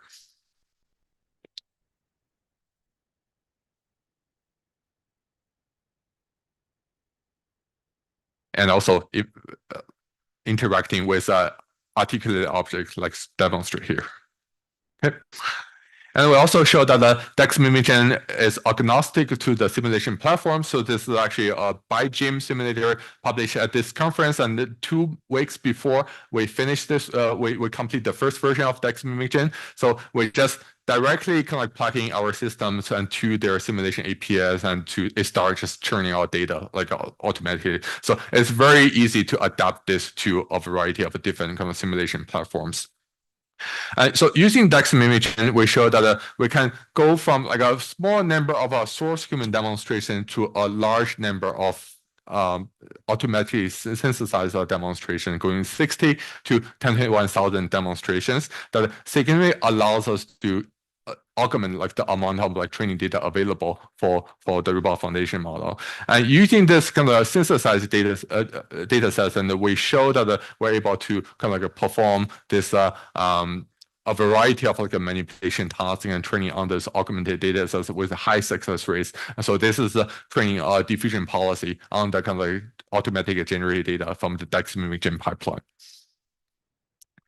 Okay, so and also another thing that we have shown is not only so Dex Mimic Gen pipeline works in simulation, end of the day we want to enable this to achieve like scalable training and deployments with a real robot. For that, we also demonstrate a real to sim to real pipeline, where we start with like a bunch of a simulation that we collected in the real world. And then we use real to sim to replay that trajectories in a simulated digital twin. Once we have the digital twin trajectories, we can run the Dex Mimic Gen system to generate like a large volume of demonstrations using system I just described. And then like we replay back the successful trajectories in simulation back to the real world using real to sim to real. Now that that allows us to, like, without the teleoperation, without human in the loop, automatically generate a large set of real world trajectories, and we are safe to kind of play back those trajectories because we already validated them in simulation. So we know that they are dual leads to success. So with this pipeline, so that allows us to effectively train a visual motor policy that takes like the vision inputs like from the egocentric view of onboard camera, and then perform the task reliably. So this is everything is done with only 5 demonstrations collected with this real robot, right? So it's like just a few minutes of data collection that give rise to this long horizon manipulation behaviors and train on vision. So the way that we are able to achieve this goal is by using a simulation in the loop and automatic data generation and augmentation, and using Dex Mimic Gen pipeline. Oh yeah. The initialization in real. We have some state estimation methods and to be able to kind of just place the objects that try to match the simulation as much as possible. It's a great question, but it does not need to be exact match. So, and the pipeline has some ability to handle noisy placements. Yep, great. Okay, so, and I think so one of the exciting results, I'm almost done. So one of the exciting results we show is as we continue to augment the amount of training data in the in simulation, we see a steady increase in the number of performance, right? So going from like a 50 human demonstration, we can generate 100, 300, 3,000 demonstration. We see that so the success rate grows 65% by training on that augmented data set. Of course, there's a catch here that if you run Dex Mimic Gen to 3 million trajectories, you're going to see a plateau of performance. It's not going to get into 100. Why is that? Because it's going to regurgitate like so similar trajectory. There's good amount of redundancies, right? So there's open research question need to be answered on how to actually kind of generate the long tail scenarios so that it actually kind of like steadily asymptotically approach the optimal performance, like as we increase the data size. And the last result that I want to show you here is well, we also demonstrate how to learn across the data pyramids together, right? So I talk about the ways to collect the real world data and ways to generate large amount of synthetic data. How can we combine them together? So our current strategy is quite simple. It's just by combine them as one data set and then co-train them together by sampling mini batch 50% from sim to real. That allows us to train on 50 demonstrations in the real world and 45,000 demonstrations in the simulation. By co-training them together, we show that they significantly increase the performance when we deploy the policy in the real world. Of course, this is still a very hard task and generalizing to like the completely novel object in the real world. That's why you see that it's still a low success rate, but that kind of shows like the promise of learning across this data pyramid by combining sim and the real data together. Okay, so I think that's the, I'm gonna skip this part. Just wanna conclude like the kind of work that I discussed today, that I talk about like data collection devices, Legato, that have cross-embodiment support that allows us to learn across like a variety of embodiment by treating like the data collection devices as a grasping tool. And everything is open source that you can actually kind of recreate the tools in your own lab. I talk about Robot Casa, that's a generative simulation platform that leverages generative AI tools to create this kind of a diverse environment with cross-embodiment support. And last is Dex Mimic Gen, our automatic data generation pipeline that allows us to just kind of spawn out like so significantly amount, augment like the amount of like a training data available. And when we combine that with simulation and real data co-training, so that improves the systematic generalization on the system one part. Okay, so with that, I'm going to conclude. Thanks.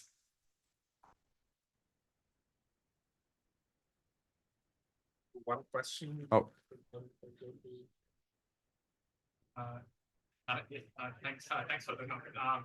So in comparison to generating data from the simulator, how do you think this compares with using the simulation and then doing RL or something like that and then doing simulation? Using simulation to do reinforcement learning. Yes, I think that will be another dimension that we haven't been looking at, is like how do we actually leverage like the reward informations to do reinforcement learning. Right now, the Mimic Gen pipeline is some simple trajectory warping. And in principle, if you know the goals of a task, and you can do some explorations to be able to handle like the more variety of scenarios. One challenge here is like with the Dex Mimic Gen pipeline now, if you just naively play back the trajectory, many of the trajectory will fail. So especially when you get to the extremely contact region, like high precision tasks, so the generation success is only 5% or even less. So that's where I think RL can come in to the picture and to see how to actually kind of use that kind of reward information to guide the generation to be like a more successful, more quality, higher quality. Yeah. Okay. Yuke again. Right. I think next on the schedule is another poster session. Poster session number 2 is upstairs again. And then I think after coffee break, we'll be back here with another discussion session, I think. Yeah. Thank you. Okay. Oh, I did not. This is what. Yes.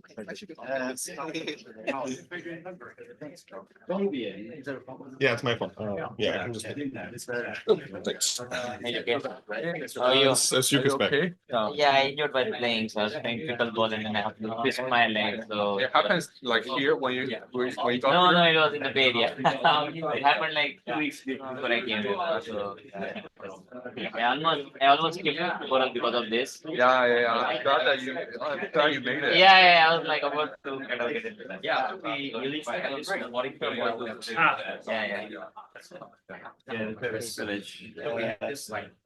Hey, so can you chat about the panel stuff? So can you play like this Mario Kart? I know certain kind of Oh, thanks so much. I'll be back. Yeah. 4 o'clock. Thank you so much for that. Thank you. I think it went pretty well. Yeah, I loved it. Yeah. Nice. Okay, great. Yeah. I mean, I think like, yeah, like getting a question where people just split opinions. Tricky business, but I think it was good that you kind of forced people to commit to this.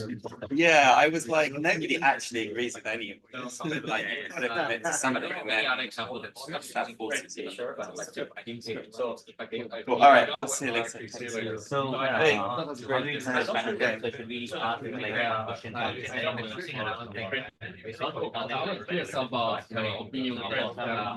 ask like questions on My view. I am pessimist probably.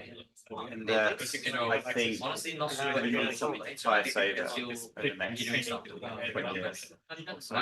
10 years. Or at least I think there's like commercial applications of robotics, robot learning, Maybe you can ask me some questions that we can arrive at much quicker. I think the winter thing is, I'm not sure whether that would happen, but I think there's definitely many applications right, yeah, much quicker than just in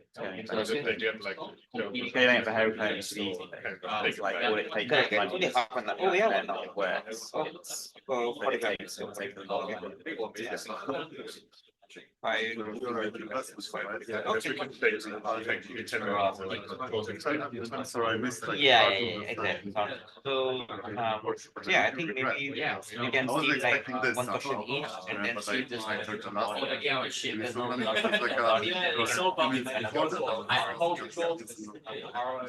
it works. You just take the first 20 minutes for questions. Yeah. Some selective discussion. Because there's a bit of shows. Yeah. You want to say it's just like 10 years, 3 years.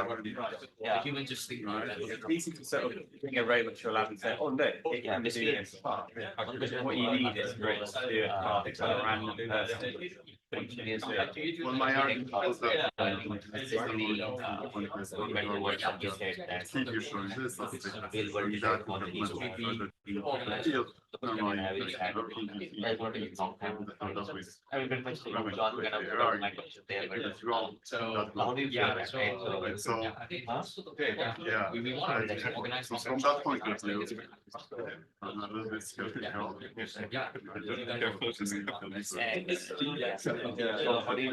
bring that? Really interesting. What is also you kind of get this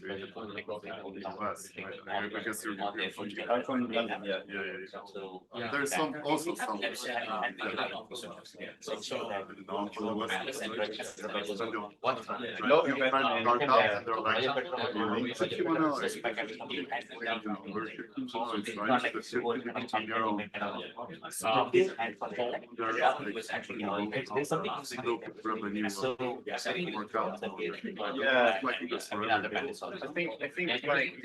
long-term.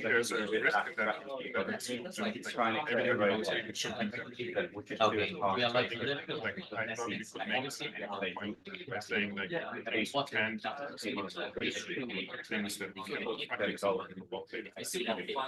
but then too short term, I think I found out because I feel like that. You get a straight and oh, you can. That's why I'm saying like we think about it. It's fantastic. Why isn't that? Why don't you go to the manufacturing center and say, okay, let's have a go.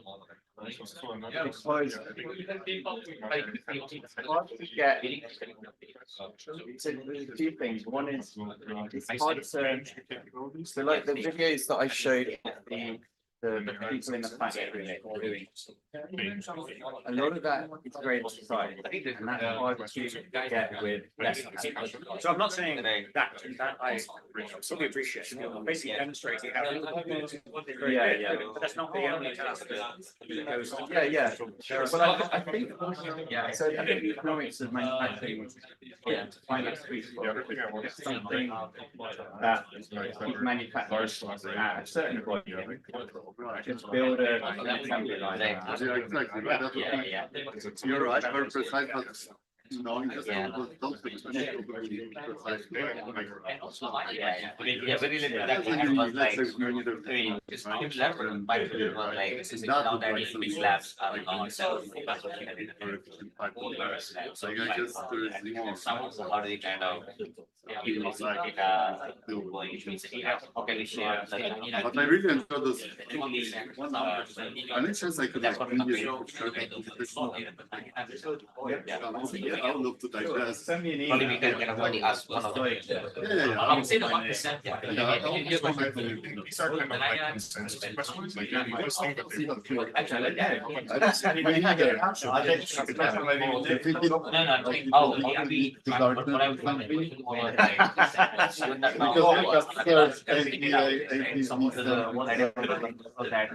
know if that maybe. Okay, let me try the linking.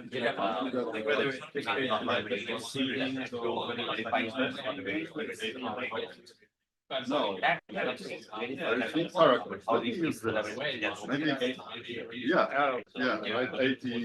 Like that. Can I try once again? there's like a question towards the end of it. Okay. Collaboration.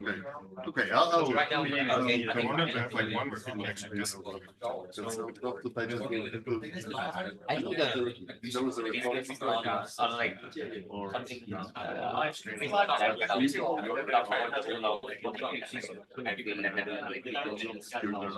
I really regret because when I jumped, I was in the same workshop. Really? Now I'm going to go. Yeah. I don't know what is going to be. Well, in my workshop, I had like center Okay. I'm sorry, no, this is fine. No, that's all right.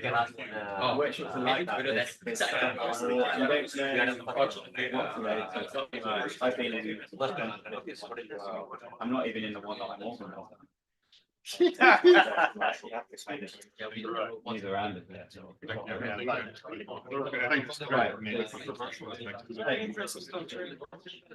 I think one of the issues though is that universities are not the right institutes to find the deployment. I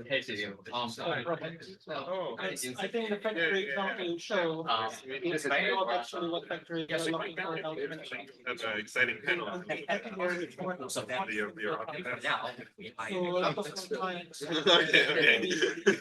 You're missing out, my friends. Actually, automation positive is very simple. Take object A from location A to location B. Just roboticist is as simple as it gets. Pick up object. I'm not sure that's what they want. That's what they want. We actually probably be done. I'm going to start selling. I think it can be done right now. Yeah, I think we have the technology right now. Just moving makes it So maybe what's missing from the equation is those deployments that are happening with the technology that's ready now. Will they generate more data that's useful is another question. Because I think we are still missing a lot of exploitation of the curve. I think we are at a place where we can deploy more robots than what we have.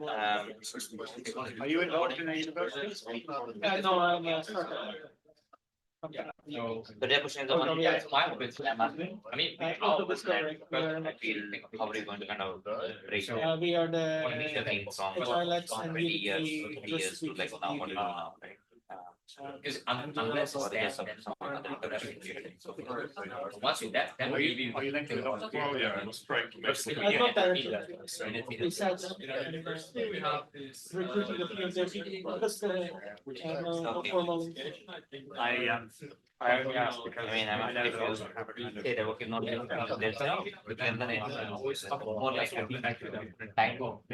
Yeah, or robotics labs. More task, not I mean, these typical disciplines. You have what you need. Yeah. Is it the miles? Like this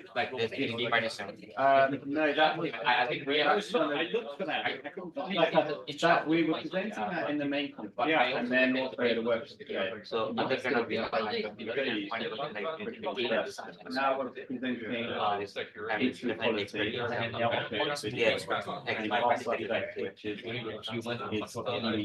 some people are going to say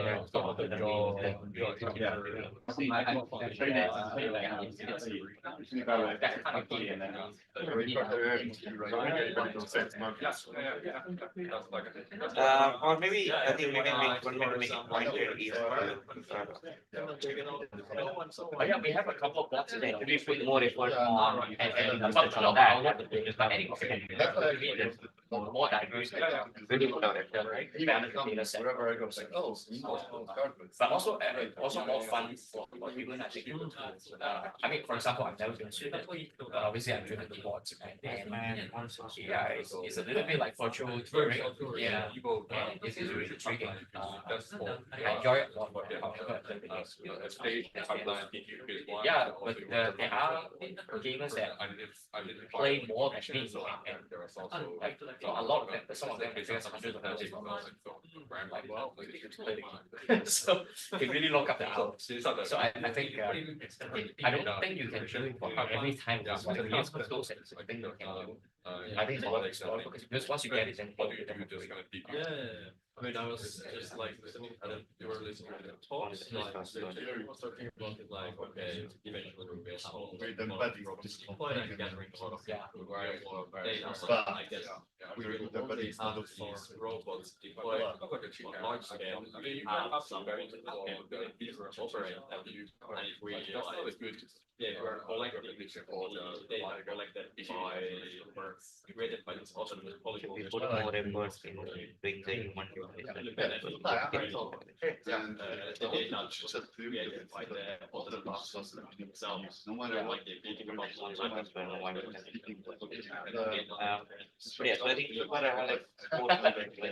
yeah, so I think yeah, I don't know. I mean,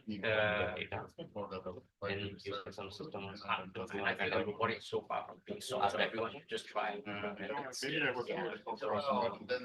Okay, our small contribution is a gaming aspect.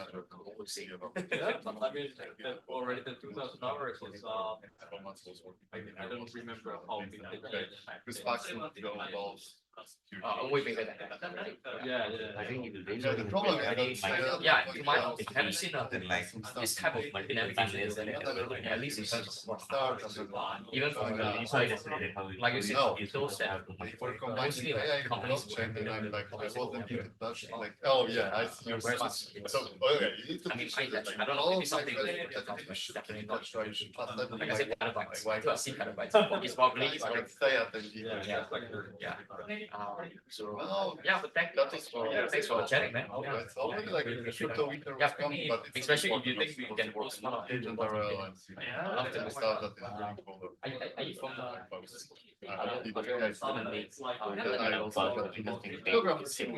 surprised. But anyway, I work on this and like Yuke and Nicolas.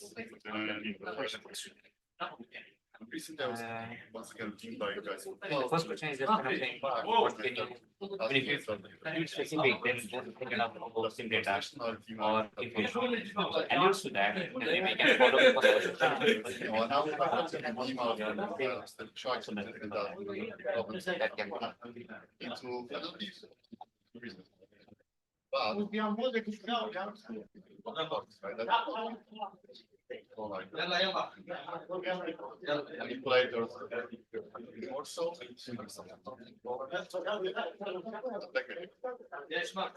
No, yes, yes, fine.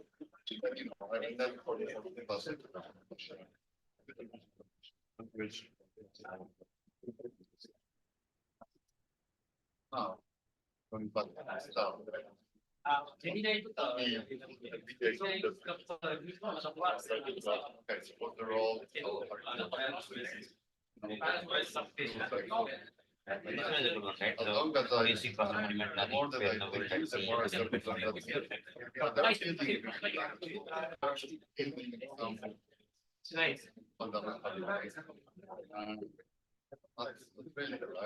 Closer to your thing, you know, like this thing on the next slide. But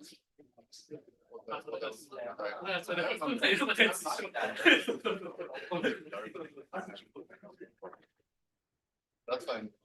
Here.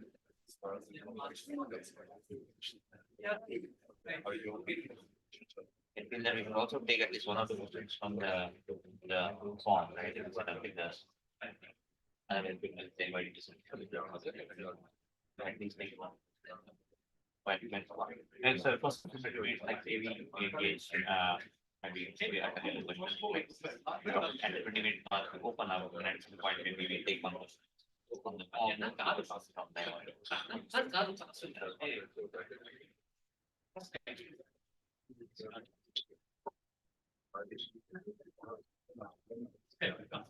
That's like it's not really.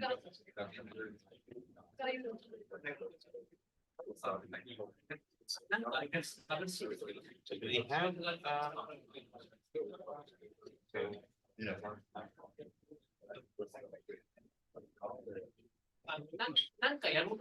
So you can last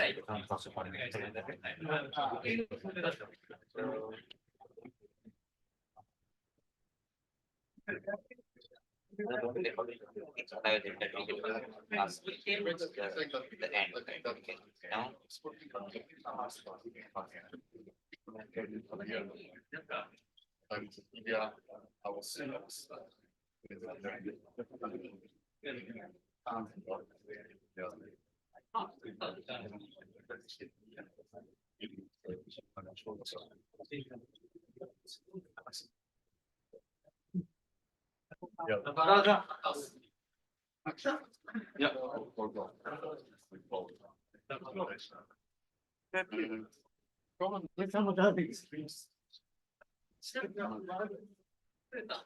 No. So I feel that we will go hand in hand for the thing. First of all, can say number 2 what can we just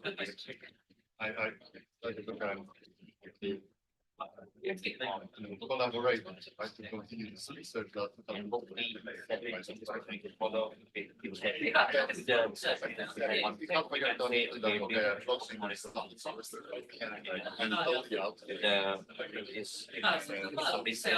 can do human data and we can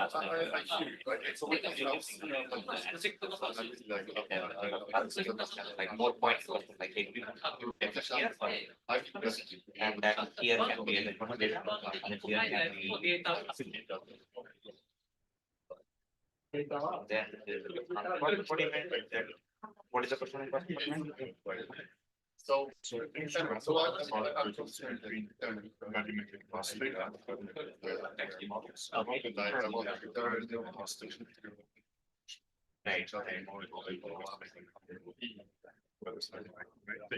concerned so I also kind of graph like often there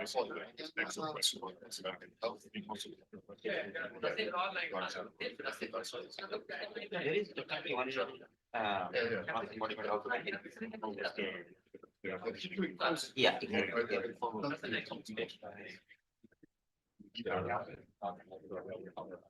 yeah, that's why I came to you because I'm like trying to understand the style. There's Isaac.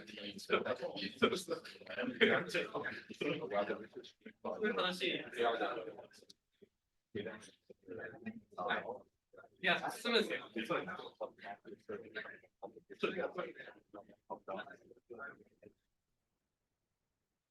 My questions so far.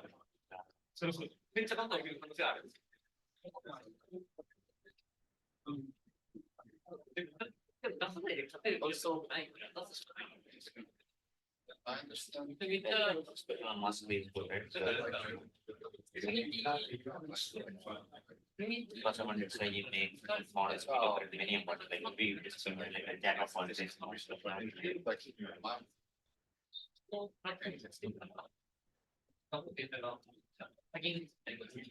is your concern about it? I mean, let's say it was a bit like I think, okay, one thing that's specifically concerning is if there's different strategies of solving the same task with different methods. Maybe that could be like negative trends. All those I mean, also you mentioned the market, right? It's one of my the most successful. And it's kind of like develop games, right? Like 95 Pro and we are guessing many what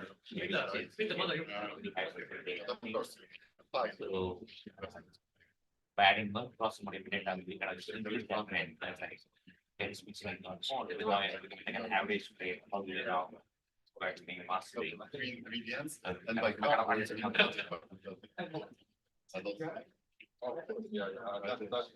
that's very fun. Yeah, so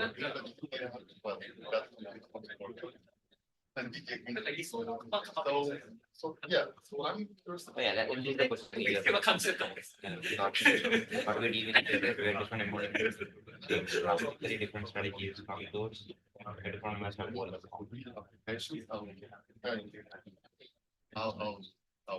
trying to but they don't really need to make sure basic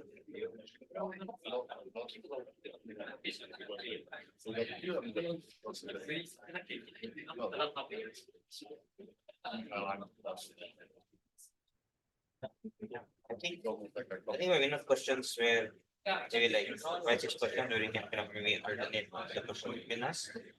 Then we open the floor and maybe we can.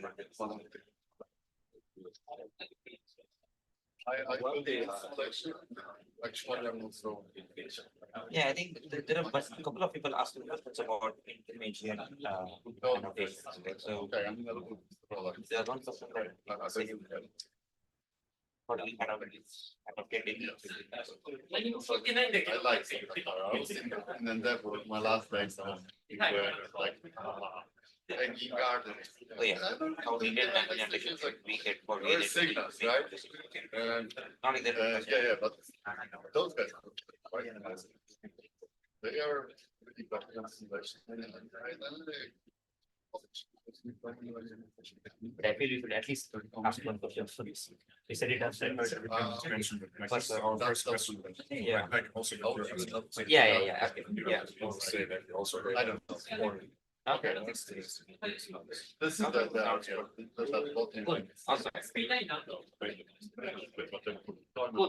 awesome. Yeah. So yeah. I don't want to think about your time now, but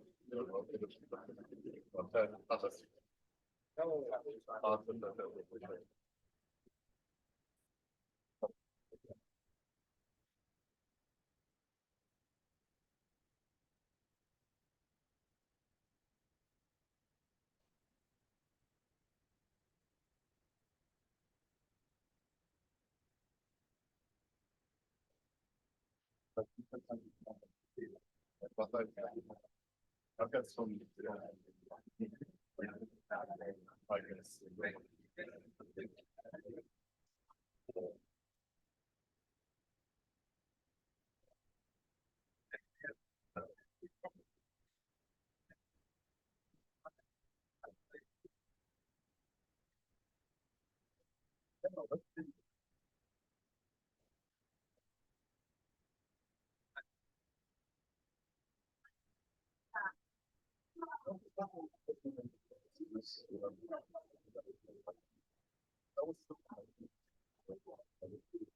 They were like, yeah.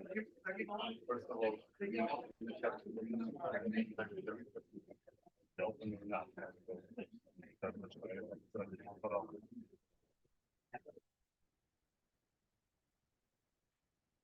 Yeah, that's right. That's right. Cool. That's one I can right? The line. Okay. First time.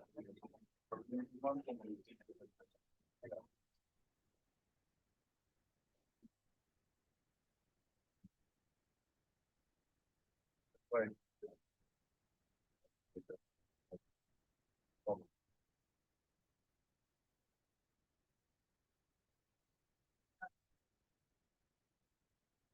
So I'm on. I'm on. So let's continue.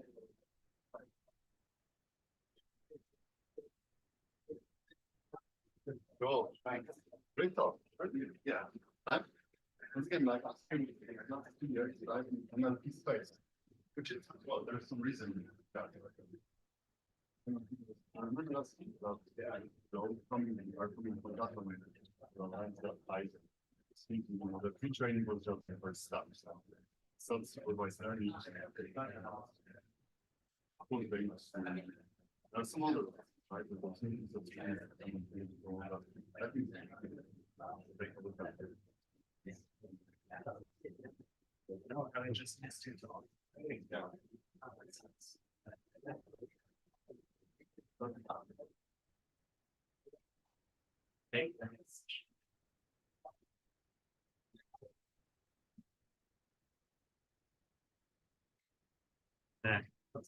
Thank you.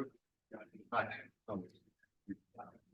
Because I have your data pyramid. Yeah.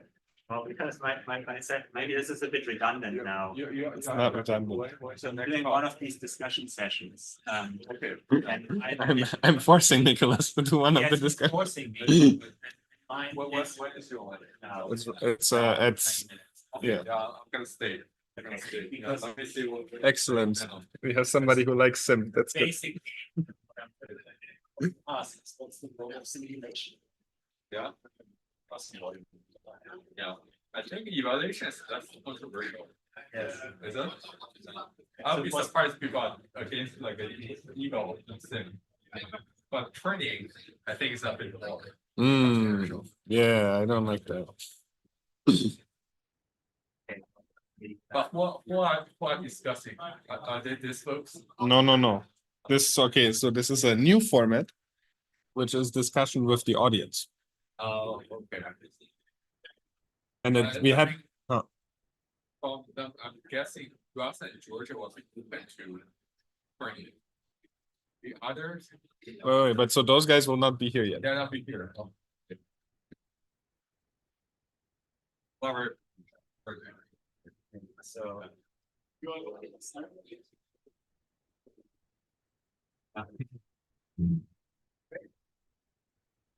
Well, pretty training. I mean, it's just 10 minutes, like a short private or. No. Alles gut. Jetzt an Mikrofon. Das ist genau deswegen sind wir da. Nein.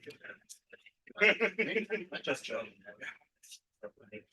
Well, how about so certain kind of I think it's like our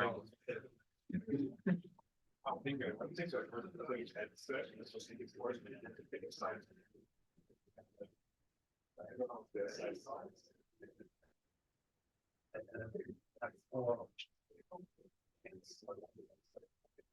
Again.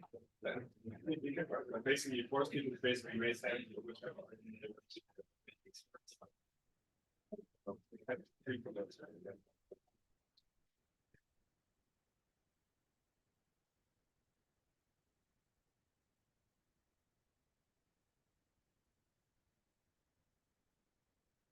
Like, what's your take? My take is, I think we should.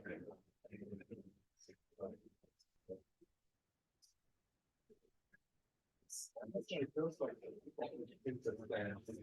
against not from that sense is not coming from the first person. It's coming from the practical experience.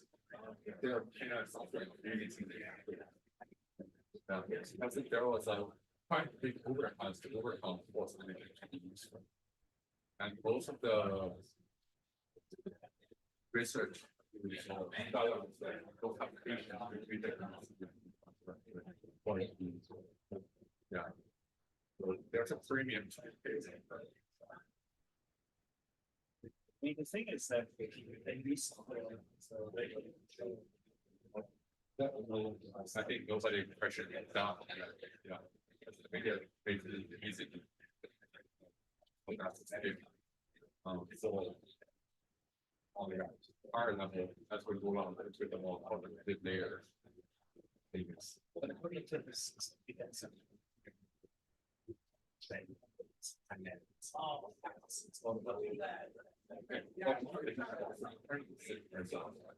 yes, so I think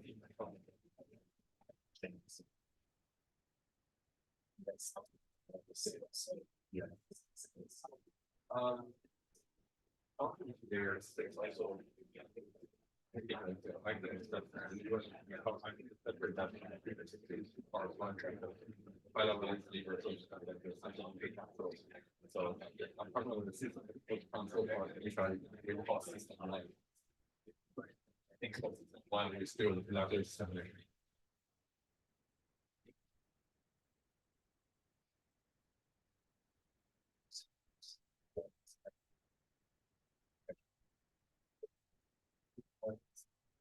Things to be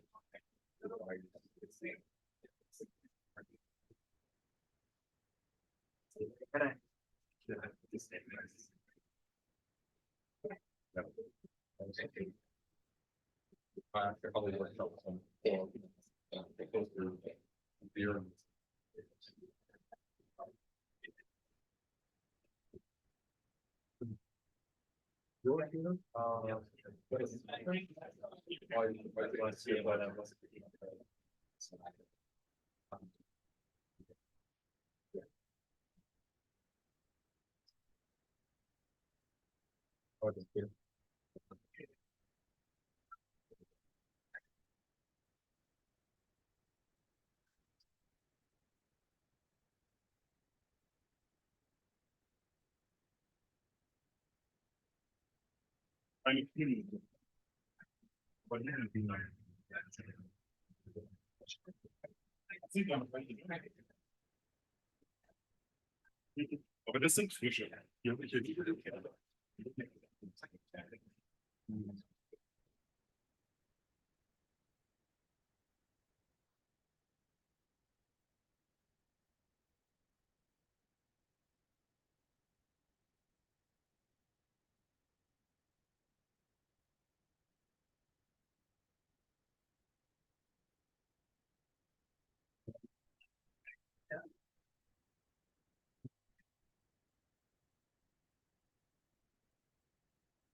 Eins. Eins, zwei. Zwei, zwei, zwei, zwei, zwei.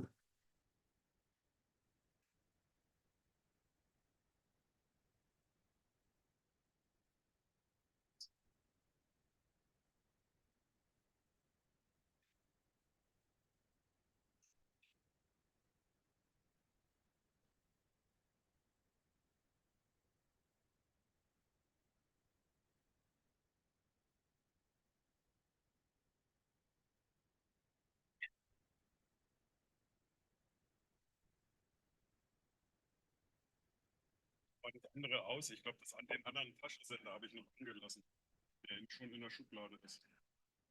Okay.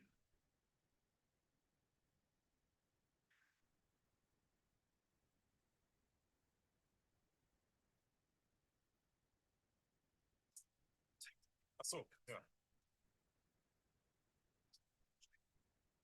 Ja.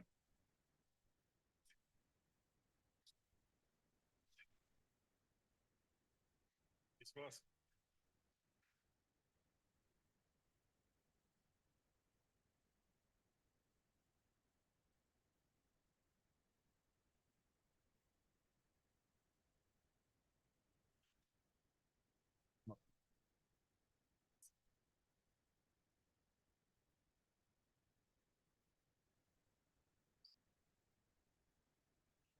setzt nämlich noch mit hoch, weil dann kommen die auch nicht auf dumme Ideen und binden sich die Dinge um.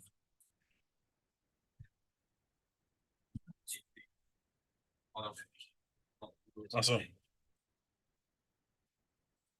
1, 2, 3, 4. 1, 1, 1. Mehr geht nicht? Gut.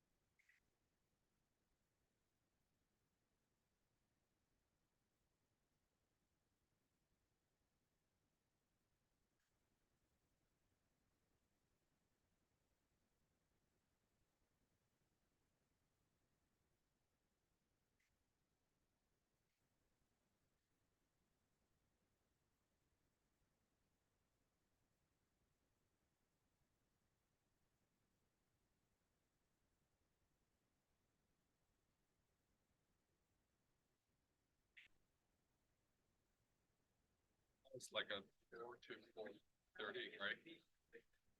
4 to 4:30. Yeah. Okay. But hopefully I will be doing my presentation. I think 5 minutes. Yeah, I think that's what happened to the previous.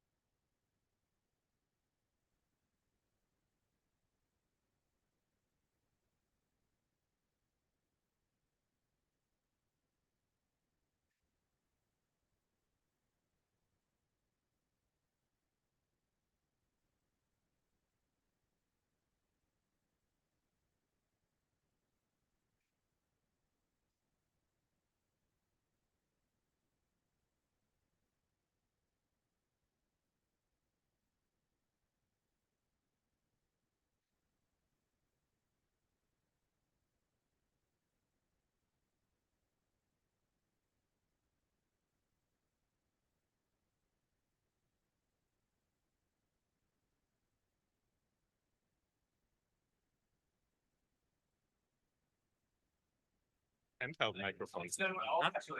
We have handheld microphones now. Yeah. How is the other workshop going? So I think so. Unfortunately I had a conflict last night. yeah, I've been just get stuck in other events, so I haven't checked out. Happy to.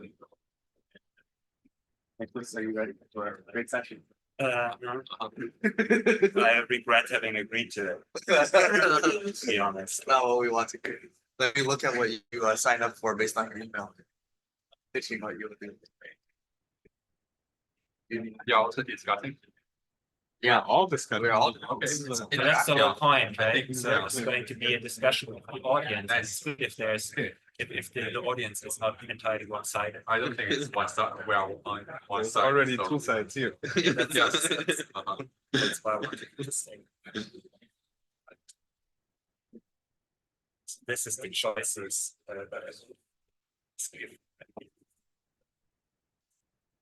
Choose wisely. I'm your cheerleader, so anyone Okay. doesn't go well with apparently a copy. So I'm sorry. You have to make sure that this is going to be a constructive session. Thank you.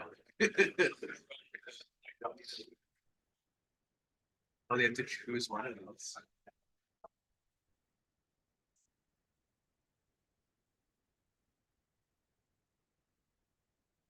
I like the forcing the yeah. It's not what you fully believe, but maybe what you most align with. I feel like number one is a bit of a cop out because it's the premise that we don't need right? But then like I feel like you could gate the premise on you already believe or I don't know, or no, it's fine, it's fine. It's Don't need to gate the premise.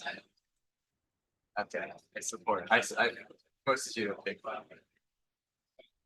Well, then there are 4 different options, and I think there's probably one for everyone.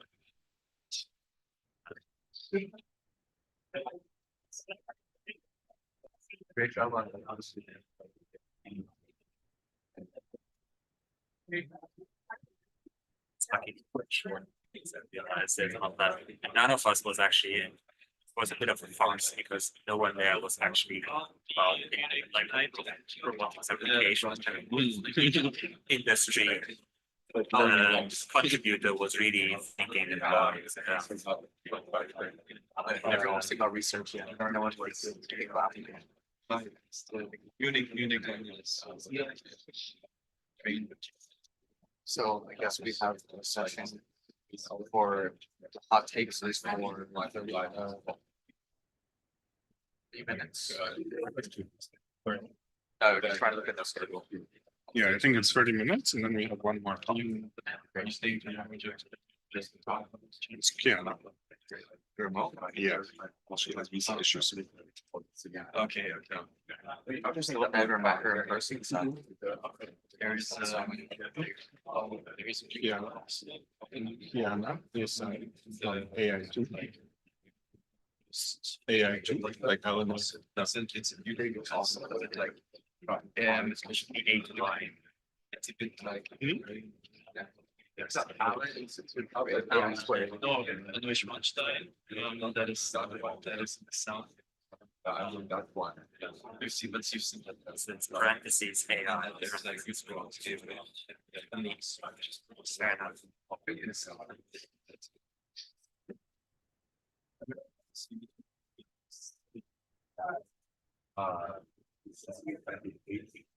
Fair enough. Yeah, I was not there. The discussion is extremely high profile. I'm actually interested in Imperial side of this. Yeah, because I'm gonna discuss it. Yeah, no, that's fine. Nice. Probably right now, but so my company is at retail space. So we are. It's not. It's not yeah, okay. I don't know how. Suffering so much. I don't know how it works either. It is an experiment. Nicolas is an enemy. So it's an improv. But I guess you already have it. So we already have it. And when Sergey is coming out. So Sergey was in the morning, but he ended up doing basically a call. I see. Okay, should have done You even changed your name. Yeah, he comes in. Okay. The people is a bit low and I cannot see the former expert. It's not in the presenter view, so I cannot see the time. I mean, I didn't mean to push you. Because I saw actually lost track. It didn't stay a lot. Danny, are you interested in staying for a discussion? And no, at what time? Right now. Like you have no excuse. So I have 30 minutes. Right now? Okay. I need another discussion in 30 minutes. Okay, easy. Carl feels a bit responsible for what we made that second. I was thinking for what this year. So who do I replace? You don't replace anyone. It's an audience discussion. Ah. Well, that's fine.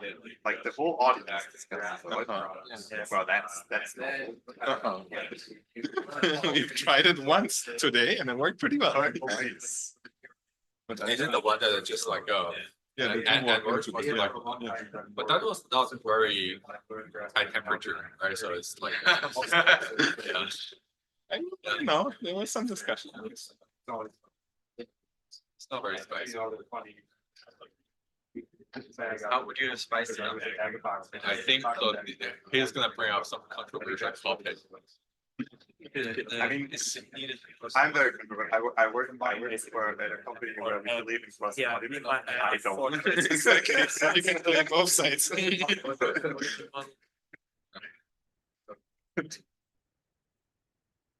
Actually, why do we make cross embodiment? Yeah. You can. I think that it makes sense. Transferring from one friend to another file to businesses. Yeah, but the gap is too large. Excellent, excellent. All right. Sounds like so. Yes. Where does cross embodiment fall in the just like say procedural generation of Yeah, why would it? Like, I don't know. It's like the homology. I feel like it's just easier and cheaper to just get a real change. You have to I hate it. Yeah. Now all I do. Oh yeah. No. Yeah. I'm like. Yeah.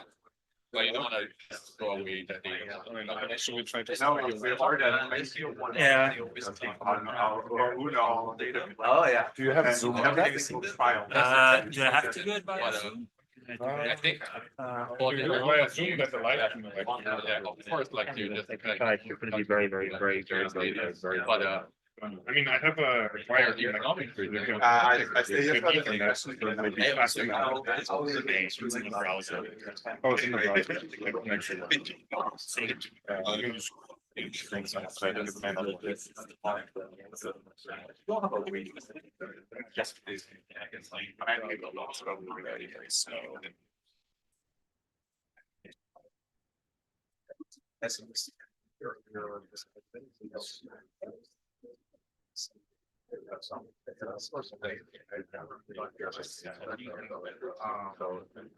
So basically, there are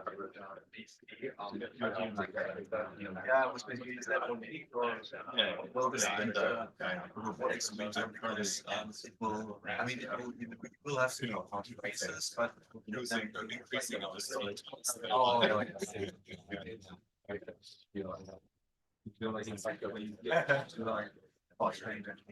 So an iteration of the last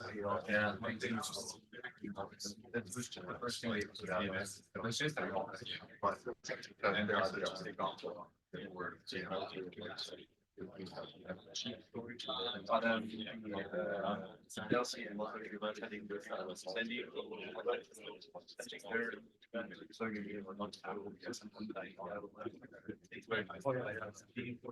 which I yeah, but that's really important. Interestingly, like yeah, let's say so we especially this And they don't automatically. So that's your assignment. This without and then I saw it. Sorry, I saw it. Oh, okay, I was careful. Yeah. Let's say that there, but I think we can. You're like you are. We like more. Yeah,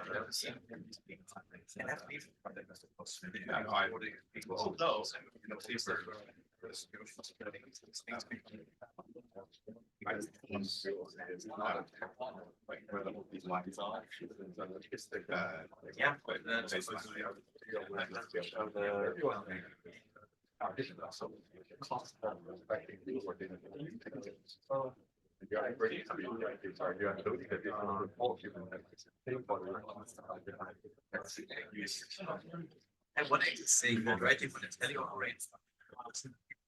But I was like, I even put that to me. I mean, if you just take a standard terms for Gaussian splitting, Gaussian splitting is better for rate rate, worse for geometric reconstruction. Right? Like you do merging cubes or whatever is an extraction measure. Those are pretty ugly measures.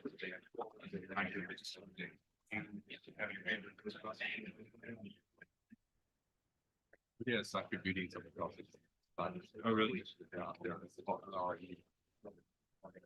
All right, you guys can hear me? Then let's get started.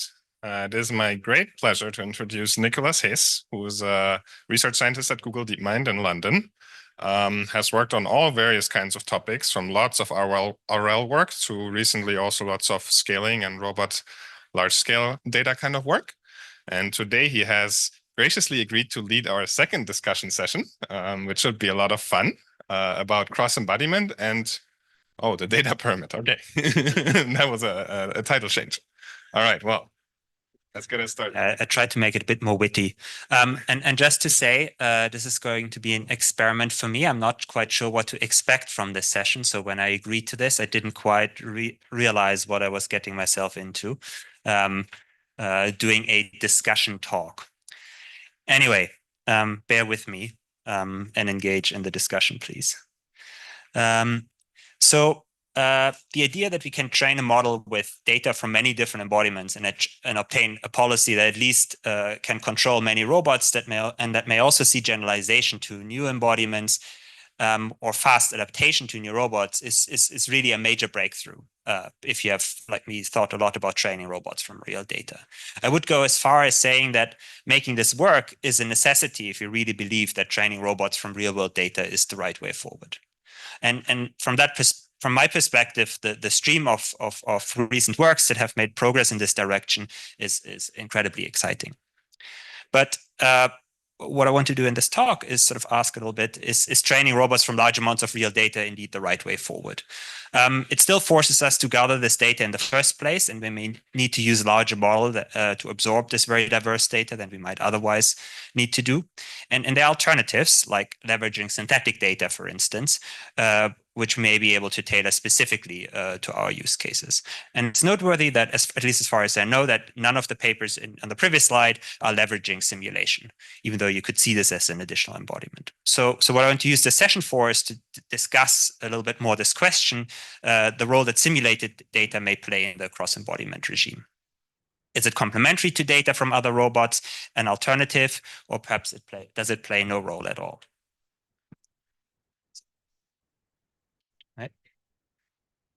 Okay, so I'm sure you've heard a lot already about diverse robot data today and how this can be used. So let's just have a quick look at progress in simulation-based learning in the last couple of years.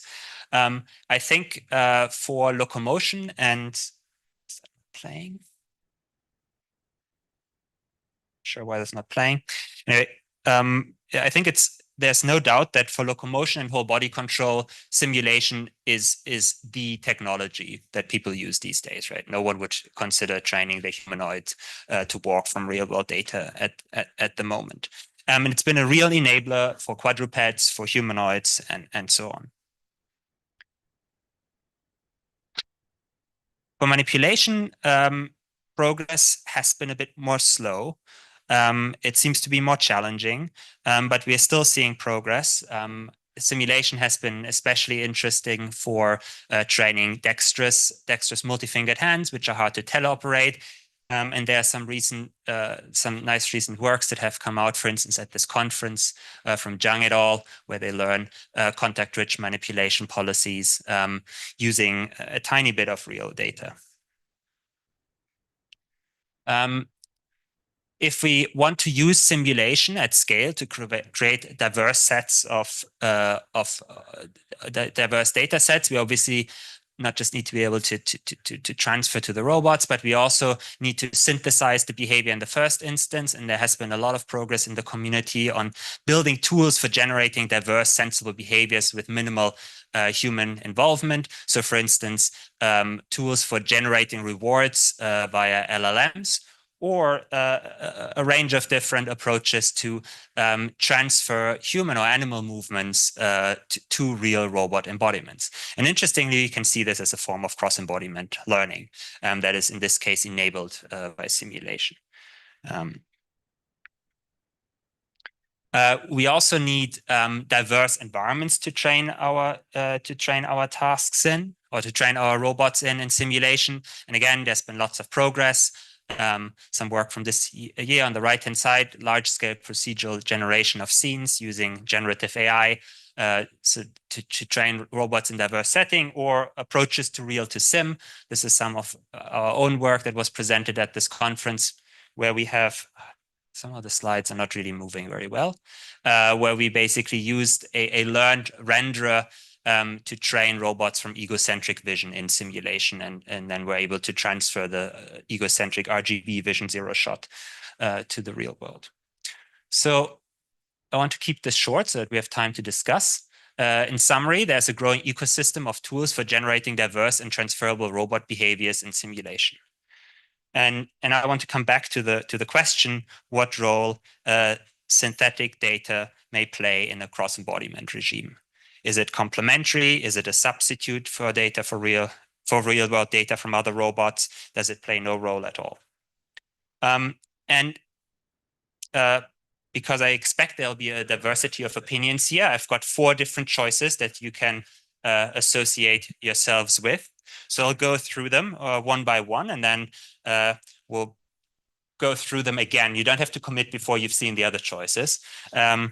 And everyone can raise their hand, and then we can have a discussion. Okay, so the first one is, maybe we don't need to worry about cross-embodiment models at all. In simulation, we can basically on demand synthesize specialist policies for specific robots that we're currently interested in with minimal real-world data. Curious who agrees with that. Secondly, the only way how we will ever create cross-embodiment models seriously is by leveraging simulation. Only in simulation can we create diverse enough data for many different robot embodiments at low cost. 3, I don't think sim-to-real will work, but using simulation data as part of the pre-training mix for a cross-embodiment model, basically treating simulation as an extra embodiment and also training with real data may be beneficial. And finally, for the skeptics, we don't need simulation data to train our models at all, but evaluation and simulation will be useful. Okay, so think about it for a second, and then we'll have a show of hands for each of those options.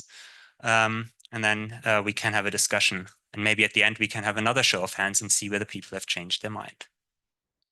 Okay, who agrees with the first point?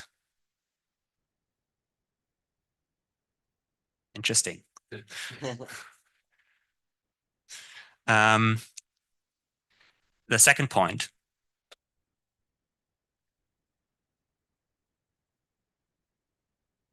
So that's about 8 people or so. Yeah, cool. Point number 3. Can you agree with more than one? No. You can, but they are kind of in an increasing order of skepticism, right? You can, and 4. Well, I think well, maybe I should have framed 4 differently. Simulation data has no a place in training our models, but it may be useful for. So just to make them mutually exclusive. Okay, cool.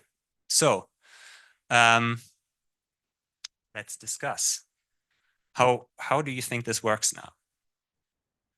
Well, okay. I mean, I can try to. I think I was nearly the only one for number 4, so I can try to articulate my reasoning. And you can use a mic. Yeah, the mic. Oh, I can use the mic. Sure. I'm trying to be maybe more spicy or more determined than I really am. But so basically, the main concern with sim, well, there's 2 main concerns. One is that simulating stuff is actually very hard. I'm not an expert. I think there's more expert people here. But from my point of view, as I see sim, I think it is really hard to get a simulator for something that is very complex. Or to put it other way around, it is very easy for me to find things that are very hard to simulate, but that we feasibly want a robot to do. And getting those things in simulation will be very tricky. So the ceiling that the simulated approach has, or that a approach that heavily relies on simulation has, is presumably fairly low, if we assume that we can very easily find tasks where it will not work.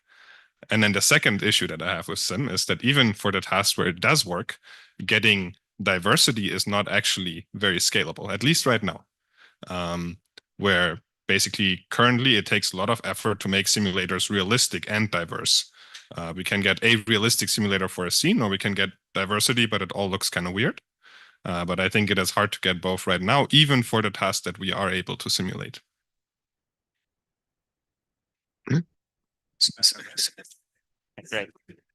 Okay, so well, first of all, I think there are things that are hard to simulate, but even if I can simulate, let's say 70% of the tasks I want, that's a huge boom to the, and you could weight it properly, but if you can just generate lots and lots of data for 50, 70% of the tasks, I would take that already.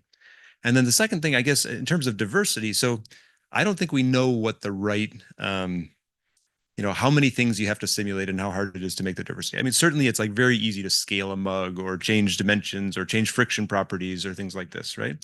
And it could be that you could excite all of the modes required for perfect manipulation with relatively trivial transformations of existing assets, right? And I guess that's really the story in quadrupeds, is that relatively simple strategies for domain randomization covered the space of recovery maneuvers and stuff that were required for whatever you see in the real. We didn't have to simulate the Alps to get quadrupeds walking through the, through the Alps, right? Yeah, I think to +1 on that, other thing is that maybe in few years from now, I mean, simulations are rapidly improving. If you look at how, say, simulations were like 2-3 years back to how they are now, I feel they've been rapidly improving, especially in fluid dynamics. But yeah, to +1 Russ's point, we don't need all the things. Even if we can get like 70-80% simulation, that's already good. But I still feel that evaluation will be a big role for simulation. So in that sense, I do agree. Number 3 more, but still evaluation will be a big part for simulation. I do feel that.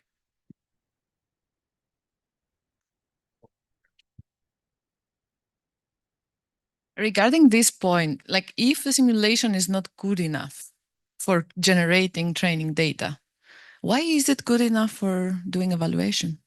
It will completely mislead you about what would be a very good performance, right?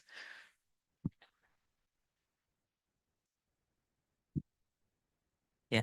So agreed. Again, the distinction is like not on all the tasks, right? So I think the my internal belief is that we are bottlenecked by evaluation. You can scale training by throwing more compute, but you cannot scale evaluation just in real world. We need more robots. So we can take that load off of real robots and at least offload 80% of that. Maybe the 20% will be for some things where it might not be useful. The reason why I feel that the bar is slightly lower for evaluation and training data is because for training data, you need to have pretty good data, at least for the methods today. Whereas for evaluation, having the relative ordering is sufficient. So if agent A is better than agent B in sim, and if you can guarantee that 90% of the 95% of the times in real, up to some scale, I don't want everything else to get squashed to 0, but say up to some, they follow similar kind of monotonicity, then at least that means that we can trust the sim benchmarks. So in that sense, I feel that the bar is slightly lower for evaluation than training. We have a question. All right. Like, if I could share my opinion, then I believe that you need both. And I think that in the same way that you can teleoperate a robot in the real world, you teleoperate a very nice robot in simulation. There are already tools and they keep improving. So you can already build up your models and etc. And then you can also use real world data to even build your sim to real, or like see where there is the gap, or if the humans have a different strategy. So I believe that this should not be a real concern, given that unless you rely on some pre-trained RL agent that collapses into some mode, but you still use the human in the loop, because in all what we discussed, the human in the loop seems to be necessary. I don't think there is such a big issue on like mixing up everything. And for sure, it would be nice to evaluate first in simulation, because then you don't break your robot. And if it is like good enough, you evaluate in the real world.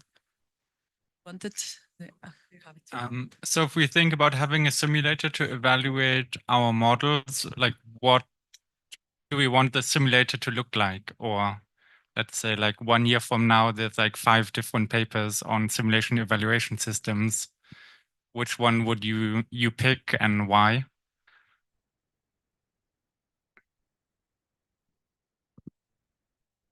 Ideally, it should be a one-to-one mapping, right? So if you get like an 80% success in simulation, it should be 80% success in real world. But it's kind of too good to be true.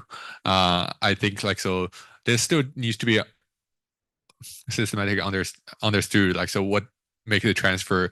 I think some of the earlier work, like for example, like the simpler paper from Google shows that well, if you do some like simulation evaluation and like the performance will correlate with the real world performance, right? So, or you can show that like, so 2 models and perform, one is better than the other, maybe the ranking will preserve like when they roll out in the real world. So I think this is like the basic premises, right, to use simulation for evaluation, but definitely we hope to see a stronger form of performance transfer, right, when we roll out the simulation results to the real world.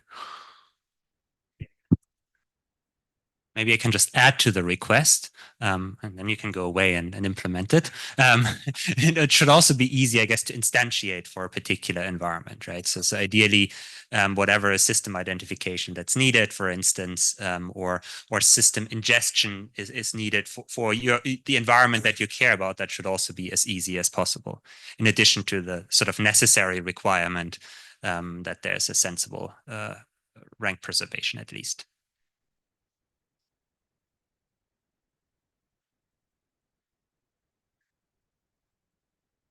I want to say a few things. So the first one is, if we don't believe in 3, then we can also not believe in cross-embodiment training at all, because if we think that we can make cross-embodiment training work, then of course we should also be able to control a simulated robot.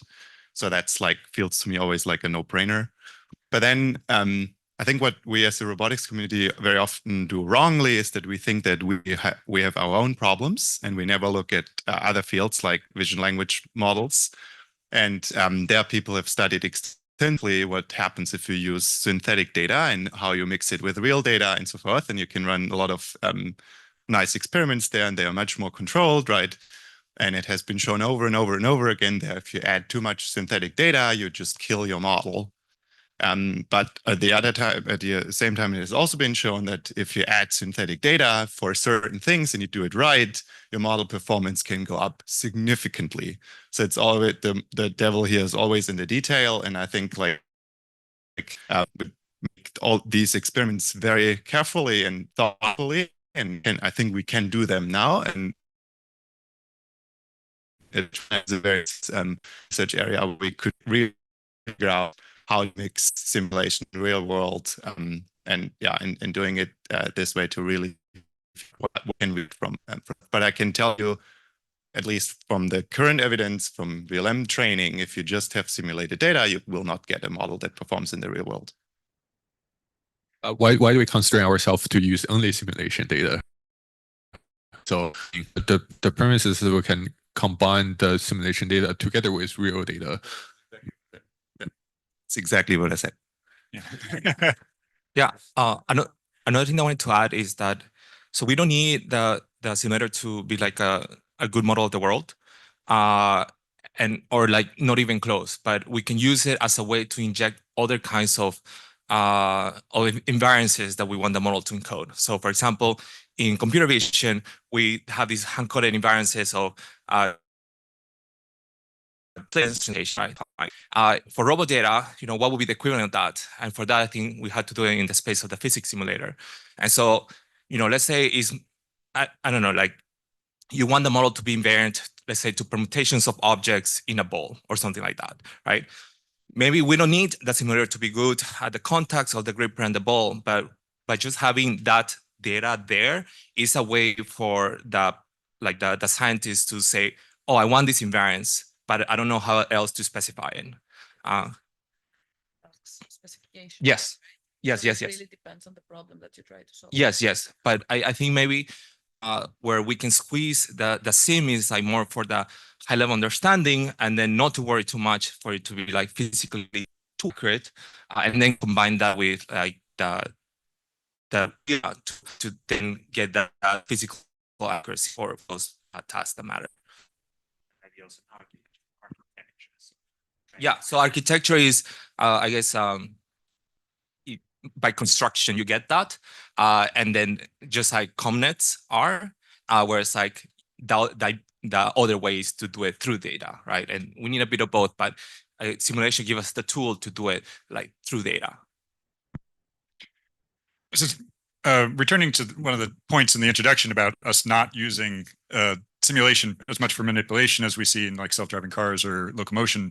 Is there consensus about why, is one of the questions in my mind? I've heard both skepticism about creating the diversity of scenarios that we might need, obviously, but I think a lot of us think about the sim-to-real problem of the physics in these interactions that are maybe more complex than what we see in the other environments. And yeah, and I'm from Amazon, so I'm like particularly interested in like we have 100 million kinds of items that we have to like that do really weird things when you start pushing on them in packed spaces and these kind of things.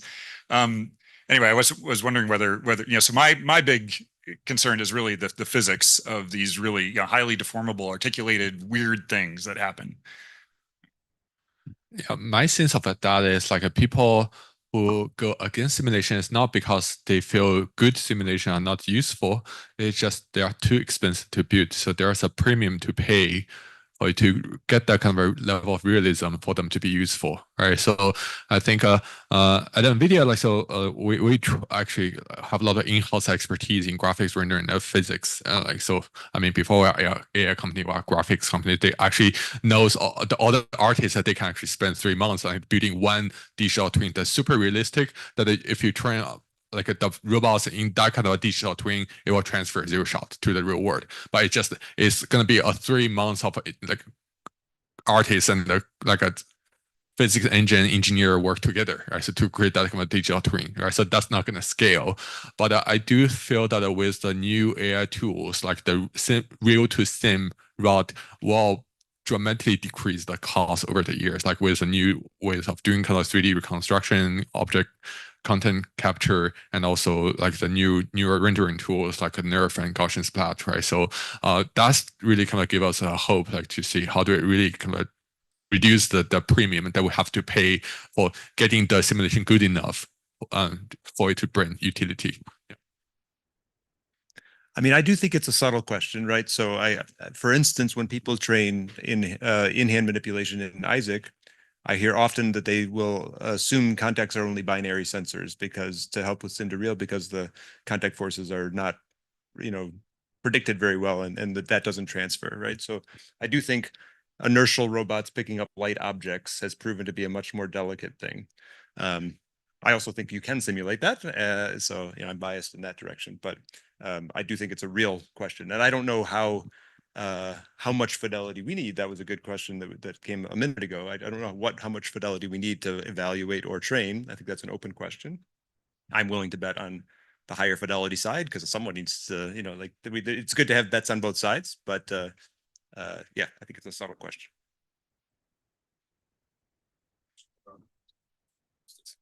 I was just curious about the NVIDIA example you gave that like somebody can make a very high fidelity environment. Like, is that also true in the physical sense? Like, could they simulate that pie, dryer with all the towels in them, and then you can take them to the table and fold, and that would 0 shot generalize to real? Like, I understand we can make something that looks nice, but Yeah, I'm talking like a physical realism, but like there's a limit to it, right? So right now we have a ways to simulate a rigid body and the contact physics like, efficiently. But if you're moving to like a deformable objects, liquid, I think that there's still work to be done.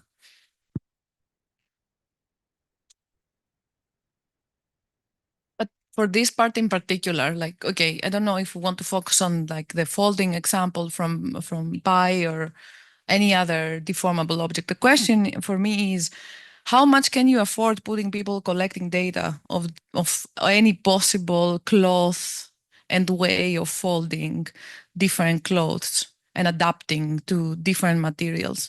So I don't think we can afford this like eternally. And it also, we are not even convinced that this brings 100% success rate. I think there were results that they don't bring 100% success rate.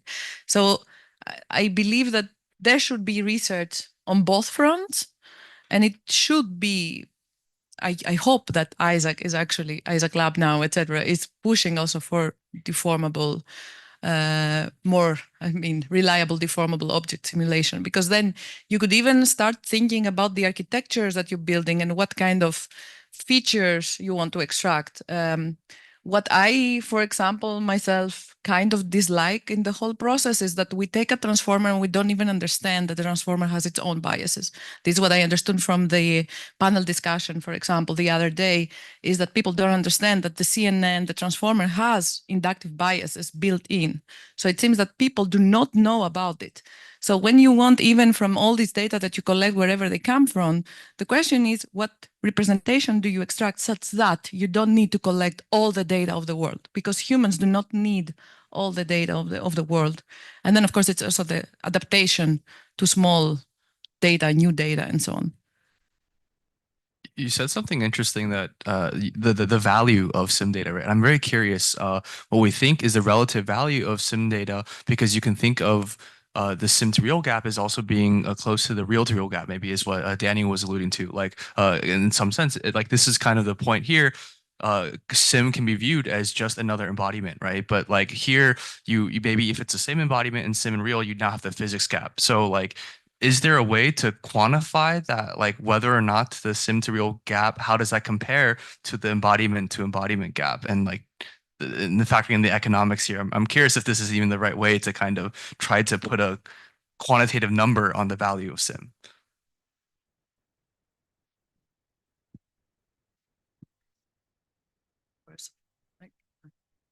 Okay.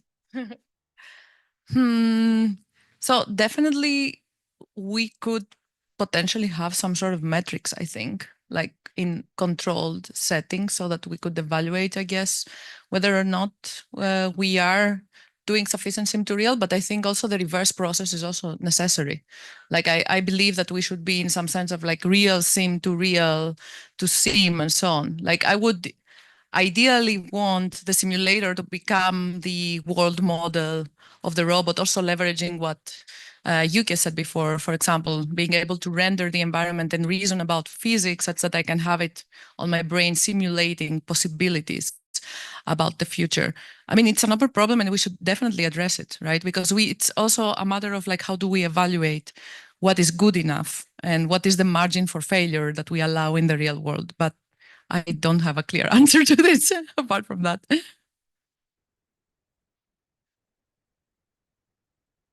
I think we're getting to the end of the session. Maybe before we close, I just want to ask why no one picked option 1. Because if you believe that option 2 makes sense and we can primarily train our robots in simulation, why not just train directly for the robot we care about at any particular point? Room self-selected themselves out of that, right?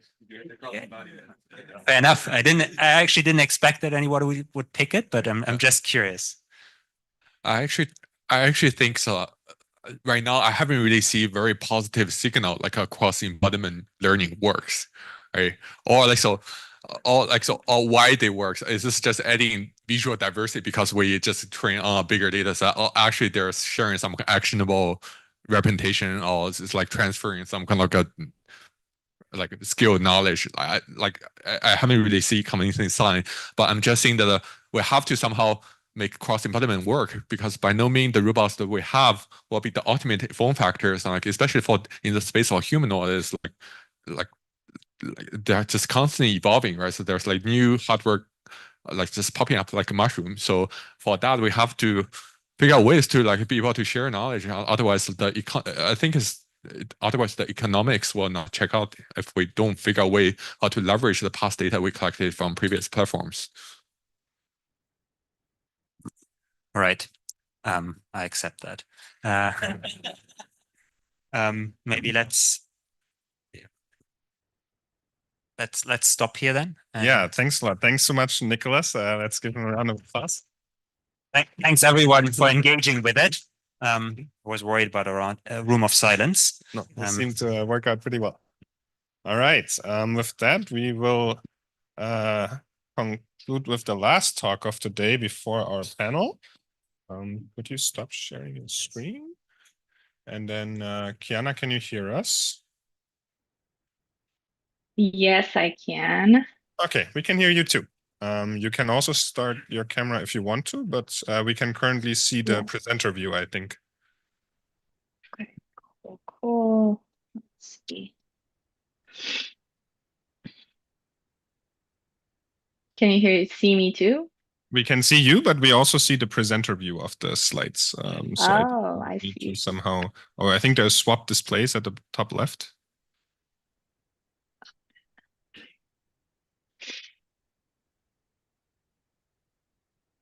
Okay.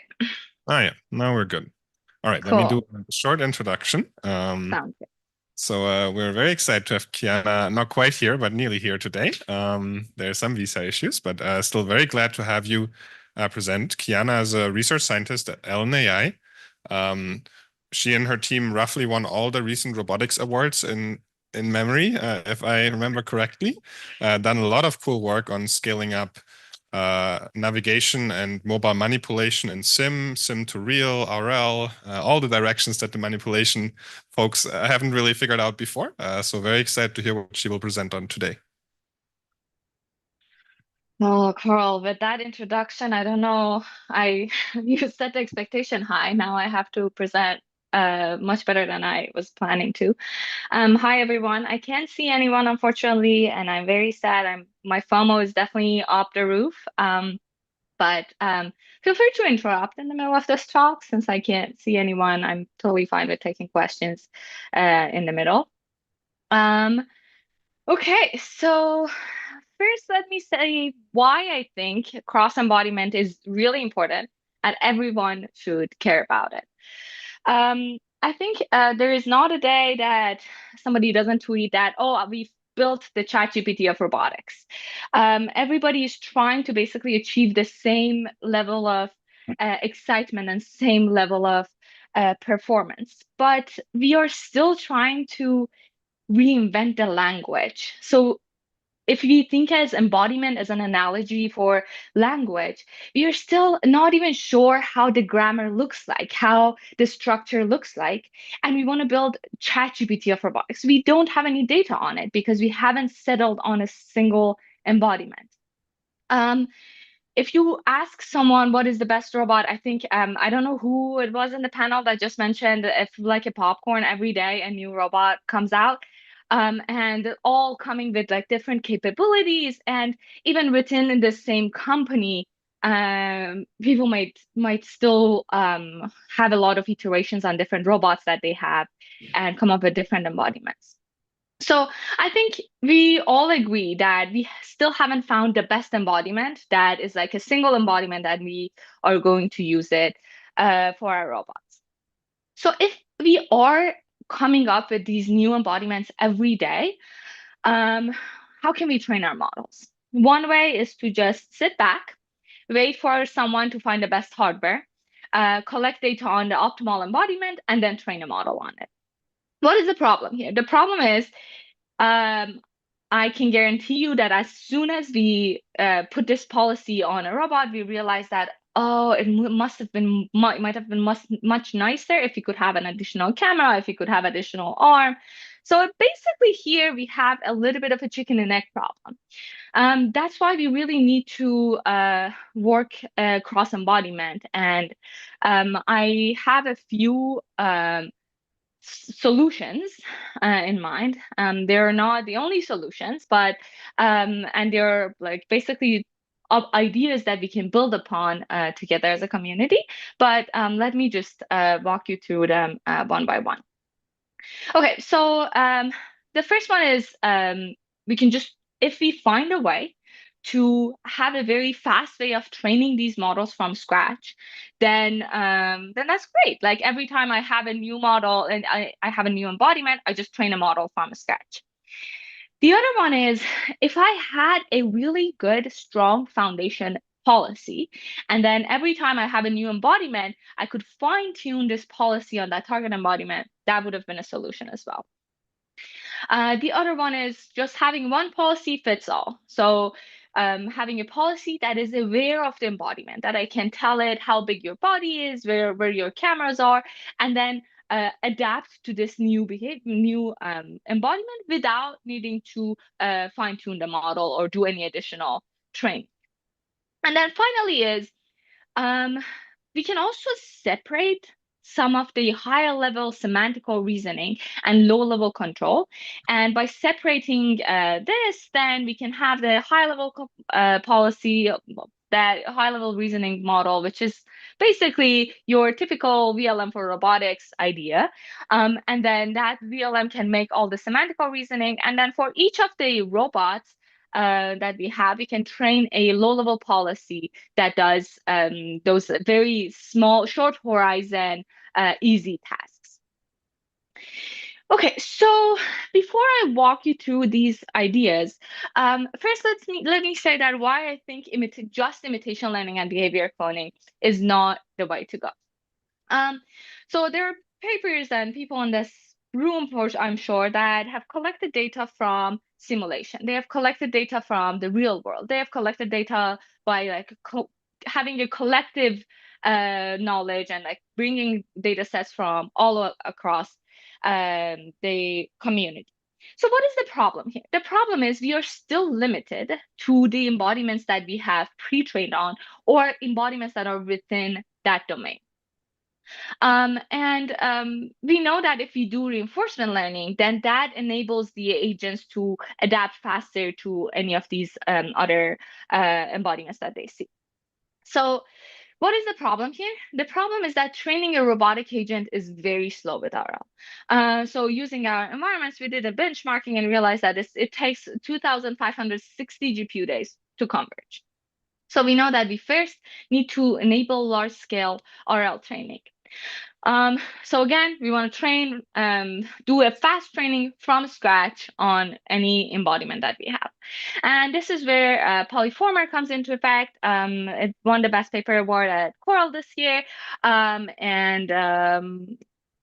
basic idea is we do hundreds of parallel rollouts in diverse environments, and we use a transformer-based policy with a pre-trained visual foundation model.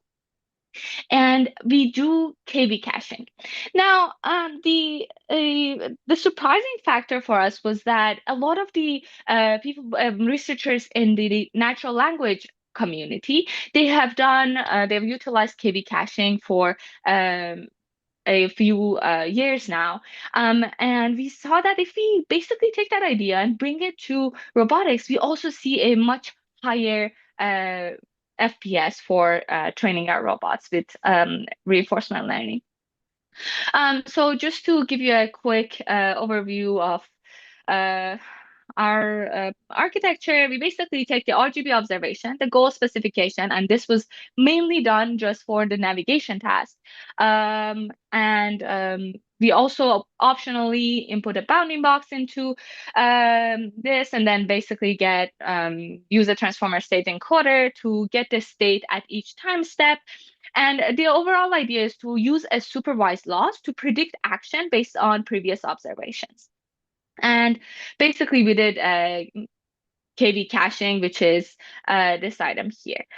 So one might ask, why did you do KV caching? You can do state caching. You can do feature caching. Why did you end up with that design choice? So, well, I wish I could say that we tried everything and then we decided to do KV caching, but in reality, we actually did KV caching first, and then we realized, oh, we should try all other ones. But anyway, KV caching was brought us the highest performance and fastest speed.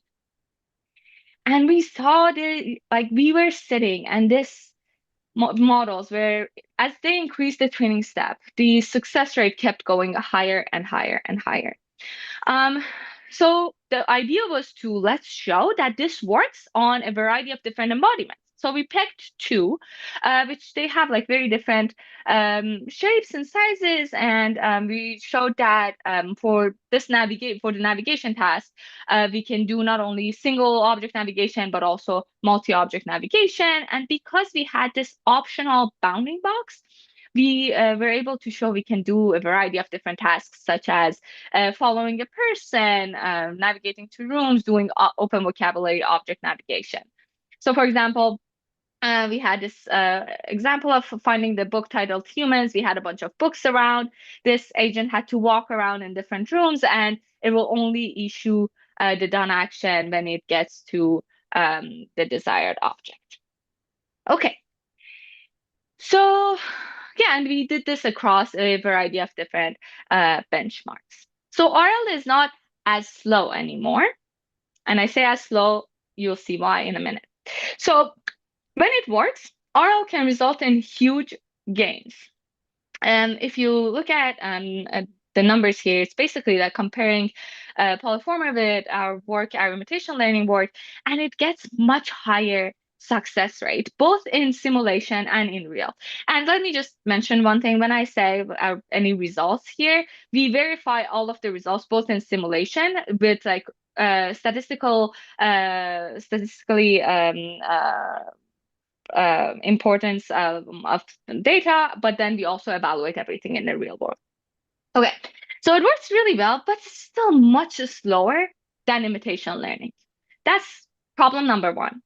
Problem number two is that RL often fails to learn a task even with dense reward. So for any of the other tasks that we had that were basically, for the task of fetch, for example, which is explore an environment and pick up an object, because as soon as we put that manipulation into effect, it becomes much slower. The search space is much bigger. So RL from scratch doesn't really work.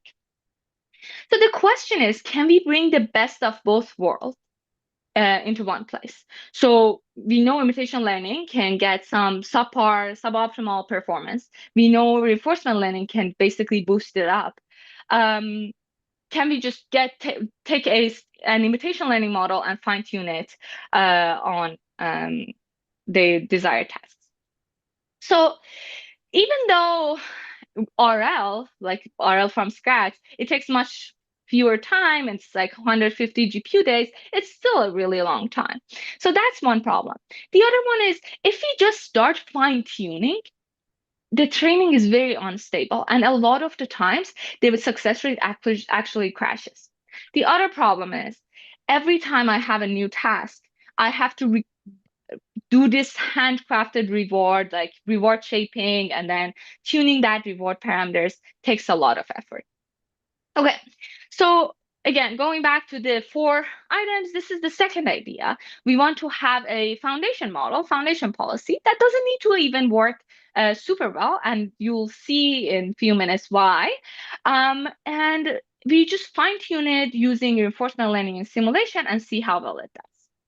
So this is from Jian from UT Austin, who was an intern last summer with us. And we were able to, so first let me just tell you a cool, funny story.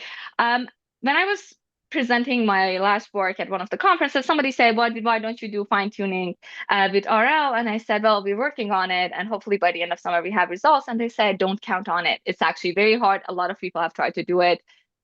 That's too optimistic to be done by end of summer. But anyway, so we had a lot of a lot of very simple tricks that any person in this room might say, oh, that seems very obvious. But the combination of this brought us a stability that enabled a lot of different applications. So one of them is using much, much smaller learning rate than we usually do during fine-tuning stage. The other one is disabling entropy bonus.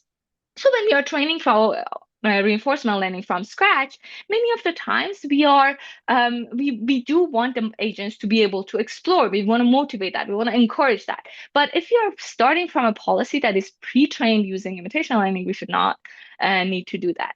And the other one is separating the actor and critic network, and that's basically because the actor model is pre-trained with a gradient that is for the supervised loss, and when we add the reinforcement learning, it basically crashes if you don't do this separation.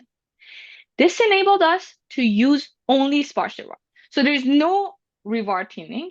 It's only a sparse reward of was this task successful or not, and we get that at the end. So just the label of 1 or 0. And we saw surprising results without any need for doing extra effort on every single task that we would fine-tune this model on. It would work really well, and it was much, much, much faster to train. So this is basically like including this training time includes the pre-training phase and post-training. And we saw that we can get much better results and much fewer training time.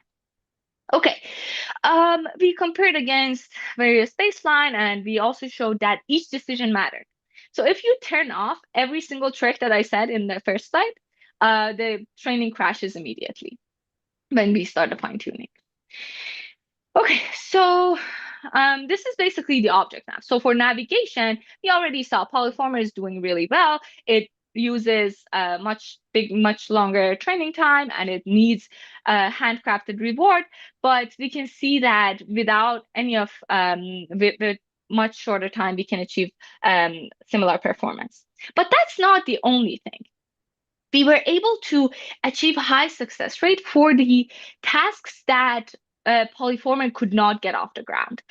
So if you look at here, like both room visit and fetch, we were able to get much higher performance. Now, something is very interesting here. The model that we are using to pre-train this RL model, it starts from below 25% success rate for imitation learning, and we fine-tune it and we get to 70%. I was really shocked by this result, and it was like one of the most surprising things I've seen in the past few years of working in this field. But that was great. So we thought, why not taking this to another level? So we had a model that was basically pre-trained on the imitation learning data from these 4 tasks, but we had some tasks that in nature, they're still using the same navigation and manipulation skill sets, but we wanted to, but they require acquiring some new skills as well. So we fine-tuned. So our model has never seen any expert trajectories for these tasks, and we fine-tuned using the same method. And we saw that we can actually enable these unseen capabilities. So for example, one of the examples of the pre-training stage, of the tasks in the pre-training stage is find an alarm clock and grab that alarm clock. And we fine-tuned this on a task similar to locate the lowest container in the bathroom.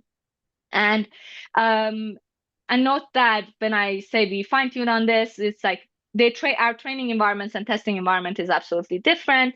And we don't train on only this specific task. It's like family of tasks that can be defined like this. And it's basically bringing us that ability to reason about do spatial reasoning, only learned during the reinforcement learning, the fine-tuning part. So this is where we realized we are up to something much bigger. Let's see if we can do cross-embodiment. So for those of you who've seen the stretch robot and locobot, there's a lot of differences between these 2 robots. One of them is much taller, one of them is much shorter, and they have different cameras. We have fixed cameras on the stretch robot, whereas on Locobot you can move the cameras. And we thought, and we have we are using the arm actions on the stretch robot, but we didn't want to do arm actions on Locobot. So we basically just masked out the actions that we didn't want, kept the navigation ones, and then replaced one of the actions for changing the arm to change the camera. So this is basically didn't have any hope that this is going to work.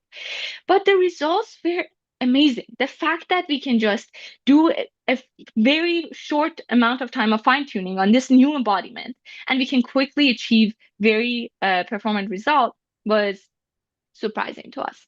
We can also achieve new behaviors by tuning the reward if needed. And yeah, so we did extensive navigation, manipulation, and mobile manipulation studies, both in simulation and real world. And we were pleasantly surprised by the performance. Okay, so what if I have a new robot? Let's say I have a Unitree, four-legged robot. So we have to fine tune again. Even if I make some changes to the robot, I still have to fine tune again. I will be limited to the embodiments that I've seen in pre-training. And by having to make a new robot mesh in simulation every time, it's not desirable. So that's why it's actually sometimes very important to have one policy fits all. So basically this idea was only limited to navigation, but we believe that this is the first step towards making this work for a variety of different tasks. But the idea is having a foundation policy for indoor navigation. The name is subject to change because it's an ongoing work, so stay tuned for a new name. The idea of having one policy fits all embodiment is not new. A lot of people, I think, Dhruv has done a bunch of work in that, Dhruv and Sergey.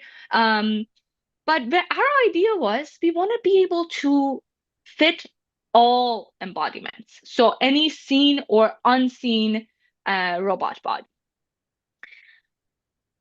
And we are big believers in sim-to-real. We have really tuned that sim-to-real well that we can just train a model in simulation and we know it will work in the real world. So we were like, why not just use that? Let's just leverage all the power that we have in simulation, get this white box as our body, and then randomize it as much as possible. So randomize the shape, randomize how big it is, randomize the center of the rotation, where the cameras are, even the field of view, camera horizon, any aspect of the robot that we can. And then train a model on it. But let our policy know how this body looks like. So we have an approximate collider size of the body. We can have the robot mesh. We don't need to have it if we don't have it. And we have the camera parameters, like number of cameras, relative position and rotation. And these all can be approximate. And we trained a model on this. So the two policies that you see here, one of them is trained on, and you can see that I'm using different names. It's called UPin here. It was FPin there, still changing the name. So we have the UPin policy or FPin policy is trained on this body that is basically a block. And the Spock model is trained on the stretch robot. And we see that across the board, the performance stays pretty high, no matter what robot you're using. So note that even for this policy here, for this row, this is in-domain robot. This is in-domain. This is the same robot that it was trained on. And we've evaluated on that. And the rest, there's no training on these specific embodiments. So we were very, very happy with these results. We actually have much cooler videos that, because of lack of time, I didn't have time to put it on the slides, but stay tuned. I'm actually very, very excited. So I know some of you might say, but real world is much harder than simple navigation. We need to do manipulation. We need to be able to generalize to different objects that not all of them can be captured in simulation. I think that was also one of the problems that was mentioned in the panel, that we can't capture all concepts and all the formations with high fidelity in simulation. So this is where that separation comes from. So we recently released a multimodal model, which is basically our open waste and open data for training a multimodal model. And when we were designing this, we thought we wanted to be robotics aware. We are not the first ones that came up with this. OpenVLA and RoboPoint, which I think some of the authors are in this room right now, are very great works that were along those lines as well. So basically the idea is I want to be able to input the previous observation to my VLM, and VLM comes up with these tasks for the low-level controller that then low-level controller will interact with the world to complete it.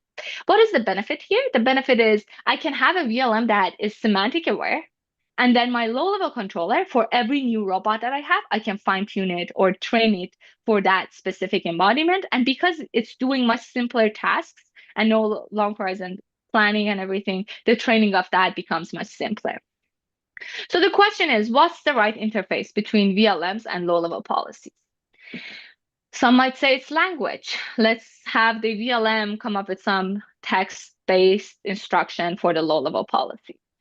The problem is language is ambiguous and requires the low-level controller to understand that templated or language instruction. So that will be very hard. That will still require a lot of training on the low-level policy.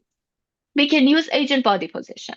It's completely unambiguous, but it requires that if the VLM is predicting these agent body positions as output, it needs to know the robotic body configuration. So again, it won't be cross-embodiment. So we came up with this solution of simple commands plus point in the image plane. And we know that VLMs can produce these kinds of outputs, and there's a clear path to training the low-level agents. I want to note a couple of things.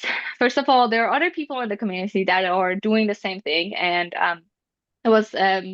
it's really interesting that you're all coming to the same conclusion. Second is, for now, we are focusing on the long horizon pick and place and rearrangement tasks. If we want to do some like more fine-grained manipulation, articulation manipulation, this pointing might not be sufficient, and I might still be ambiguous. But I would say if I can solve mobile, like just rearrangement with this method, I'd be happy. So for example, we can say, navigate to this point in the on the ground, or pick up this object, put it on this surface, and all that. So what does this disentangling priorities look like? We basically can ask the VLM, like, this is an output from our model, point to where I should grab to flip the omelet, and it points to the handle, and then we can train that effective policy for short horizon tasks. So how did our data collection look like? Our goal was to basically ground the visual explanation in image by pointing, and the information, the underlying information was all there. The only thing that was needed was to ground this, the knowledge into image by pointing. So we basically asked annotators to point and describe objects and also collect not present data, which was very important to have these negative examples as well. And we collected 2.3 million question point pairs. And this is basically an example that we have on our website as well, which is basically you can just ask the model, where can I put the dirty dishes on? It points to the sink. You can ask for point to a free space in the sink, and it points to a free space in there as well. And with that, I think my time is up, and I can answer any questions or take it offline, whichever that is easier.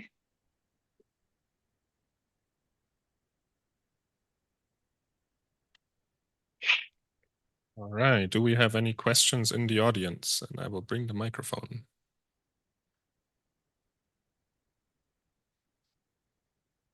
Okay, maybe I can start with the first question. Regarding the UPIN work, I was wondering, so you had this interesting graph where you had the different embodiments, and kind of adding the cross-embodiment data helped even the original embodiment, right? But it's I can try to be in front of the camera, but it is a little bit confusing in the sense that if you do this in sim, right, like it wouldn't be very hard to generate equal amounts of data for that very embodiment you're trying to optimize.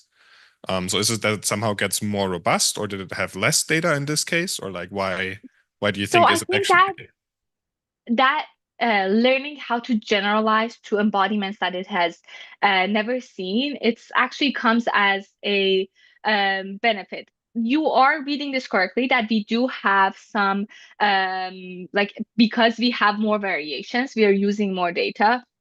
So we are using 1 million trajectories instead of 100K.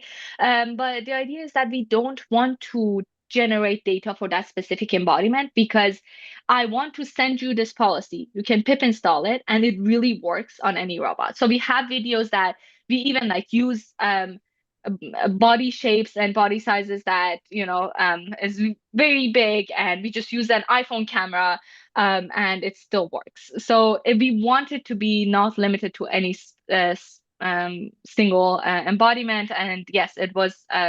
We were pleasantly surprised to see it works better than trained on that specific embodiment. Cool, thank you. Yeah, I think it would be cool to also see like maybe a comparison where you have the same amount of data, and then you can see how much the cross-embodiment data helps versus hurts compared to just having more data of the same amount. Yeah, it would be cool. Yes, I agree. All right, checking, is there any other question in the audience? Otherwise, I think we can conclude this talk. Thank you so much, Kiana, for getting up so early. Yeah, give her a round of applause. Seeing you all. All right, and then I think with that, we get to the panel part of this workshop. I think the panelists are all here. Maybe we can try to get a few chairs in front, and then we can get that going. For folks in the audience, so we have a Slido, but I think if you're here in person, it's probably easier to just ask questions yourself during the panel, so we don't need to do like a online round loop. Just feel free to raise the hand, and we can take your questions here. Is only the dongle? Not anymore.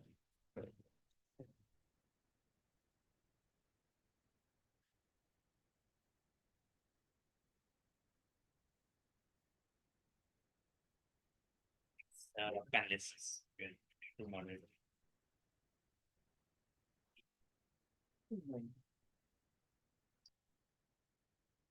We also we can stand for everyone to sit down. I think it should also sit maybe. Would be nice.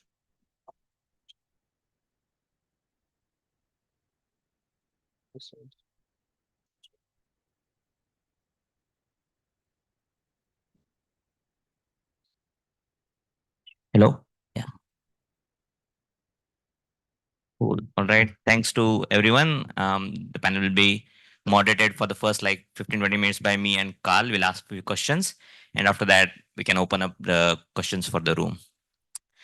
We also looked at Slido, and just scan some question of that. So one of the first questions is on the data, right? Assume that we just use teleop BC for now. We'll come to other sources in other questions. But there's a concern that if we just do that, it will take very long time. Even if you say solve the cross-embodiment problem, use data from all the robots, it will take like 30 years. Somebody was saying it will take 30 years. So the question is, do you agree or not? 30 years to kind of get the robots being useful generally at home. Do you agree or not? And what task do you think we can realistically get in 5 to 7 years? We chose 7 years because when VCs put money, they typically expect some return in 7 years.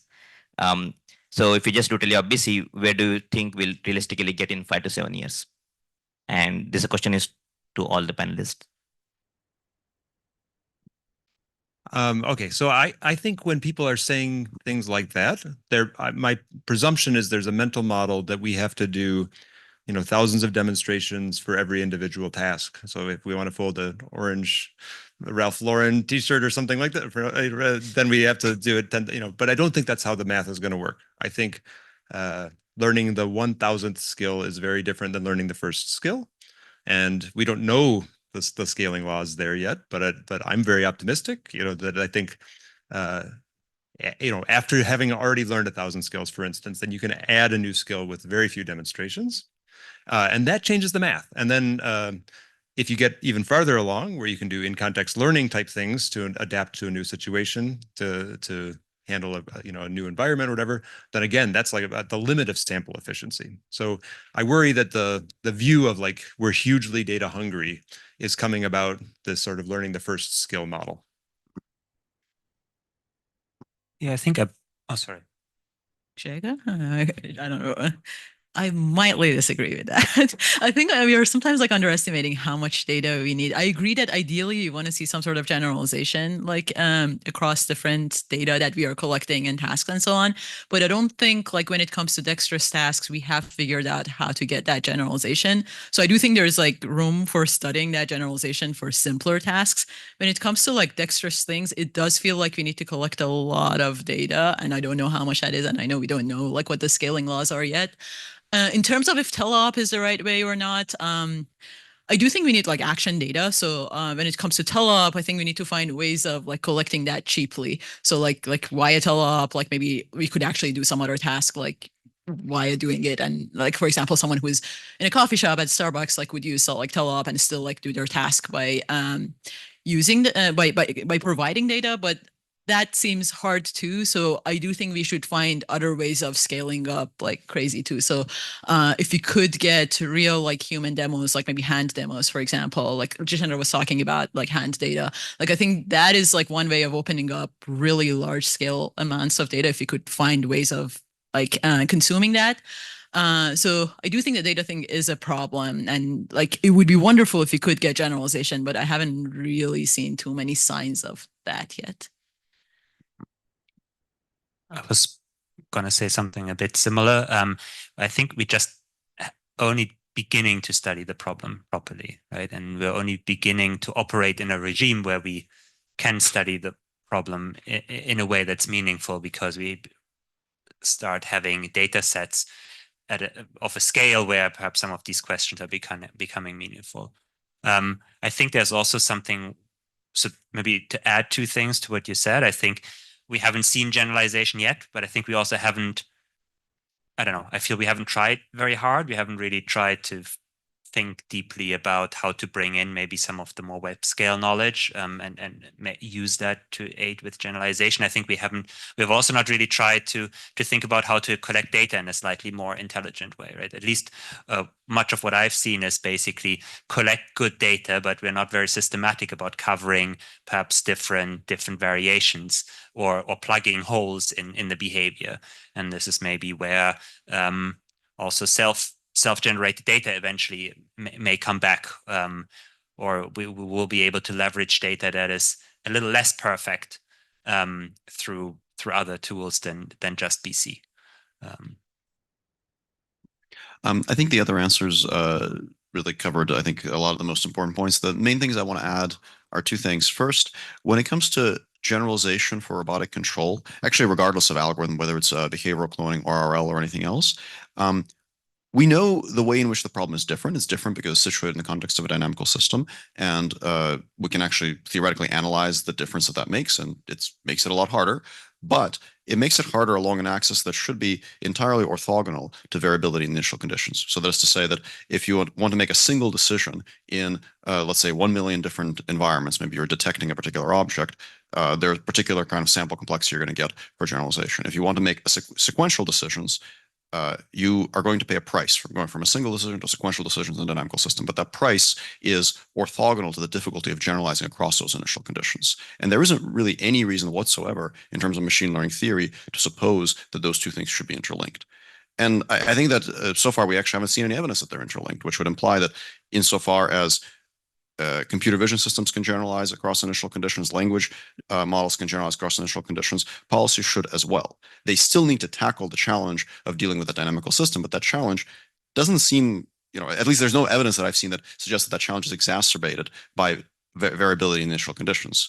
It's still a big challenge, and it may be that imitation learning alone wouldn't get us there. Maybe we need to actually handle, precise tasks, get robustness and all that stuff. But it shouldn't be a dimension of difficulty that is somehow coupled to the environment variability. Maybe we'll discover something new in that regard, but so far there doesn't seem to be much evidence of that. The second thing I was going to say is that obtaining data is at its core an industrial problem. And we can see from companies that productize language models how that industrial problem is actually tackled at industrial scale. It's very tempting to imagine that, for example, when OpenAI improves their models, what they're doing is scraping tons of data from the web. But that's not the only thing they're doing. They're actually paying people to make data, and they're paying a lot of money for it. So when there is a sort of industrial value to creating data, there is an industrial solution. That's not to imply that it's a very easy solution, but it is an industrial problem, and industrial methods can be applied to it. So this question is basically what my talk was on, right? So just for those of you who weren't there, my talk was about, are you an optimist or are you a pessimist about scaling laws with behavioral cloning? How long will it take? And the 30-year thing was something I just threw out there as an example. I don't really know how long it will take to get useful robots with behavioral cloning, but from what we've seen and following from what Sergey was saying, we haven't really seen evidence of really, really strong generalization in robotics yet in the way that we might have it had in other fields. And I think there's this assumption that we will have fine-tunable models. And of course, vision policies are fine-tunable, but they're not trained to be fine-tunable. They're trained to remember the stuff that we've given it, and then there's going to be some good feature representations which can then adapt quickly to new data, but there's nothing in the loss functions which are designed to be fine-tunable.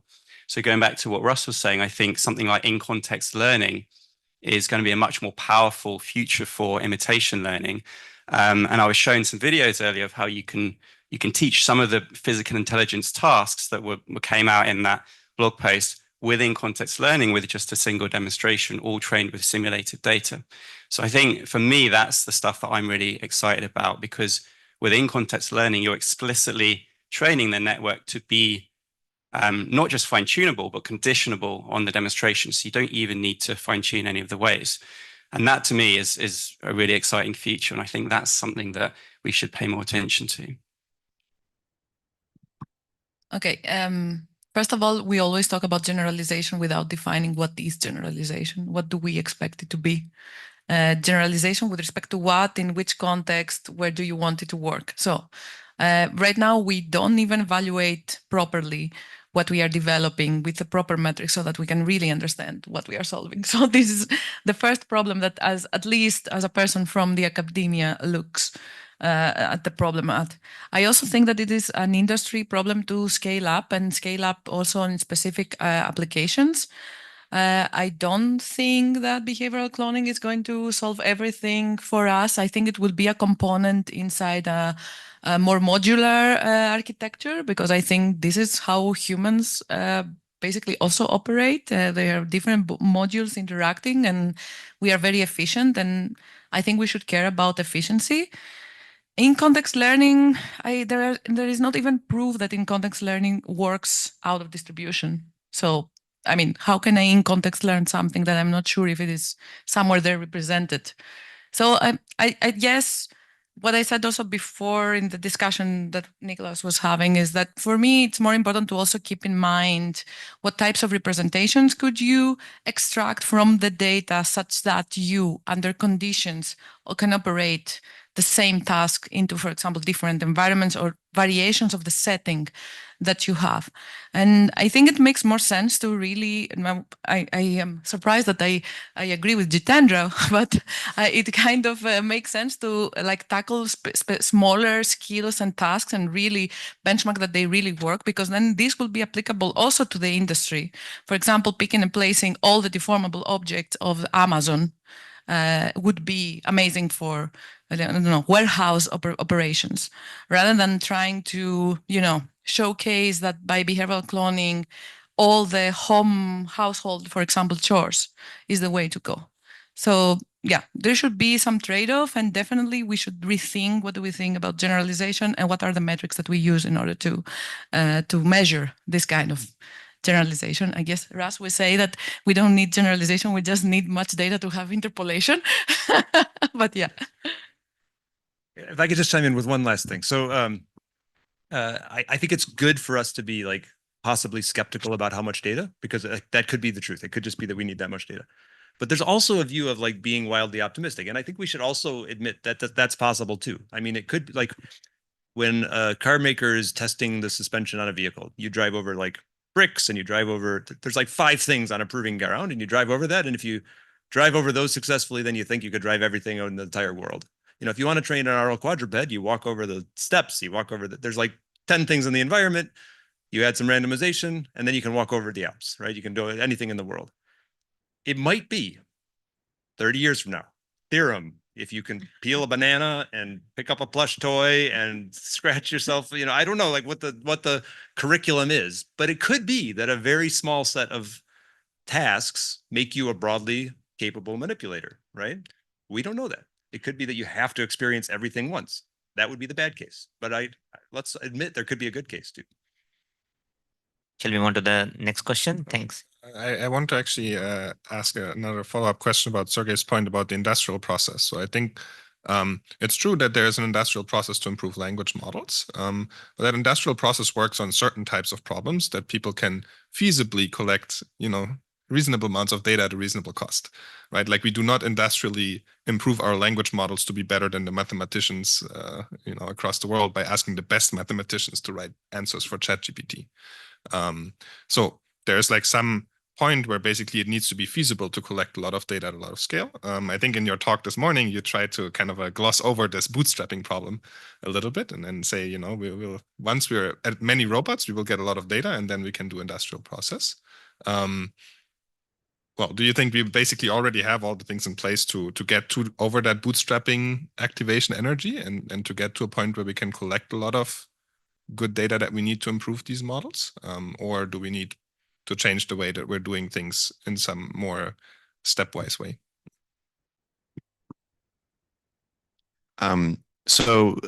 Two-part answer. So the short one is that, no, I don't think we have everything, but I think we have quite a lot.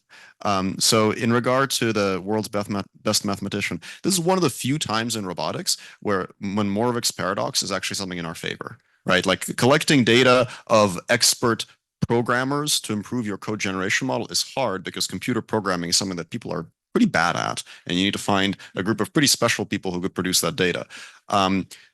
Like laying bricks or folding t-shirts or cooking a hamburger is not something that every person could do, but there's probably a heck of a lot more people that can do that than write Python code. So it's probably much more tractable actually to collect robotic data than it is to collect data of, let's say, Python code. Not just in terms of the number of people that could do it, but also in terms of how much time it takes, right? It takes a lot more time for somebody to write that Python code.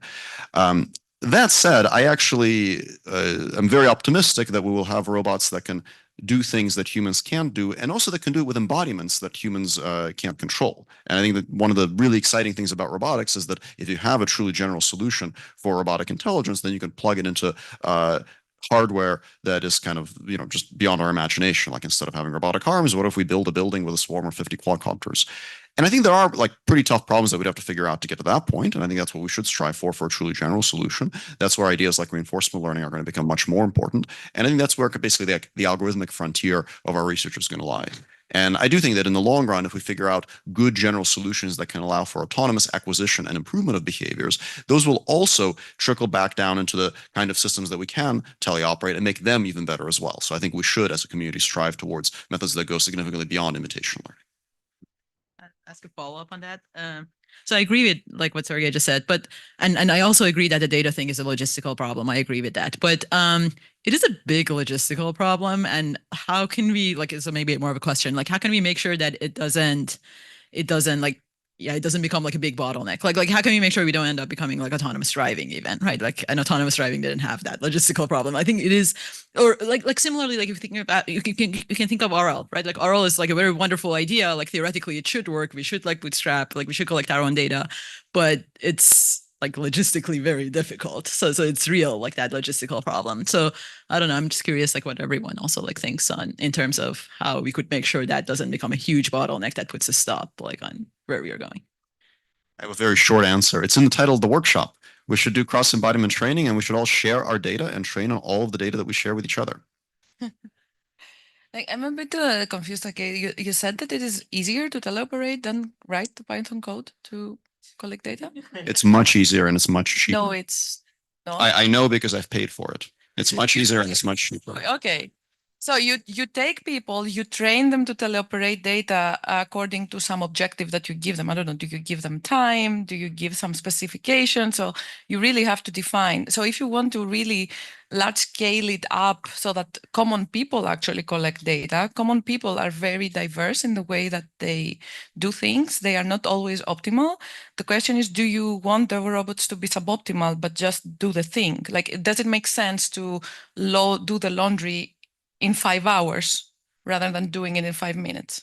Well, so both, to be clear, both of those things are specialized skills. It's just that one of those skills requires quite a lot more training than the other. And the difference is huge. Like it's not a small difference. The difference is right now, with actually LLMs being very good at producing code, if you know decently to write code, I would say that this is much easier to do rather than, teleoperating too many robots and collect a wide variety of data. Well, I think that the set of people that know how to write Python code is much smaller than the set of people that know how to cook a hamburger. They don't know how to teleoperate robots. I mean, I've taught people how to teleoperate robots. It's not sure. Okay. You are welcome to come and visit us, and I would be happy to teach you how to teleoperate a robot as well. Oh, thank you so much. All right, let's move on to the other question. I want to kind of pick up where Sergey mentioned about data sharing. So I think circa 2 years back, all of us were sharing data very freely with each other. Now we are in a world where, including Google, so we are not sharing all of our data, right? So a question to all of you is that, how do you think this cross embodiment will progress in this world where people are not sharing good data with each other freely? Sorry, what? Or is Pi going to share their data? Yeah, or is Pi going to share their data?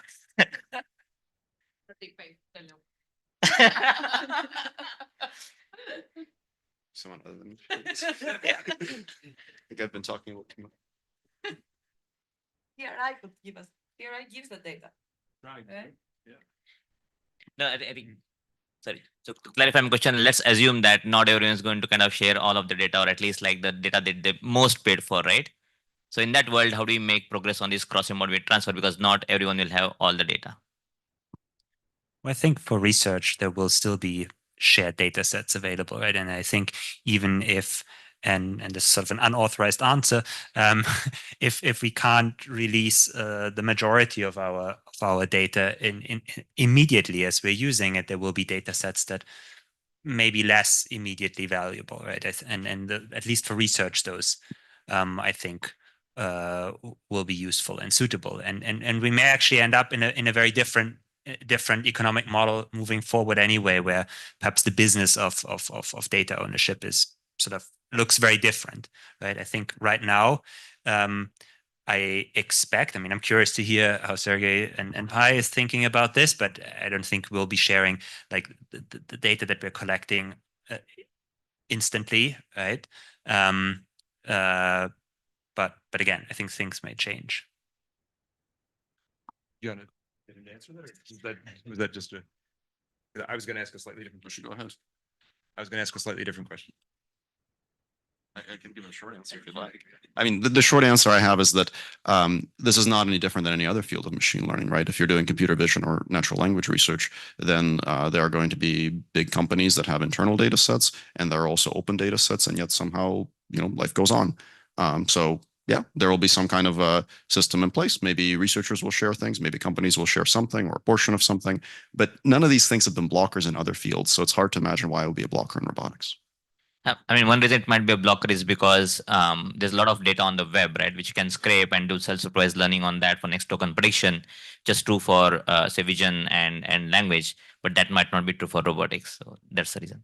But I guess even creating those data sets costs time or money in some way, right? So none of this comes free, even if sort of, for instance, researchers can do it themselves. They have to invest their own time, or they have to pay again someone to gather that data. And maybe the economics are going to be a little bit different for robotics, but maybe not.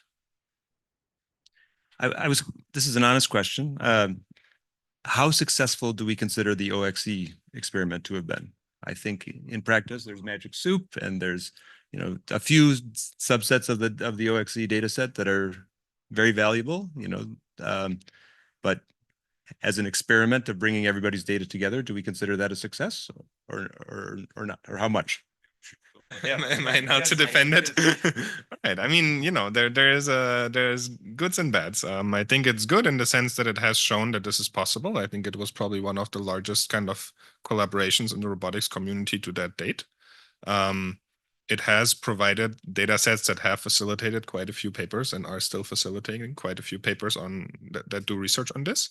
It clearly has limitations, right? And I think, when we set out with this project, we didn't think of it as a one and done kind of, this is the data set and now we're done. I think it should evolve. I think, we need to probably figure out a few of the rough edges of this project in terms of how the data is stored and how easy it is to add new one. But, I think there's clear avenues for improving on the data set side. Like the data sets we have in there are not, the top-notch data sets that we all want to do research with necessarily going forward, right? Like we don't have a lot of mobile manipulation. There's not a lot of dexterity in there. And these are the problems that people care about and want to work on. So I think as it is today, the data set is not done, but I think what it showed is kind of a good thing that can be built on. Yeah, I don't mean to criticize the project. I just, as an experiment of everybody's data is welcome and putting everybody's data together, do we think we learned? I mean, I think we learned Bridge V2 is really good, and there's Magic Soup, and there's but did you get a sense of like, do you want everybody's data in the next round, or do you want to be a little bit more selective in the next round? Like, are there lessons? I think that lesson of Bridge V2 is really good. Is actually very valuable because like that tells us like how to go about like future data collection. And I think, yeah, pooling data sets, like other people's data sets is a good idea, but like maybe it should be clean and we should understand like what clean data set actually means. And Bridge V2 again being clean, like was kind of interesting because like we end up like evaluating at the end of the day on Bridge V2, like kind of like the bridge setup again. So I think it was, first of all, like I think it was a very informative project. Like I think a lot of times we complain about not having data, and this was the first time that we had a lot of data. So like, okay, like if we complain about not having a lot of data and now we have a lot of data, like it actually like questions like, okay, what can we do with that? And then you have to ask a second question, what type of data do we actually need? But I do think, yeah, pooling like data sets in general, like now that we know what kind of clean data we want is a good idea. I think the best part is that we can even ask questions like that now. And certainly in other fields, like, the road towards broadly usable data sets has always been pretty fraught. Like, everybody remembers Alex Krzyzewski's AlexNet paper, which was trained on ImageNet, but he had papers before that were trained on something else that people don't remember, but there were stepping stones towards that. So I believe Million Tiny Images is what it was called. Nobody remembers it these days, but yeah, there was a thing beforehand. So maybe this is the Million Tiny Images to whatever future thing will come. And I think we have to take those steps. And I think the fact that we're asking these questions and debating these things is a very, very good thing. And I think that we shouldn't underestimate the contribution of OXC towards that. Yeah, I was just going to say, I think just the momentum that it created in terms of a research direction was already worth it, even if the data has whichever quality it has. Yeah, one thing I would like to add is that whether success or not, I think depends on like how you define success in some sense, right? Giving some data set for the community to work with, I think I consider that a success. There's a lot of work to be done to kind of utilize all the data that you have to. So to answer your question, whether you'll want to pull all the data, I would say yes, get as much data as possible, because I always believe that data precedes research. You get the data and then the research will keep improving on that. Maybe down the line, we'll find out that only a subset of the data was really useful, but we wouldn't find that until we have the data to kind of probe with. So. I just had something to say on the original question before we kind of moved off a bit. Sure. Talking about cross-embodiment and how we would do that without sharing data. So one of the things that I've noticed from the workshop is that we talk about cross-embodiment and we kind of think of that as being one of these factors of generalization, and we kind of throw all this robotics data into neural networks and train on that data in the way that we would generalize across object poses, object shapes, environments, illumination conditions, all of that, without treating the cross-embodiment problem as a separate thing to solve independently. And a lot of the talks have been about, okay, well, we get cross-embodiment in the same way that we get object generalization or we get environment generalization just by throwing this data into a neural network. But there may be something about embodiment where there's actually something we can learn and transfer in a little bit more analytical way, thinking about the the transfer of the dynamics models across different hands, for example, in the way that we can't do with generalizing across objects, because there are just so many objects out there. There's way fewer robots out there than objects. So one solution is just, well, we think more carefully about the embodiment problem and treat that a little bit more separately than just treating it as, let's generalize across embodiments in the same way that we generalize across objects and environments. It's 5:30. Shall we start taking audience question, or do you want to kind of go one more question before we take audience question? Yeah, I think that actually kind of preempted my question that I wanted to ask. But basically, I think we have actually not only seen the approach that kind of just throws it into the big transformer, but I think there were actually quite a few works presented and also in the submissions that try alternative approaches. I think one popular one is to kind of, I think Shuran in her talk called it, build embodiment agnostic policies that kind of don't notice that it's a cross embodiment problem, because you kind of abstract something away by using like end effector control and wrist cameras and so on. And so I kind of want to poke on this and like maybe also hear other people's opinions, like what is the right way to go forward here? Like we can do the big transformer approach, we can do embodiment agnostic, we can try to condition the model on something. Like is there something that we should change about the way we should treat this problem, or should we just do the big transformer approach? Okay. So I think that's a good question first off. And I think like there are, like, depends on what our goals are. And again, like we've been talking about generalization, and Georgia was saying like we're throwing the word generalization without even defining it. But we care about some type of motion generalization, and we haven't really seen that. Like one could argue that. We also care about dexterity, right? So I think at some point, like we started like doing more and more dexterous tasks. And I do think these two are a little like orthogonal to each other. And I think the transformer approach, ideally, like the giant transformer with giant amount of data, ideally could work when we scale up. Like ideally, I would like that model to figure out like how to do that cross embodiment transfer. But at the moment today, it might actually be really difficult to expect that from the data that we have and from the models that we have. So if we really want to have a specialist policy that is good at like a particular dexterous task, like folding t-shirts, like I think like we could give it enough data for folding t-shirts and get a reasonable behavior. But if you really care about like motion generalization, I think then we need to like think about like these intermediate representations a little bit more carefully. So like intermediate representations that actually allow us to get like cross embodiment transfer. And to study that, I actually think it's a bad idea to work on dexterity, like and dexterous things. Like I think Jitendra last year, some CoRL, like he was complaining about why we are doing too many hard tasks. And like this was like when he believed in benchmarking in robotics. He doesn't believe in that anymore.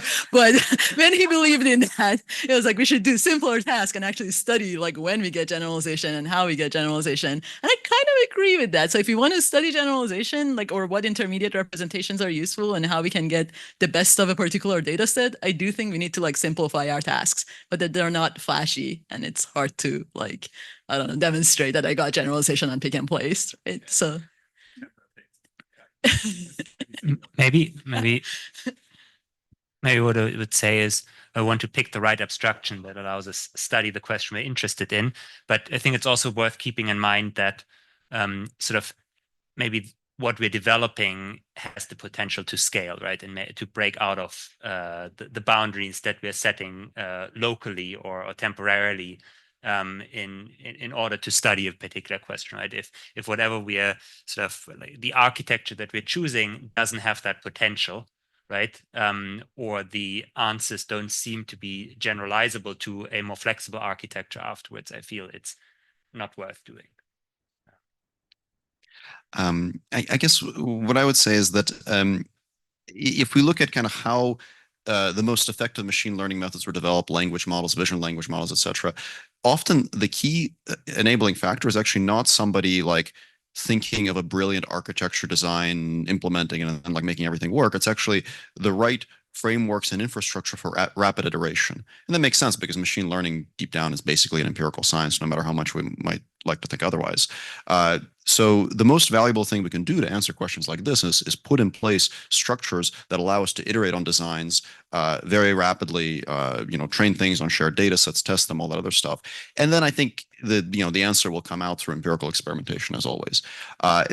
Besides that, we can all speculate, but truth is that we'll need to try these things. as far as speculation, my own perspective on is I very much like Ilya Sutskever's saying that inductive bias is training data in disguise.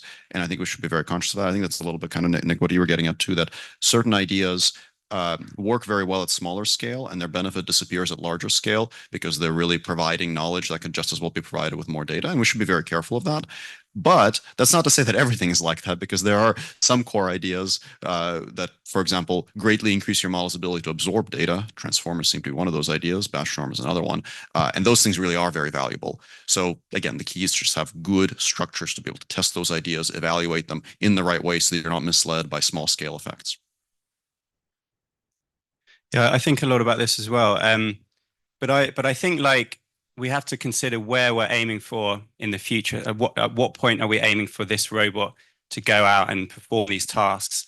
And that vision towards the future defines how much inductive bias you should be putting into the system. So if I want a robot that in a year's time is going to go and, I don't make a hamburger, I would put in a lot of inductive biases there. And it would probably be much better than a robot where I have no inductive biases in a year's time.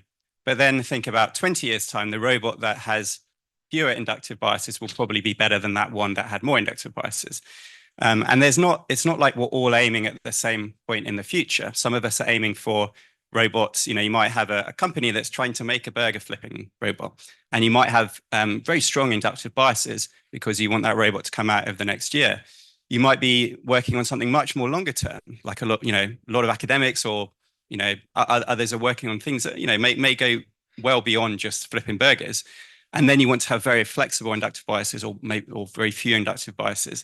So I think it's not like there's one right inductive bias. It depends at which point in the future you're aiming for your robot to go out into the world and start performing tasks, and then that defines the right inductive biases for your application. Maybe after this comment, we can go to maybe Nicolas, you can comment, and maybe we can then go to the audience question. Yeah, just a very quick comment to what Sergey said.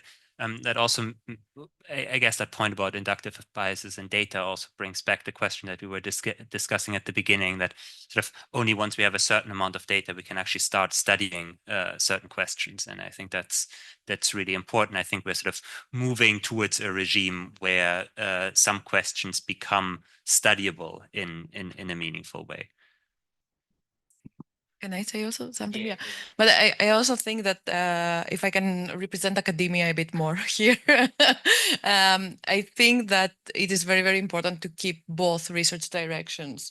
I don't like the idea of people thinking that if they are working on, for example, inductive biases for generalizing, I don't know, across transfer dynamics or learning in a sample efficient way and so on, it's a bad direction because there are companies scaling up the operation, for example, in data collection.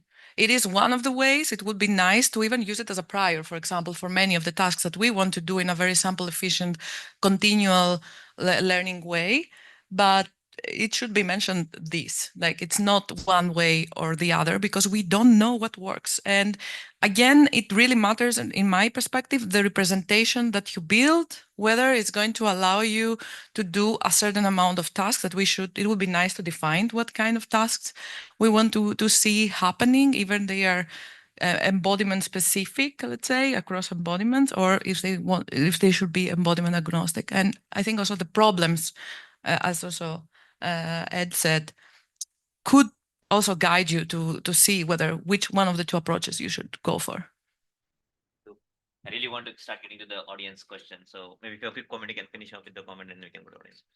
I'll save my comment. Okay, sounds good. So maybe for the next 10 to 12 minutes, we can take audience questions. So folks, yeah. Oh, thank you. Even without worrying about multiple embodiments, multiple environments and all that, in a simple setting, it seems we need too many demonstrations to get a robot to imitate something very simple. Are we kind of, I mean, that doesn't, are you happy with the imitation learning algorithms? To just quote in a feedback control system design, if something works only for one initial condition and not for a bunch of initial conditions around, we would have been like far way behind. So I'm curious, are you happy with that we have done well enough in terms of designing imitation learning algorithm, even in the most simplest setting? For me, I think there's this kind of assumption that imitation learning means behavioral cloning, which isn't the case. There's lots of imitation learning algorithms out there which don't need thousands of demonstrations for a task. It may be that those methods are less able to absorb data in the long term, but in the shorter term or medium term, there are other ways to do imitation learning beyond behavioral cloning, which can be very, very data efficient. And that's what I'm interested in working on. And it is because, I don't want to wait decades or however long it's going to be until behavioral cloning gives us this robot that comes out of a factory, and then we can just issue any command to it. But in the long term, yeah, I think that, behavioral cloning, absorbing all of this data will turn out to be great. It's just that I think there's many other options beyond behavioral cloning, which in the shorter term, we should be considering a bit more. Maybe I'll take it just as the old controls guy. But I mean, I've been watching control systems play out in feedback loops for a long time. And for me, when I started watching the visual motor policies roll out, especially the diffusion policies roll out, I saw robustness in a way that made me very happy. And it took an order of 100 demonstrations. Now, you can break it in a bunch of different ways, but I saw what I thought was robustness that I couldn't have gotten from another means. I mean, of course, robustness for things we have models for, we have better tools. But for like making a salad, to be robust for that, I never had that before. So I am happy in the simple case. But yeah.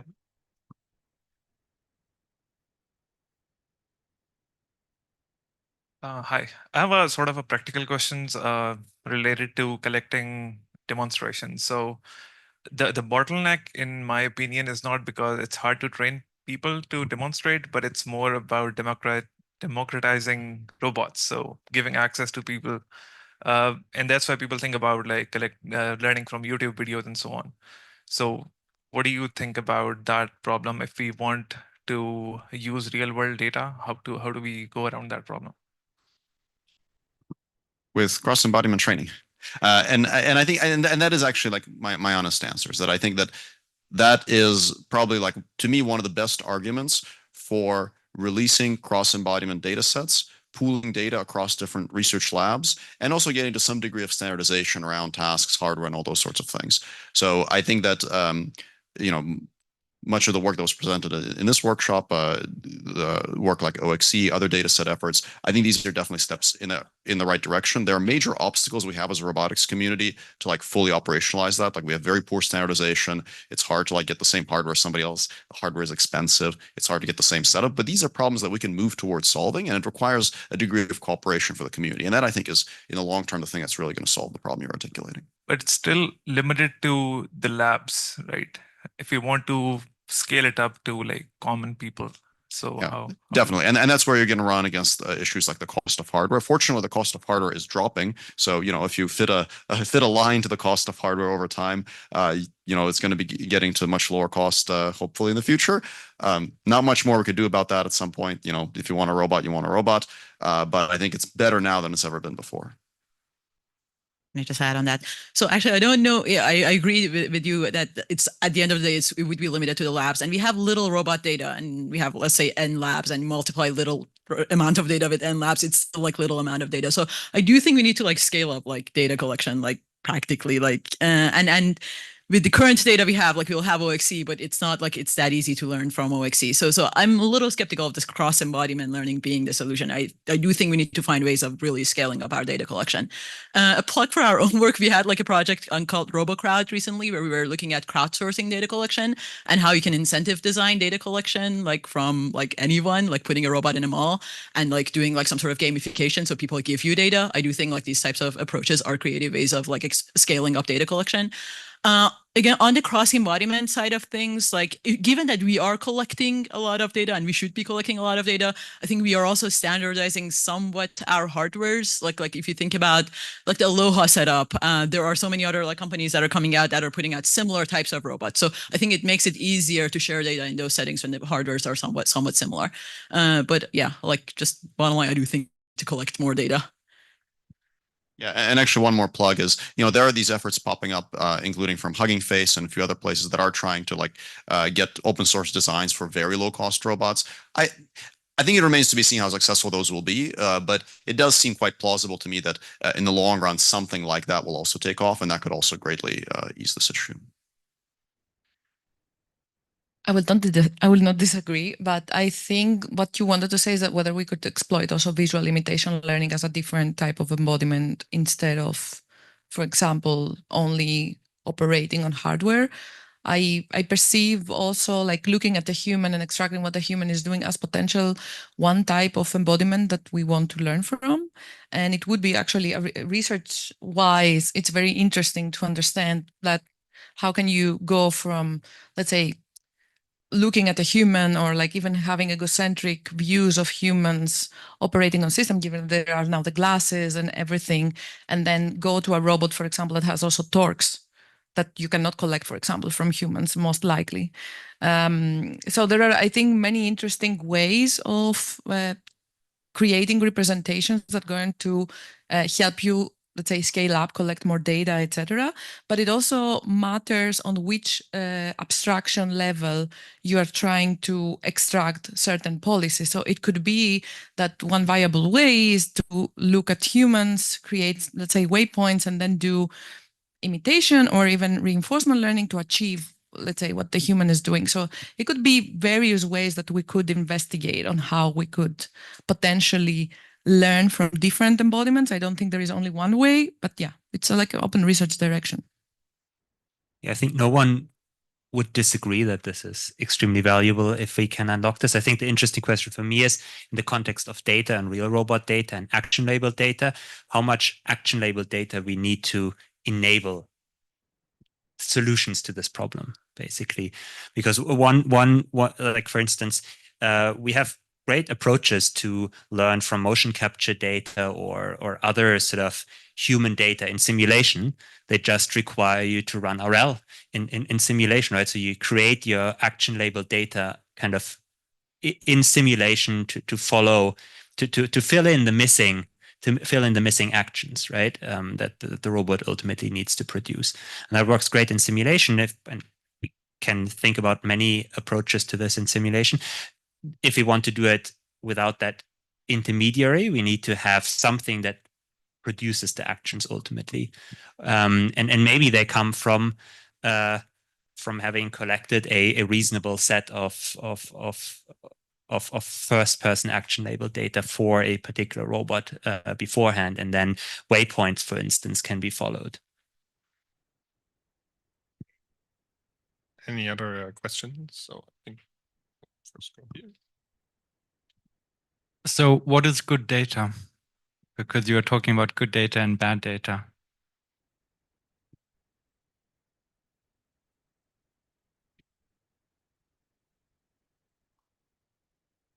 It's the data that makes the robot work.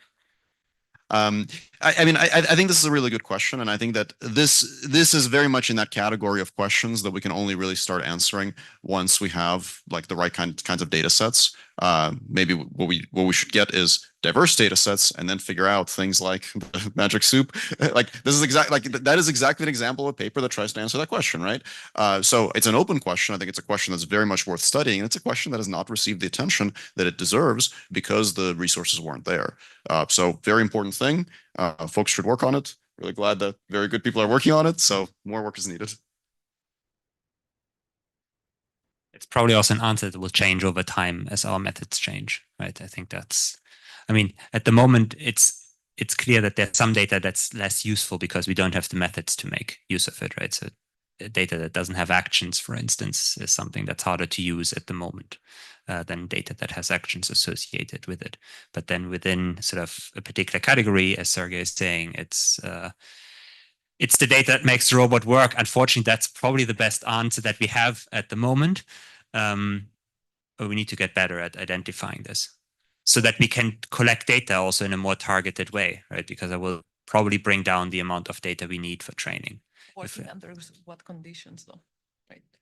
This is like with our current methods, right? As well, we're saying it will change as we're developing different methods moving forward. No, go for it. Yeah, so like I agree with that. And just to add on that, like today, based on like evaluations that we do, the things that seem to work is that if you have state diversity, like if you have like a good coverage of new states, so if you go out of distribution, we know how to recover, that seems to be good data. And if you have action consistency, so like if we don't have low variance, right? Like, and that sometimes like means like we have like we're reducing multimodality, but that's okay, right? Like if you have like, I don't know, like 20 different ways of like folding t-shirts and all of them are fine. Like if you collect data on one of them and you can still fold t-shirt, like that's pretty good. So I think those two are kind of like the practical answers today, like state diversity, action consistency. So that's for post-training. Would you say the same thing for pre-training data? It's a good question. So it depends on,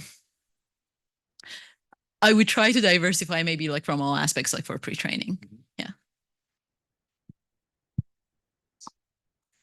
I think in terms of cross-embodiment from like learning from humans and applying to a robot, I think often good data is actually not how humans would normally perform tasks. So if you have a parallel jaw gripper, for example, or a robot hand that is not a humanoid hand, actually good data is data where you pretend to be a robot and you go around like that, which is not how humans normally would perform these tasks. And that's why actually I think like learning from humans is going to be much more difficult than we might imagine, because first of all, I don't think we actually have as much video data of humans as we might think. And so we will have to go away and collect it ourselves. And then you've got the cross-embodiment gap as well. So if you've got to collect data and then solve this cross-embodiment gap, it may be better just to say, well, let's just do teleoperation on robots and, you know, spend a bit more time collecting that data, a bit more money, but actually you then don't have to solve that cross-embodiment gap. Because I think like there's this assumption that, oh, you can just type in YouTube some task and there's a robot out there doing it with a video. But I don't think that's how it is. And I think there is lots of data out there, but I think if we really want to use learning from humans, we've got to go out there and collect that data. And that's just another thing that we've got to think about. So I think cross-embodiment from humans is harder than I think some people might realize. Okay, we'll have time for maybe one more question. Thanks. So I have this nagging concern about the style of data that we're collecting and its usefulness as we get to harder and harder problems. You know, I think a lot of us are working on more toy problems right now, pick and place on kind of easy environments. But if we're, you know, getting the tomato from the bottom of a vegetable drawer or packing deformable items into a box and these kind of things that have a lot more contact, you know, I guess I'm curious of your opinions on, is, you know, trajectories going to get us there of demonstrations? I kind of want the models to have an understanding of physics and maybe trying to directly try to get at that. Or is my concern here similar to like the hand-wringing about LLMs just being stochastic parrots, right? And it doesn't really matter if they fully can describe the physics, but they can get the actions that they want at the end of the day.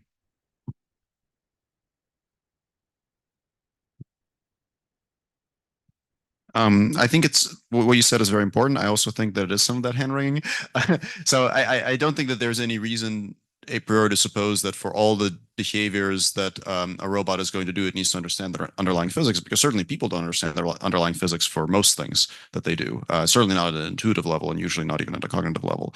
But at the same time, I think that the point that you make is very well taken, that there's only so far that we can get with really simple tasks, especially when we unintentionally frame them in such a way that it reduces the robotic manipulation problem to a computer vision problem. And it is very easy to inadvertently do that in sort of, you know, like simple benchmarky kind of academic tasks. And I think it's something that we should take much more seriously. And there have been, in the last few years, many wonderful works that do push the frontier on the kinds of tasks that robots can do. Certain, for example, like excellent work from Shuran Song's group that she talked about in the morning, many others. And I think that, you know, it's something we should take more seriously. But at the same time, I don't think we should take the physics part too literally, because, you know, in the end, it just matters whether the robot succeeds or fails, not whether it understands the physics. Let me clarify one thing. Is like when I say understand physics, I don't mean being able to really describe it in equations, but every person could kind of look at a set of things and be like, yeah, that stuff will fit in the box. I know, you know, this is a plush toy. It'll jam in there. So I actually think some of these models are understanding physics. They must to accomplish the prediction task, right? So I think That was one of the things I think that happened. The RT2 models were outputting just a single action. The ACT and the diffusion policy started predicting a sequence of actions.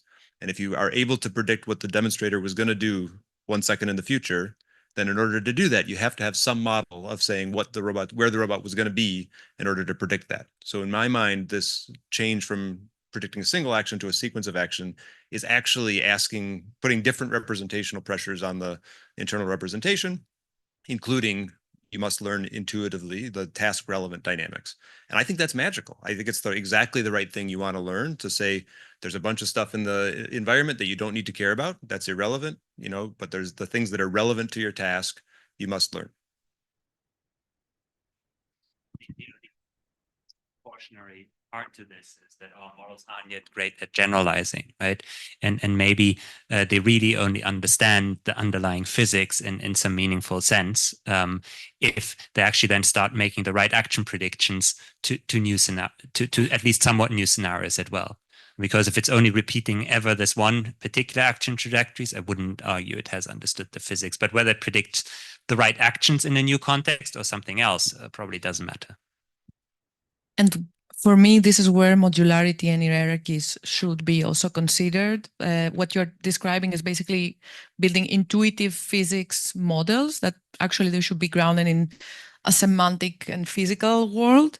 So in theory, from this data that we are collecting, we should also look into how we could create like this kind of machine that could predict what will happen in the future, and then it could help in putting together, for example, diffusion policies to solve a new task or a new variation of a task that I have seen before, but now it's in a different setting. So, and I believe, I don't think that this hierarchy has to be like, it should be flexible, right? So it shouldn't be something that it is disconnected.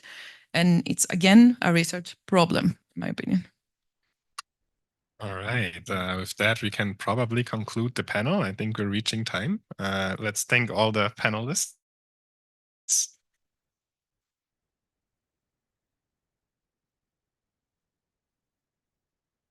All right. Then I think for the workshop itself, there's only one thing left to do, which is the awards part of the whole thing. I will try to connect my laptop again. Well, we thank the organizers.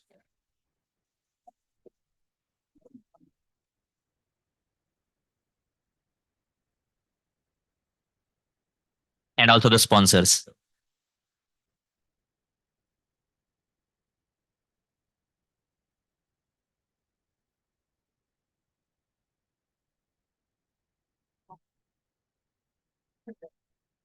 All right. I'm guessing everybody wants to leave, but I want to at least finish this part.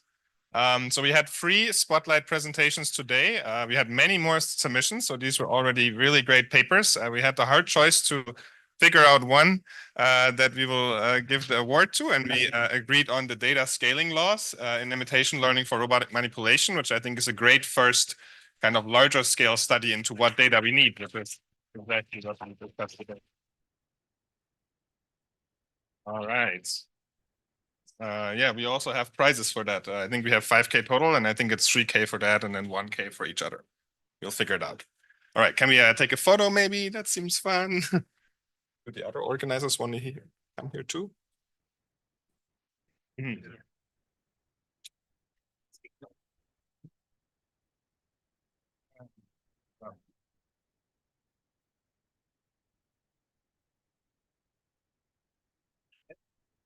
Sounds good. All right. Thanks everyone for coming. Hope you have a nice evening. Oh, yes, please. People are leaving. Okay, thanks a lot, guys. Yeah, great work. It's very this is the right stuff to work on, and especially in academic context. Oh, thank you. Thanks for coming. Yeah. Thank you so much for the discussion. Amazing. So for price things, I think I will need to figure out with CoRL how exactly we can transfer things. Basically, we have 5K of sponsorship. I think the 3K, and then the finalists will get 1K. So I think there will be some complication how to get that money to you guys, but I don't know.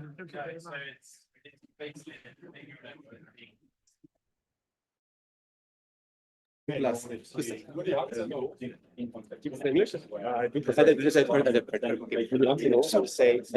to take off. Sorry, but thank you so much. You did all the heavy lifting. Amazing job.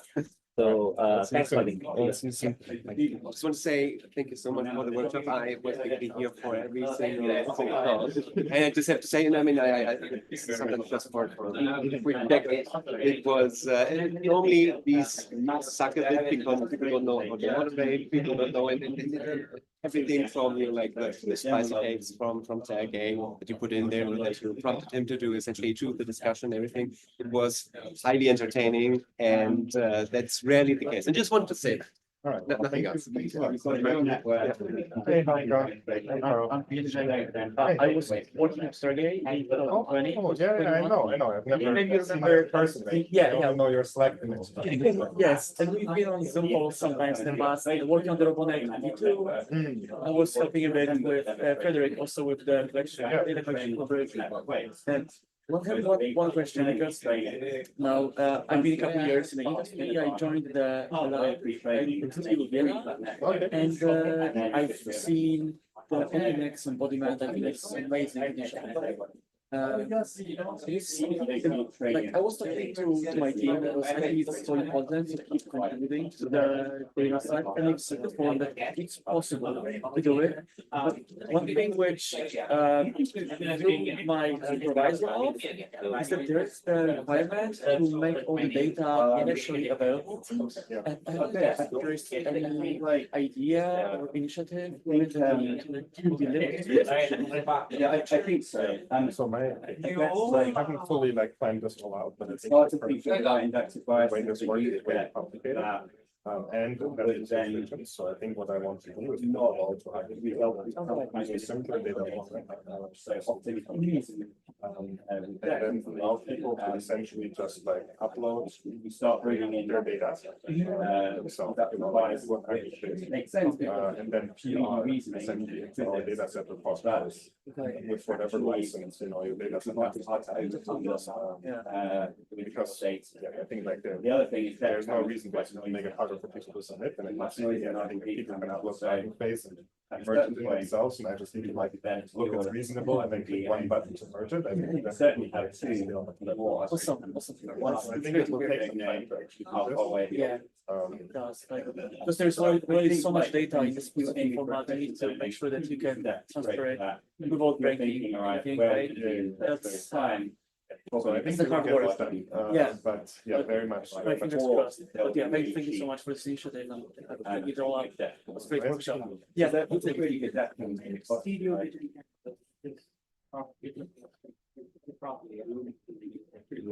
Yeah, I mean. Thank you.